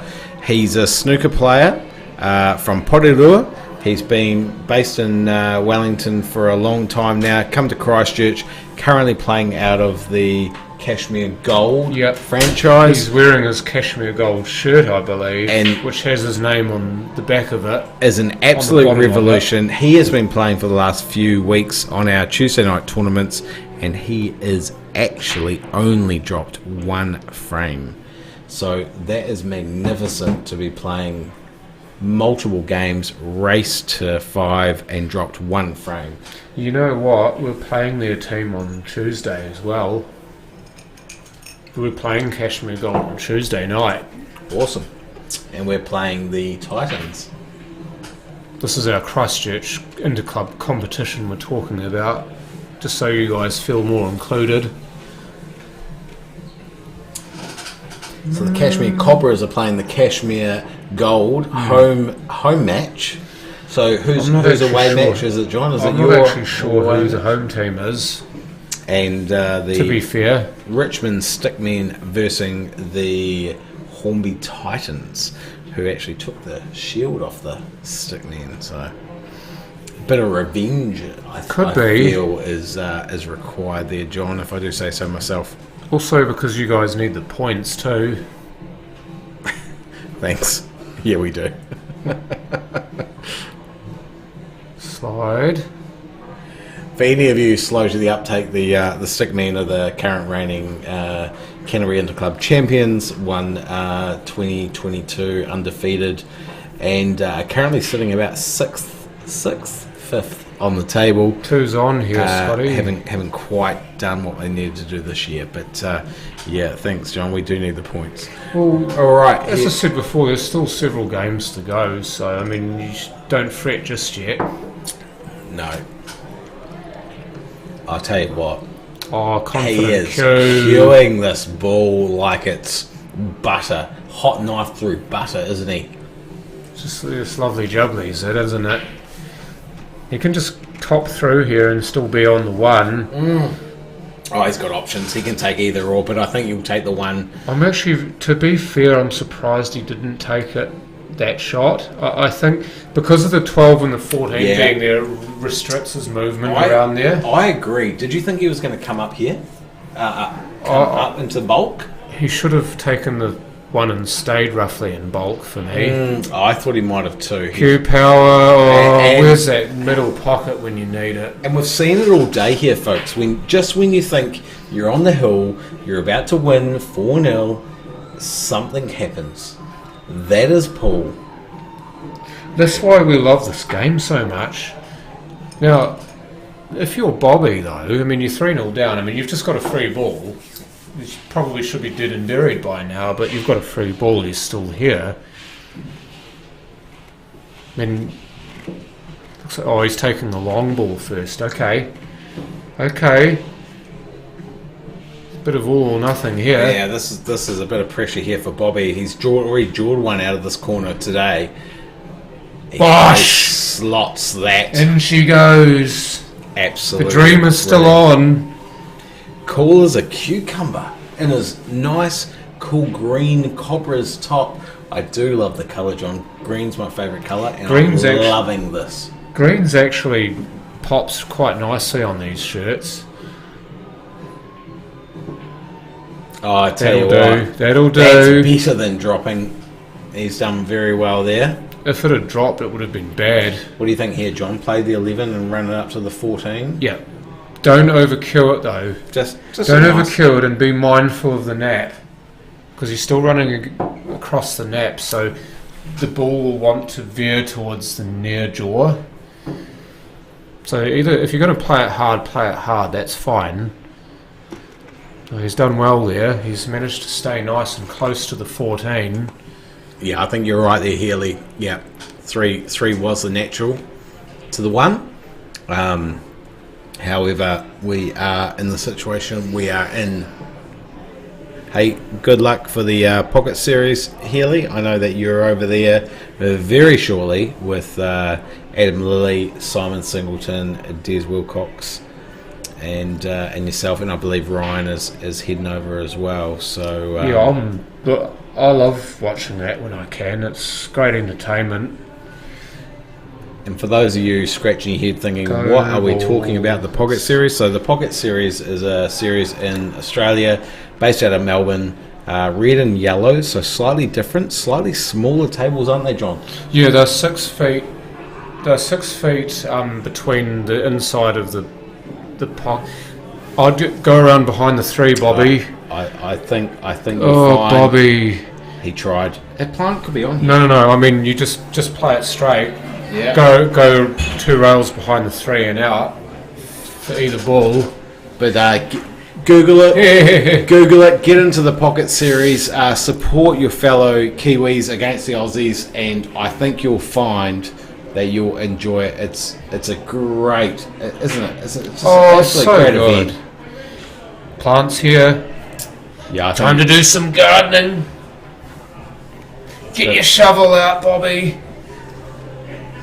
Get your gloves on, get your shovel out, get your trowel out. Johnny's trying his best not to be biased, but and he's doing a pretty good job. But I'd be saying that if it was Cody's shot. I know this is absolutely the right shot. You've called it straight on plant, 13 to the top rail.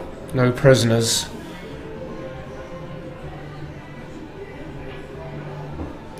Oh, just about. Oh, I think he's left that on. He's left that more than on. That's pretty much just where Cody would have wanted it. Yeah, he couldn't have placed it better. Yeah. Apart from putting it on the black dot.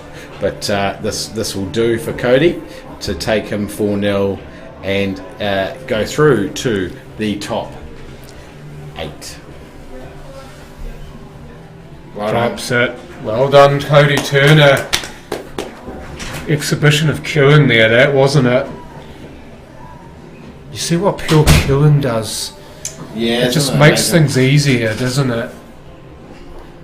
I mean, even stuff that looks difficult becomes easier when you know how to queue, and Cody most definitely knows how to queue. But did well there, did Bobby, to get to the last 16. He would have been a very much unfancied player in that part of the draw, but certainly was. Beating Chris Bowman to get there, and then winning another game after Chris.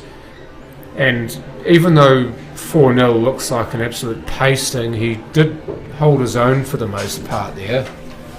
Absolutely.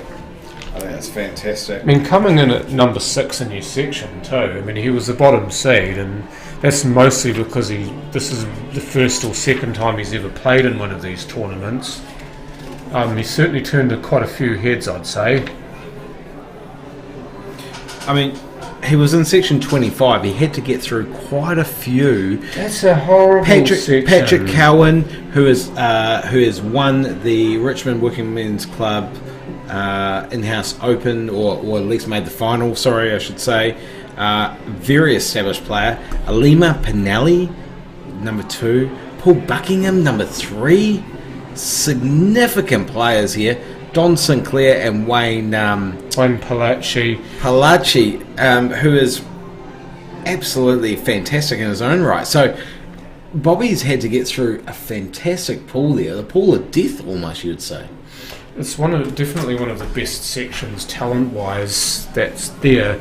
The section just above it, though, if you look at it, Avon Placid, Richie Whitty, Les Mitchell, Richard Lilly, Barry Gain, Leighton O'Connell. Is definitely a bit of firepower there too. I mean, young Leighton O'Connell, look out for him, I reckon.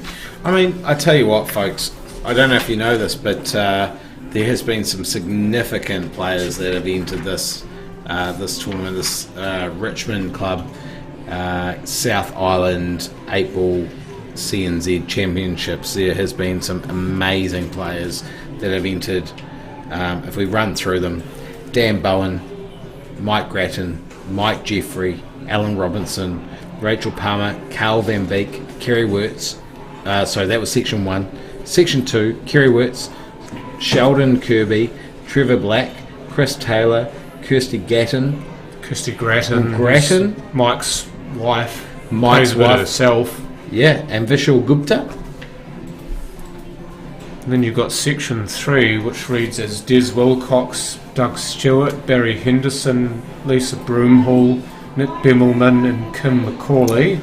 Section 4 was Adam Lilly, Mike Bowen, John Ringwick, Tabitha Poe, Ron Turner and Kent Rogers. And then section 5 you've got Big Stevie D, Steve Denton, Malcolm Pollock, Gina Grimwood, Tom Hoera, Bradley Warman and Mark O'Brien. Of course, Gina Grimwood, I've said more than once, apart from beating me in our match today, also the ladies' champion.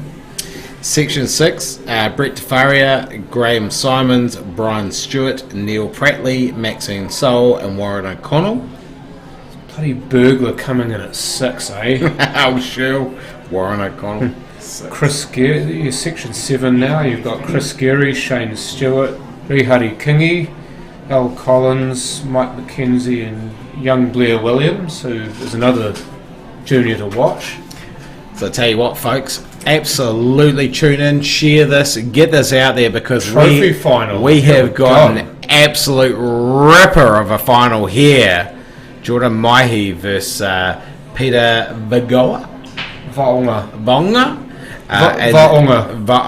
You need to pronounce the two vowels separately. Vaonga. And the G is pronounced as a Samoa. Samoan, I believe. Samoan, yeah. And this is the trophy final coming up, folks. You're absolutely in for a privilege watching this. We had Section 8, Simon Singleton, Claire Shanahan, Ernie Hicks, Tom Sophia, Michelle Parr, Charlotte Williams. Tom Safara, but Safara. Anyway. Yes, and then Section 9, why is Simon only ranked 8th there? I don't know. Section 9, Chris Bowman, Paul Blackler, Damon Torpey, Bridget Nolan, Ken Coleman and Phil Gowland. Ken Coleman, by the way, is Jojo Coleman's father. I had the privilege of taking him a beer on Wednesday, Proud dad. Thursday. Proud dad. He's a great man. Section 10 in the South Islands was Tom Cook, Paul Hinch, Nick Moses, Cliff Simpson, Stuart Duff and Carl Ryder. Yes, Cliff Simpson there. You see there's quite a few players from Hokitika. They actually brought a good contingent here from the West Coast. In Section 11 you've got Johnny Mattingly, Mania Allmore, Dean Skelton, Dan Coleman, who is Jojo's brother, Darcy Lavere and Barry McNichol. And Section 12, we'll bring the rest after this break, but later on. But Section 12 was Jojo, myself, Alan Timu, Bailey Stewart, Richard East and Ray Leedon, all the way from Alexandra. And Jordan Maihi has broken. And successful off the break. Look at the bigs. Only the 10, but look at the bigs. They look absolutely juicy here, John. I wouldn't be surprised if he actually goes unders though. The reason being why is the 10 and the 14. There aren't really that big problems with the unders. I mean, the bigs, if you play one or two good shots, they will become on though. Geordie, we're looking to get that 14 out early, which he has done, and it's not a bad shot here. I think it will cut. Oh, it certainly cuts. It's just watching where the cue ball goes, but I'm not too sure he's worried about the cue ball in all honesty. He's got a number of balls that he can run into. It's just going to be making sure that he doesn't pot the 7. Yeah, I agree. Looking to run into maybe the 8, which he does. That's a great result.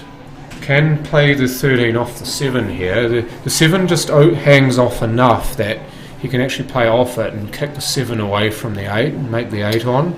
Yeah, you can even build into the shot, perhaps screwing back off the rail and nudging the 10. I mean, you don't want to bite off too much, I know, but that is possible. Just depends on which way you want to play it. Got to be a little bit careful here. I just wonder if that 7 might sit hard on that 8 if he doesn't hit it with pace, which he has done, which he's done really well. He knew it. He knew the 7 would sit on it, so he's hit that at pace. He's going to need to give this some follow, I think. If he plays the 10 here, which is my next ball, he'll need to follow it through and leave the cue ball just short of where the 3 is, because that will give a natural angle to go one rail back for the black.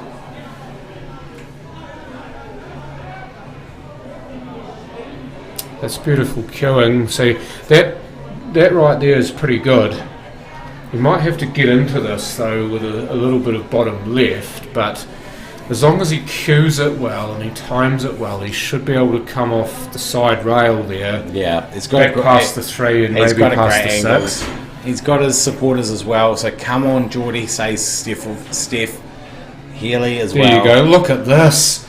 Absolutely That's delicious. beautiful. That's as good as it gets, really. It does not get any better than that.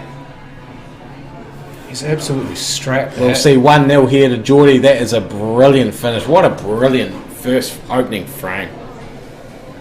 Not much that Peter Vaonga could do except for applaud, really. Just applaud, doff your cap. What is that one? That's player 2 up, so it changes the score. Sarah Richardson, let's go Geordie. Based in Kaiapoi, I think. Actually had the pleasure of talking to her more than once during the week when she was here. Me too. It's always nice. She's lovely. She is absolutely. She and Ange are both beauty. lovely. Beautiful Ange person. Quinn I'm talking about. Oh, middle of your screen at the top is Kitty Michaelides versus Simon Singleton. That's yummy as well. You got to be loving that. Right, we just had a break here, and Peter Vaonga has broken and come up a little bit dry here.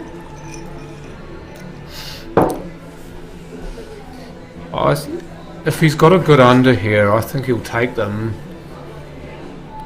But I say that and knowing that the one isn't quite on, so maybe he's going to take what he's given here by the table and take the overs.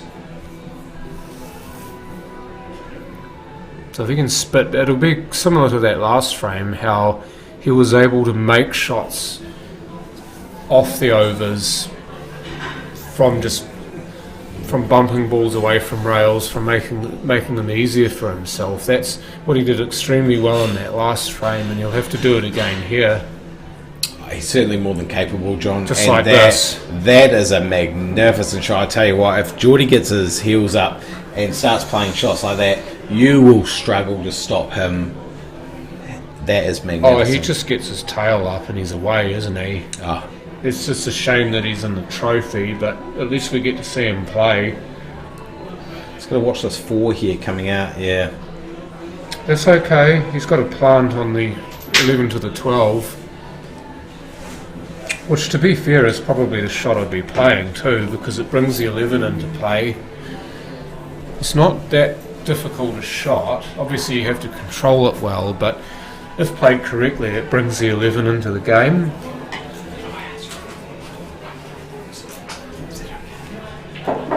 So just... Oh, yes, please.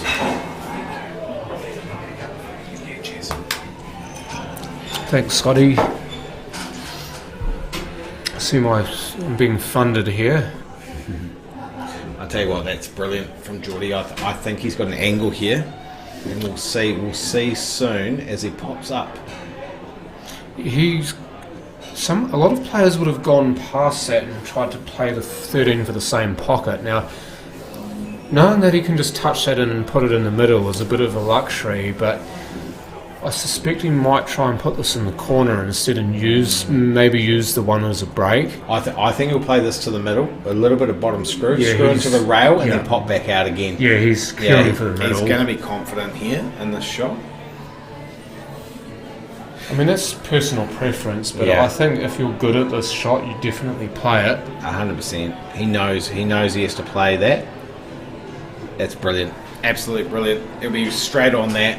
Great Top angle. corner. A little bit more fine than it looks on the other angle, doesn't it? It's a top corner. It's almost a dead straight shot, really. Yeah. Might have been looking middle initially, but I think he might. Good for top corner. Yeah, it's a great shot, Geordie. Now on to slot this, and looking for 2 clearances in a row to go 2-0 up. Bang! Down she goes. So Jordan Mahi, in the blink of an eye, is 2-0 up. Off your knees, Scotty. Oh look, there's a big smile across my face, but you know, Jordan has been around for a long time, and you know, he was the one that started the Stickman franchise, and had that team humming for a long time, and I feel he's been the face of the franchise, hasn't he? Oh, he absolutely has, and I feel a privilege and an honour to you know, to captain that squad and take that burden on. You know, it's brilliant. But no, he is a fantastic player in his own right, successful in his own right, and showing us here what his class is all about. He said, I heard him say that he's been having a few issues with his eyes of late.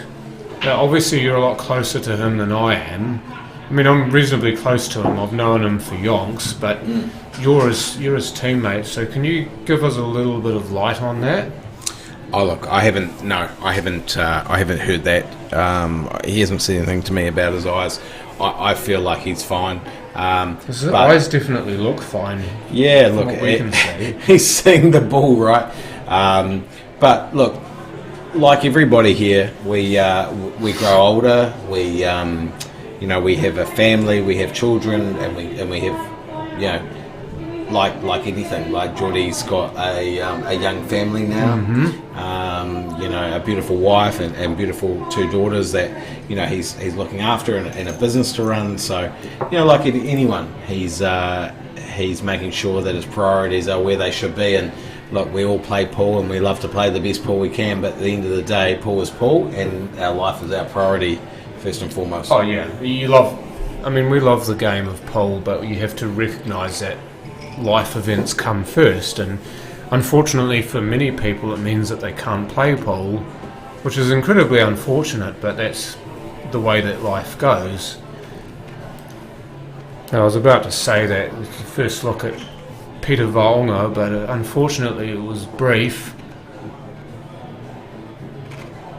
And we will get another look here though. Obviously the only shot we've actually seen him play to this point was the time at the table he just had before. I didn't see that comment off your knees. Good on you, Joseph. Yeah. Hey, look, Joseph, I hope you've had a great tournament. I hope you've had a bit of fun, and yeah, we'll see you on Tuesday night, mate. Try to just roll that in, but it's sometimes difficult to pace, and you know, also when you play softly like that, sometimes you don't swing your cue through straight, and you end up just hitting the ball off centre, and that translates to a big bit of distance between you and the pot. I think we're looking to come in behind the 2 here and maybe catch that 2 and he's just. That's probably what he was playing for, but he just hit the 5 too thick. Peter's got a couple options here. He could just tap this one up, or he could screw it back. I think he's just going to roll this one up. Come on, drop. Full. Not quite dropped here. This goes past the 9, Scotty. So I think he's just going to play this pocket weight past the 9. Yeah, it's definitely the turn to play it, because otherwise you're not really going to get a shot at it. No, I think you're right, John. I think that's absolutely the right shot. Should this drop, I think you've got the 3 and potentially the 7, but we'll see. Down to the last 32, I believe. You can see how far down the rail that hit from the pocket and it still went in. Down to the last 8. I think we're down to the last 8. Last 16 or last 8, yeah, you could be right. Good to see you on here, Tony. Awesome, mate. And yeah, I think we could be down to, and we're certainly into the last 16/last 8, so in the main. It's amazing how quickly this goes, because it's already 6 o'clock. Isn't it? It's amazing that it's already past 6 o'clock and it feels like we've only just sat down, really. We've been at the venue over 10 hours, a lot of us. Do you know what I mean?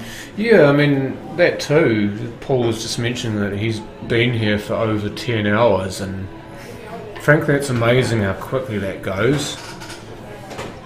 Oh, Paul's done a great job. And Yeah, I was about to say that. I think a big shout out to Paul and everything he does for the streaming, for On Cue, for Canterbury 8 Ball to CNZ. I think everything that we see, a big thanks to Paul and Daryl at On Cue. So thanks, Paul. Yeah, thank you very much, Paul, just for your service and your selflessness and the fact that you've donated so much of your time to this cause, and you've got such a good product here to help run with Daryl, of course.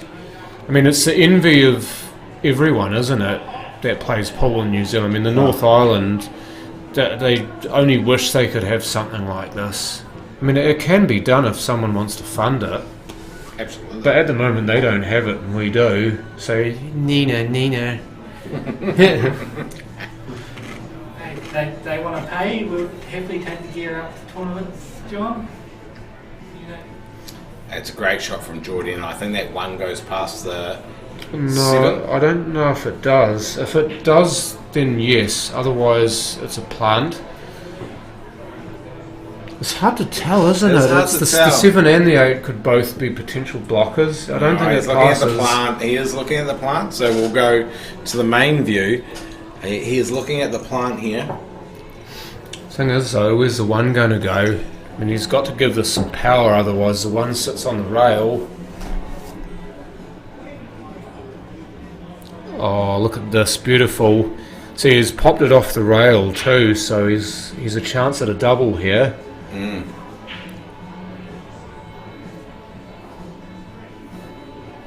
You see him lining it up for...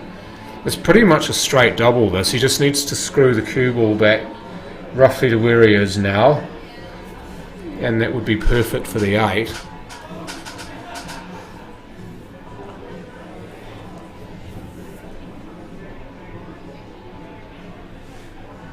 Oh, Yeah, what couldn't a have shot. placed it better. Beautiful. I stayed on paper. Yeah, we'll work on that. We will work on that. For now, let's just appreciate some great pole. 3-0 Jordan Mahe. I've got another 7 or 8 minutes with you, John, and I'm out of here at 6:15, but it's been a pleasure for the last hour or so commentating Oh, with indeed. Have you got some family time?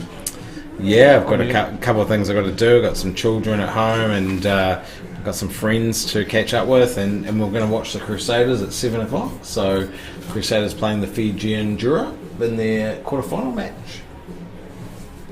I mean, up the Crusaders, obviously, but I do like the fact that the Fijian Drua are actually in this stage of the competition, because they will gain so much from this. Wow. Even if they get pasted, they'll learn an awful lot from playing.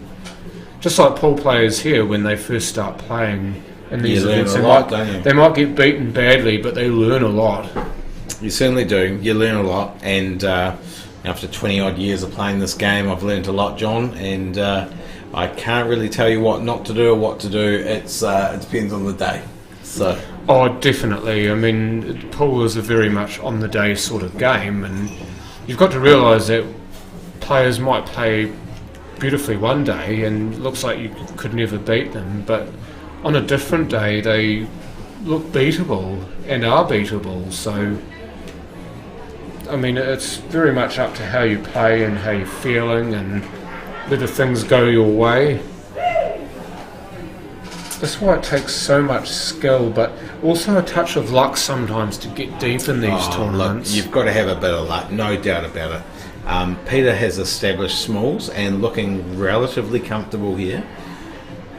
I reckon the 5 here, you know. I do think the reason why is because you take 5 now, get it past the 15, you should be able to just sit there for the 3, and the 3 quite possibly doesn't go bottom right pocket. Just saw your comment too, undervalued. Yes, thank you very much. We all wish that, John. You could go around and just commentate. Yeah, matches. and get paid for it. Yeah, That would be mean. Yeah. I don't. Auckland's not really my favourite place, to be completely fair. I mean, I've nothing against you guys who live in Auckland. I wouldn't see myself living there unless I had a really good reason to. Interesting, he took that 3. Could have gone across the table and played that 3 to sit in behind the 11 and the 14. I think would have been the better shot. But nonetheless, yes, but at the same time, he's made sure that he's gotten that safe. I mean, this might not be safe. He might just play the cannon. The 14. But well, he hasn't potted it, but he has at least stuck the ball right over the hole, and he's called a ball in play. But what I like for Peter there is that he actually thought about what he was doing. He didn't just try to pot it or play a shot that might have left him in trouble if he'd missed it. He actually played specifically to get another shot.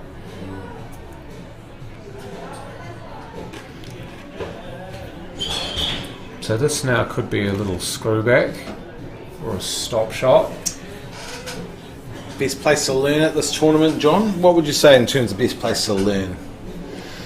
I would say initially playing interclub. I agree. If you're playing in Christchurch, playing interclub, definitely. I think any local... wanted to touch the 8. Any local pub, bar, club scene. I think if you can play in those. I think the other thing you can do is actually look to players that have been around the traps for a while and get a little bit of wisdom and guidance from them. I think that you can learn a lot off watching. So there's a lot to be said for just watching games. Well, you watch and you start to formulate in your head what they're actually attempting to do. And also watching this stream too helps a lot of players. I've received a lot of good comments from people who have said that actually watching players play and listening to the commentary 100%. Helps their game, because they know what's happening. If you're just looking on a screen and there's no commentary, then you're having to guess. But with commentary, you actually get a sense of what the players are trying to do. I agree. And especially with these rules being different to a lot of rules that you see, then when you've got people who have seen these rules, played these rules, know these rules, then you know better what shots to play that are more specific to the rules. So I don't know if that's specific enough for your question there, Caesar Seven Davo, but at the end of the day, the answer is get involved in pool, keep watching, keep playing, and the more you play, the more you learn. Talk to people that are better than you, play people that are better than you. Don't be afraid of playing someone who might just smoke your ass, because that's how you learn. Better off to play someone and lose 10 zip. And learn something, because you come away with absolutely a wealth of knowledge off it. That's a lovely kiss on the toe. Jordan Maihi here, he's on the hill. He's going for what looks to be a 4-0 victory. Thank you, Ange. Ange, by the way, Quinn, if you didn't know, I played in the Molly Memorial Tournament, which is drawn pairs. It's a beautiful shot. Basically paired with a player from the opposite end of the experience scale, so to speak. So me being a Prem player, I was drawn with a Division 3 player, and Ange had hardly ever played a game of pool before. Yeah. And got drawn to play with her, and actually had a really good time because she was willing to learn. I could see her grow in confidence as she was playing. She was taking the lessons to heart. She had a big smile on her face the whole time. Oh, there's nothing better. Did he get away with this, John? Did he get away with the fine cut on the 2? We'll see. Well, to be honest, it's a bit of a muchness actually. If that goes in and Peter's got a free ball, then he can take 12 and get good pos on either ball. As it is, this is not too bad. He just has to not get stuck on the 7. That's unfortunate. He's dropped it. He's dropped it. Can you believe that? Don't write it off until it stops. Can you believe that's dropped?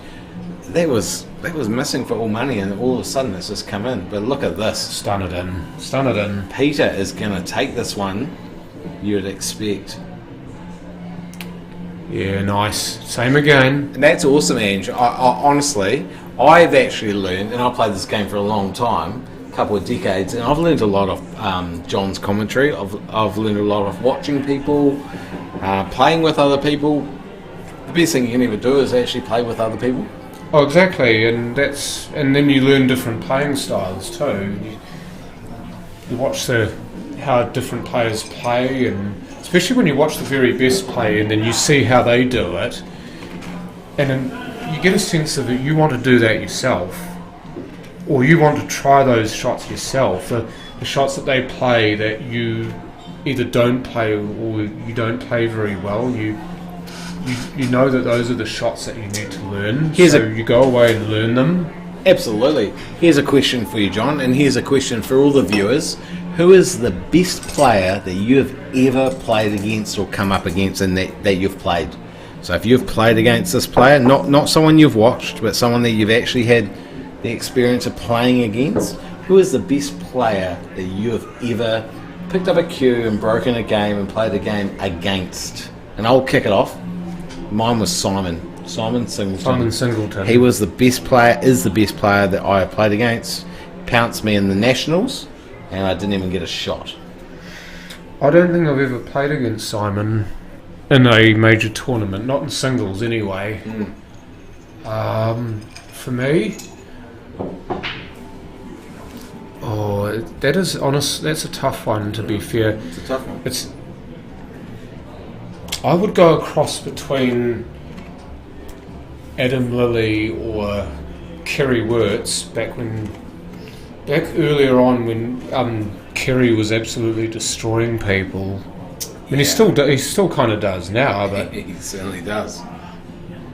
But back when he was even better than he is now, which is hard to believe. Stephen McHill, absolutely. Isn't he a weapon? Yeah, I didn't play against McHill, unfortunately. So McHill is actually coming in September to the Richmond Workmen's Club. There's tickets going to go on sale in August. $20 a ticket to watch McHill represent and do a whole heap of cool things, trick shots, play against different players, and he's going to play against a New Zealand team, and he's going to play single-handedly against them. Simon, Adam, a whole bunch of Baden, Haley, perhaps. Yep. I'd pay more than $20 to see that. That's a steal. Oh, that's a steal at $20. Absolutely. Yeah, as Barry Appleton would say, it's a steal. So Mick Hill, absolutely get into the Richmond Club. Oh yeah. And Kerry Wirtz, yeah, absolutely. True that, Jess.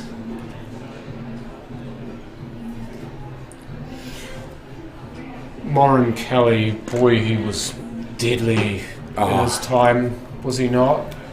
Was Used to be one of my teammates at Woolston Gold. Jeez, I was in awe of how he could play. Wasn't he brilliant? Absolutely brilliant. Moran was awesome. Werner Fontaine back in the 90s. Werner Fontaine, yes. Yeah. That's a blast from the past as well. Isn't it? Grant Loveridge, yeah, absolutely. Now you see what Geordie's done there. He's played the 7 into the 15, so he's given a combo away. Now here's the thing about these rules. Even though he played that 7 deliberately to pop the 15, it is not a multi-combo ball, it is just a regular combo. Because he played his own ball first, it cannot be a multi. So Peter here, because he's stuck the 7 over the bin with an intent to make it difficult for Peter's actually taking the 7 as his free ball, which he can do if he's got a combo. He's got ball in hand plus a free ball if he wants it. Absolutely. I think you'll see him pop out here and maybe even, depending how hard he plays this, but try and pop that out. Yeah, he's going to try and trash the lot there, wasn't he? Yeah, he's left it open a little bit, but that's not bad. I like that Jess Brown has played Mick Hill and beaten him, and the fact that Mick's actually stayed at Barry Appleton's house. I know, that's how good is that's that? Humility. That's big humility for me, eh? That's awesome. The fact that he's one of the best players on the planet, Reds and Yellows, and yet he's still got that humility. Oh dear. Do you know what? You will not find a more hospitable person than Barry Appleton. Awesome, Stephen. What a great father you've got. You know, he is he is so hospitable, you know. Oh, look. He is brilliant. Oh, he's got a little bit fortuitous there, hasn't he? Playing that around the corner, playing the 14, but he's done it nonetheless. Aiming for the 9, managed to hit the 14, and free ball here for Jordan, but I agree with you completely, Scott. Lovely man, and he'll give you the shoot off his back. Does a lot for the game, actually. Obviously, top referee, one of the best in the country, but also gives up a lot of his time to actually make Paul better in this country and for Canterbury. Yeah, He's not on the 14, not on the 12 here, but the 14 will still drop. The 12's nasty though where it is, so I mean, good luck getting back onto that. I love that comment, Mr. South. Yeah, Adam Lilly. Yeah, I played him in 2019 Super League. I was 6-all and his tip came off the cue, and I drove broke. And the next frame, he 8-balled me, and then broke and run the rest of the rack too. Adam has that uncanny knack of being able to do that, doesn't he? Yeah. He doesn't even need a cue. He could play with a broomstick and still win. And still beat people, yeah. What a weapon. What a weapon. It sure is. That's a nice starter there from Geordie. He's probably come out a bit far there. He would have wanted to be the other side of the 3, so he's naturally running towards position for the 4. Yeah, you're right, John. Because you see how he's away from his position. He's going to have to give this a bit of power and try to put the 4 in the top right pocket. He might just opt just to drop this one in and then play the... I was going to say play the 1, but it doesn't quite have the angle, so I'm not sure. Got a cut here into the middle. Cut into the middle and try and disturb the furniture. Brian Kirkness. Okay, that's a name for the ages. I must admit I've never actually seen him play. Never seen him play. Eddie Charlton and Terry Sutherland. Scary Terry's a bloody good player. How amazing would it be to have a game against Eddie Charlton? Oh, that is amazing. Yeah. Hell yeah. I mean, that is magnificent. Oh, love to know where you played him, Kev. Was that at was that on the snooker table in England, or was that here, or? Yeah, more info, please. Oh, cheers, Widamu. Good evening to you too. I wonder if this might be on, if he can just squeeze through this gap here between the 14 and the 1. Yeah. Oh, he touched the 5 and he still made the cut. He has, absolutely. This is he was playing for the 1, would you believe, and he actually touched the 5 and still made the shot on the 1. At the end of the academy. Yeah, perfect. And I'll be out here. And didn't get contact on the 5. Oh! Ronnie was right there too to see it. Yeah, he was trying to just touch the 5 and leave the cue ball somewhere there, but it's a combo to Peter. So what do you do here, John? Do you take the 14 to the middle and try and kick the 8 out and being able to play the 12? Or is he looking? He's just still looking for straight. No, he's just looking for a straight finish here. I'm looking to actually get the 8 ball out into the table, off the rail. I'll be honest, I would play the 14 into the bottom left corner pocket and try and push the 8 down the rail, because that way you'll still be on the 12. Because if you play it into the middle and you kick the 8 off, there's a chance that you'll run ugly around the 5. Yeah, so I personally would have played the 14 into the middle left and then use the white ball to hit the black and come out and play the 12 into the same pocket he's playing now. That needs to get up. But not bad. Everyone sees it different, don't they? Oh, definitely. This does cut. Break his cues. Don't know how good a cutter Peter is. I don't know if anyone saw it yesterday, the day before Adam broke his cue when he was breaking, so he's still breaking his cues. And triple, quadruple, white. Watch the white. Oh! You would have read about it. Oh, get a lotto ticket. Mind you, I tell you what, Geordie's got much the same shot here. anyone's going to sink this, it's Geordie. He loves these. Absolutely loves these doubles, triples. I don't know whether he's going for the double or triple here. Yeah, I'm not sure either. I think maybe the double, there's a chance that he'll go off. So the triple, in terms of keeping the white on the table, is the better shot. Yeah, I agree. I think he'll go for the triple, but I wouldn't bet against him making this. He loves these. Double, triple. Oh, the crowd holding their breath. That was an absolutely brilliant go. Peter's going to take this one, 2-3. Oh, take it and smile, and mate. we are going to another match, folks. We're going to, at the end of the complete match. So after this game is completed, the stream will be restarted. So please be aware of that, folks. We're not going away, we're just restarting the stream. Run through some other sections here for you for the South Island tournament. So we had section 13, Kerry Michaelides, Alatia Davey, Celia Basin, Jasmine Purdon, Wendy Stevens, and Hannah Young. Left the first H off. They have.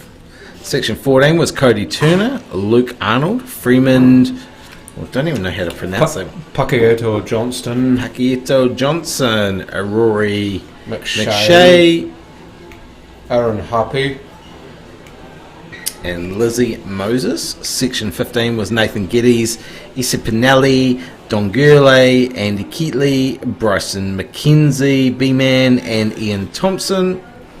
Section 16, you've got Lionel Galbraith, Ronnie Simons, Peter Ashton, Kirsten Allmoore, Therese Stephenson, and Robert Wilson. As we hook back into the sixth frame here. Here we go. Peter breaking, and by the looks of it, made a ball off the break. So back goes the 9 ball cue, and 8 comes the pull cue. Oh, here we go. Yeah, I mean, that is true, isn't it, Jess? And yes, it is true. I've seen you look at some wacky looking shots. I still remember that shot you played against me in the Canterbury's, I think it was, when you deliberately played a ball off the middle jaw and went across into the other middle pocket to pot it. You know, I never actually said anything to you before you played the shot, but you saw it before I did. Because I was looking from where you were, I thought, you're not going to cut this down the rail, and you're not going to cut it in the middle pocket, but if you hit the fleshy bit of the jaw, you can actually go across into the other middle pocket. I love the fact that Kev's played with Moran Kelly and Kerry Wirtz. Also, there's another name to remember, is Stan Maffey. Oh, yeah. Won the South Islands in 2003, just before he died. But he was an amazing player. Dino Kane as well. Oh, Dino, yeah. Oh, yeah. Oh, Dave Stanaway, yeah. Played Eddie Charlton, yeah. And Dino Kane. Yeah, how good was he? Dino Kane? Yeah.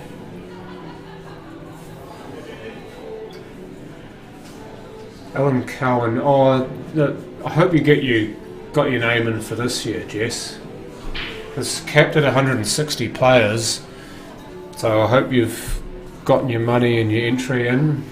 Isn't it amazing, the players that we play against and the players that we feel that are the best players we've played, the players that we've come up against and they might have beaten us or we've beaten them, that they're big names. It's amazing, and that's what's great about pool. You can anyone on any day can beat anybody. Exactly, and it's amazing. I mean, and you look at the guys we call household names now, and you think, oh, I played that fella 15 years ago and I beat him. Now look what he's gone and done. Or I played that guy 10 years ago when he was just starting and I beat him. But now look at him, he's gone and won titles. So I'll tell you a little story while we're looking at this frame here, this frame. But Shaden McKenzie turned up at the Richmond Workmen's Club and said, I'd like to play against you. and all of a sudden, here I am about to break against Shaden. 11 frames later, it's 11-0 to this kid, 16 years old, called Shaden McKenzie, and I played for 20 years. Who is this kid? Who are you? And anyway, so 11-1 I think it finished, and I said that's enough. It's amazing though as well. With Shaden, I've got a wee story of my own with him. First started at Richmond, right? Back when this place didn't actually exist as it is now. So Richmond players were playing out of Woolston. They were playing out of Woolston because this club hadn't been built yet. And Shaden, at the tender age of 12, first started playing junior pool, and our club championships, this is when I was still at Woolston too, our club championships pairs, I didn't have a partner at the time, and Carol Lilly, who was our secretary, is still the secretary there, she texted me and asked me if I could play with this young fella who has not got a partner and wants to play. His name's Shaden, he needs a partner, and I said to her, yes, I'll play with him. So we played together, and we ended up winning the bloody club champ pairs. First go. Awesome. First go, and the dude had just turned up basically and just started playing pool.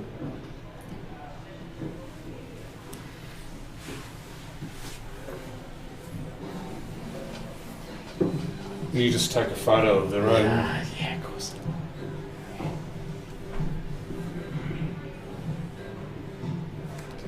Oh, I love how you got a big bit of my bald patch at the back of my head. Thank you. Just one full of memories, John. Hill in Australia, others in New Zealand. Eddie, number 1 snooker, 3 games of pool. Here you go, Geordie. We've all got 2 bogey balls players too. I have 2 or 3. We certainly do. This for the big V. This for the win. Jordan to go 4-3 and clinch the trophy. And that's it. Down she goes. Congratulations. Jordan Mahi. That'll be a popular victory here. Absolutely. Good on you, Jordan Mahi, the stickman legend that you are. Hey, look, folks, it's been a privilege to co-present next to John, the voice Sundercock, for the South Island CNZ 8-Ball Championship. But it's time for me to leave, so thank you very much, John. And I'll love you and see you again. Indeed. No, it's been a pleasure, Scotty. You've been excellent to commentate with. It's been a good catch-up, actually. It's more than anything, it's been a great catch-up. Yeah, it's been good. Stories, and then you got the crowd involved. We've commentated on some great pool, and it's always fantastic to actually commentate with a mate as well. I love seeing the interaction, and it's awesome that you guys are in here commenting. Keep the comments coming. We can see them all and appreciate them, and 168 of you viewing. We are soon going to be down to the main event and the actual big show, and I'm going to enjoy watching that live streaming from my phone as I go and catch up with a few mates and watch the Crusaders. So up the Crusaders. Up the Crusaders. Awesome, guys. Go the red and blacks. Enjoy. See you later. So please join us back soon. We'll cut the stream, but we will return. So don't go anywhere.